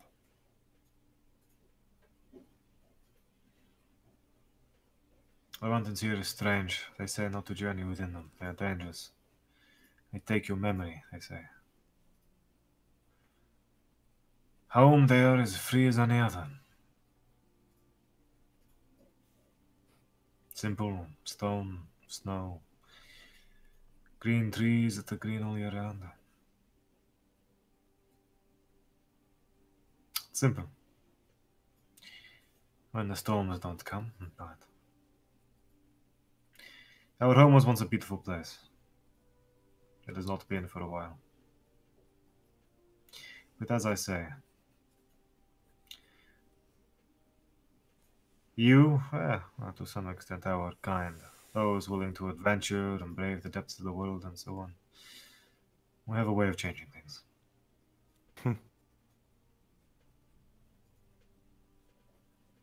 Yeah. So, I must return to talking the talk and walking, how they say, the walk, so. All right. Have a good evening. If one more person mentions a war to me, I'm going to turn them into an icicle. Excuse me. Farewell, Turk. Good to see you. Oh, yeah. Turk will kind of like bow a little bit and then start to head back. Okay.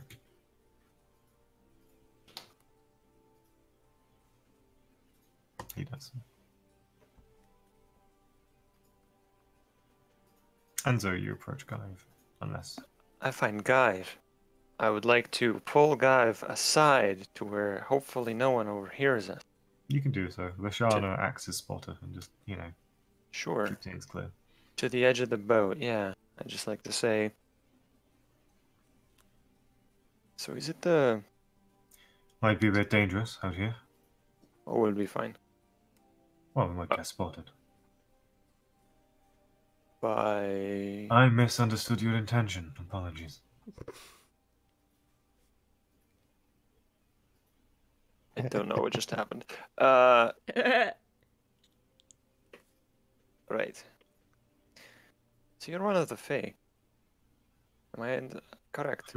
Well, You have another word we're for in it? close relations. Your lady is definitely one of the Fae. Almost certainly. Does your lady... How do I put this delicately? Does she offer power in return for loyalty? Oh, she most certainly does. Great power. There are contracts to be made of, well, I would say patronage, bargain. but perhaps matronage more accurate in this case. Yes. Nothing so crass as a soul or such. And your lady, judging by your powers, you can do illusions with her blessing. She has given me such capabilities. I just wanted to say that I'm interested. Perhaps The not kiss available and right now, beauty but of winter is mine to command, I might say. Not entirely, of course. I am but a humble servant bound to see to my lady's will. show me an example. Well, What you're capable of.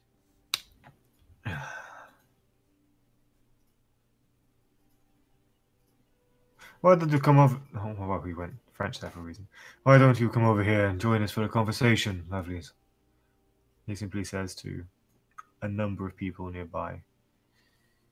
And a 10-foot by 10-foot section of politely conversing crowd. Just a number of them turn and wander over, fascinated. So it's enchantment more than an illusion, then. Friends, you may return to the conversation you were having. You bore me already. Gives them a smile when they ha ha ha ha. And return back to where they are. This is the kind of guy that like you would thank him after he slaps you in the face. Mhm. Thank you. May I have another? Well, illusions are also part of the purview. What can you do Well- in that realm? Well, mechanically, of course, it's as if I'm a Fey Warlock in the PHB. To some degree. But, mortals aren't supposed to know about that. Go. Okay. I'm afraid God's mind has forgotten some of the capabilities of such a creature. Jesus. Well, I will ask him to do an yeah. illusion. Illusion and enchantment is definitely the... Sure. I'll ask him to do an illusion. I assume he performs something for me. And then I'd like to mimic it. Although I don't have silent image anymore, but maybe minor illusion can do.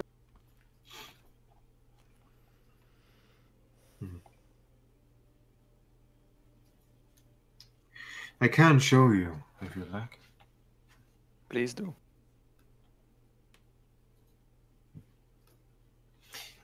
Now, I will say I don't mean to harm you, and for purposes of, well, fair play, of course. I will not harm you. If you feel like I'm harming you, do just say. I wouldn't want to scare you. I just do like a go for it.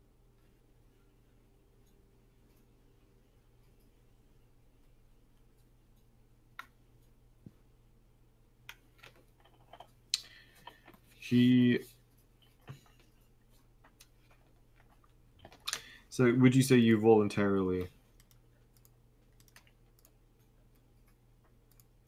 Is an illusion being failed cast any on me? wisdom save? Yeah. Sure, I'll fail that. Okay. You are suddenly plunged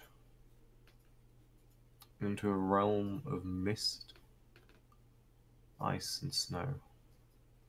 The ice and snow is never quite in sight, but you can feel it on the air, and it's always just on the edge of your vision. You are enchanted.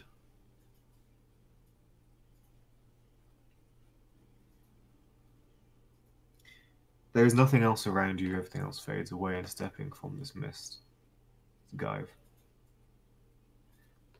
As he steps closer, trees seem to spread, leafless in winter, from the earth around you, closing in and in and in until it's just you in a very tight, intimate grove. He leans close, face almost touching yours, feel the cold of his breath on your skin, prickling. Now, Impressive. we are quite alone here, Enzo. If there's any little things you'd like to share. I try to do a spell.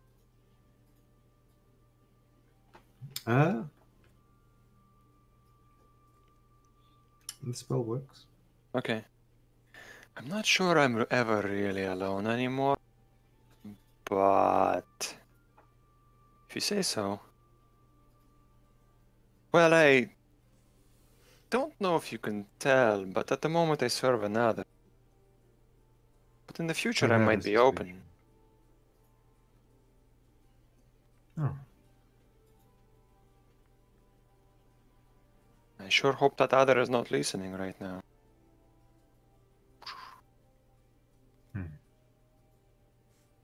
Intriguing. Do keep in touch. It would seem I went fishing for one beast and caught quite another. Do you have anything you can give me to contact you or your lady in the future?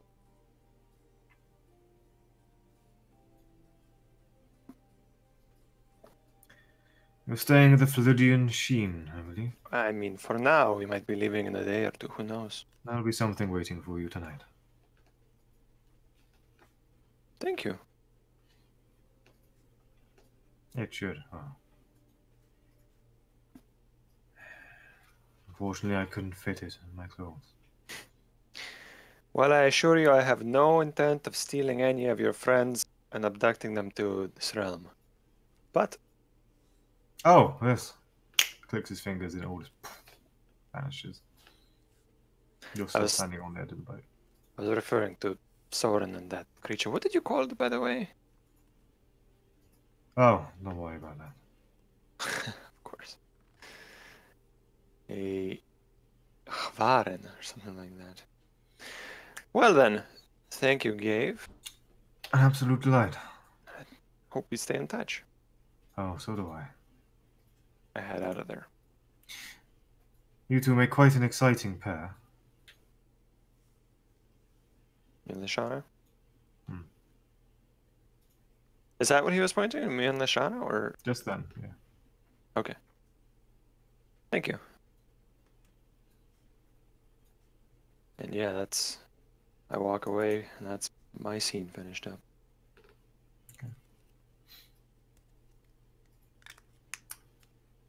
The evening slowly escalates in spectacle.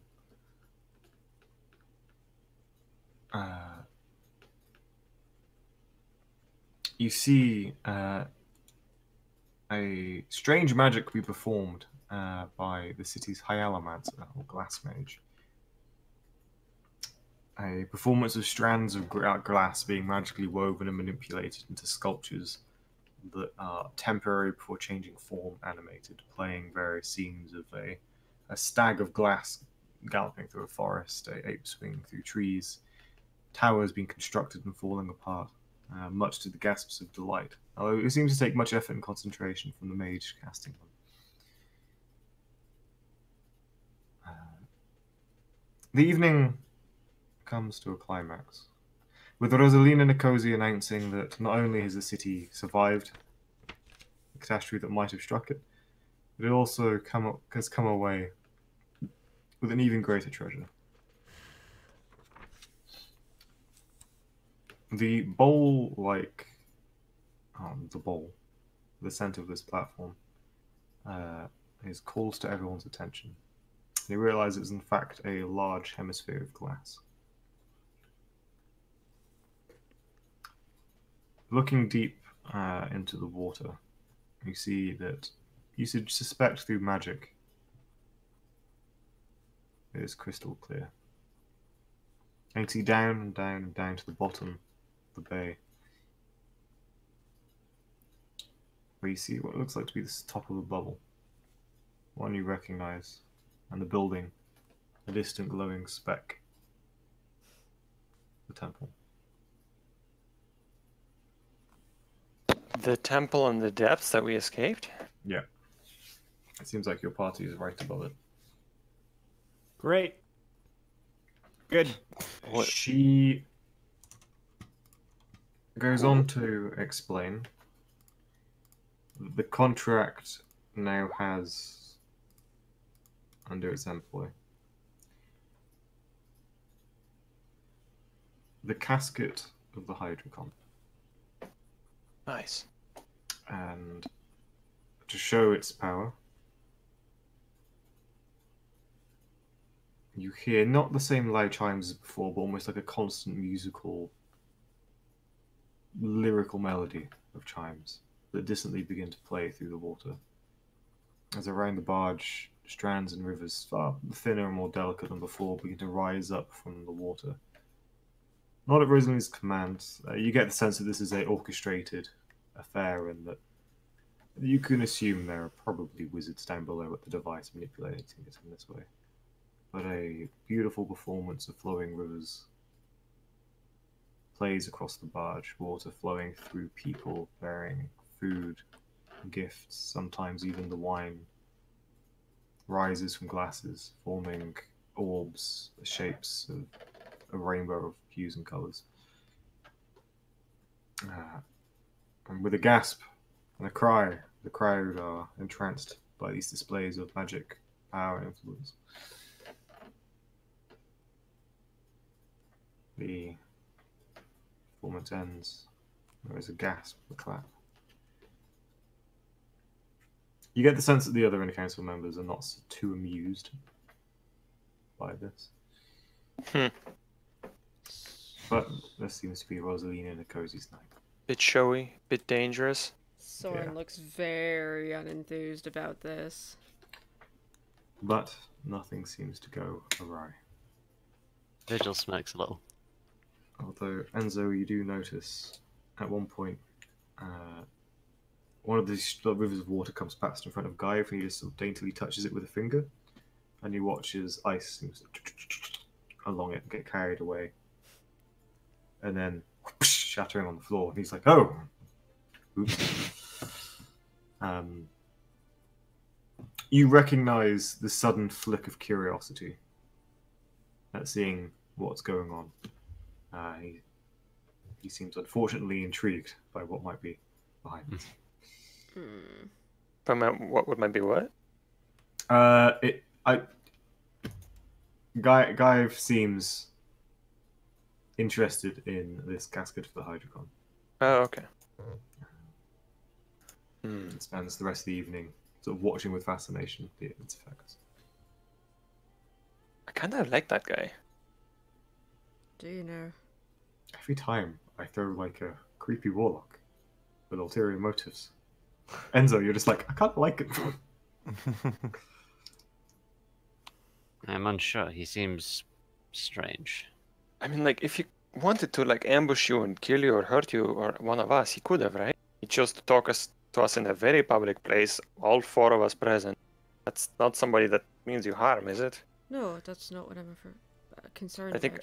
I think what he said he was trying to intimidate you is correct, but he doesn't wish you harm. Just in the same way that maybe Polmir would send someone to remind us, hey, you work for me. Yeah, I don't know what that's gonna mean. I guess I'll find out. Guess we'll find out. And I think, in the interest of time, we will leave it there for this week. Alright. Sweet. Alright. All right. Dang. Well, That was a session. those are things that happened. Dang. Mm-hmm. No 7 gonna hours have today, the- dragons. Are we gonna have the tail end of the party next session, or is that just it for the party? Well, I assume there will be sort of the main bulk of the party has occurred, which that's been a lot of kind of spectacle watching. The not after party, but yeah, the The after party. So there is an after party, I suppose. Alright. Alrighty, well. Cool. So thank you, Owen. Yeah, thank you, Sorry. Owen. Oh yeah. Thank you for Yeah, man, that. thanks for running. I mean, thank you all for playing. And we hit level 10, right? Right. I'm just kidding. Well, I am just 20% of the equation. We I'm trying to think. Normally we're like, we saved the fucking world, or we beat a glass snake. We Went to a party? went to a party. yeah. Bit of a more chill session today, which was cool. Which is nice. Nobody died. Yeah. Nobody died. But yeah, so Next thanks so session, much, everybody. Yeah. yeah. Next session, we gotta retrieve that fucking box, and that'll be Interesting. interesting. Yeah, that'll be interesting. Ouch, If it's, just by the way, stabbed myself. to get yourself primed for the next session, if you haven't seen it already, Yeah, episode 0. the one shot, yeah, episode 0. It's on YouTube. It is. So yeah, watch that before next week, Mm-hmm. so It's you like can 6.5 understand like hours, what's, but it's a what's trip. going on. Pretty long, yeah. Yep. Yep. Also, I realized that coming up now on next Sunday, I'm going to be I'm going to be back home in Canada for that. Hey. So I'll try to be here for the game. If I'm the internet is not great back home, so look forward to that. It might be just like Hope no you can make face next. Oh to- yeah, just voice and being fine. It might just be voice. I may cut out a lot. If that happens, then I apologize. But yeah, I'll. It's fine. It'll be the second one that's happening to. Yeah, We'll see. there you go. We will figure that out when that happens. Yep. So Yep. this episode will be up on YouTube in a couple of hours. If you missed anything, thanks for hanging out with us. Thank you, RPG Lab, for the raid this evening. Super awesome of Yeah. you. And we will be back next week, 6 p.m. GMT as usual, and look forward to seeing you then. So, see you guys. Be good to each other. Be kind. And if you can't be kind, well, fuck off. So, good night, everyone, and have a See great ya. one. Bye. Bye.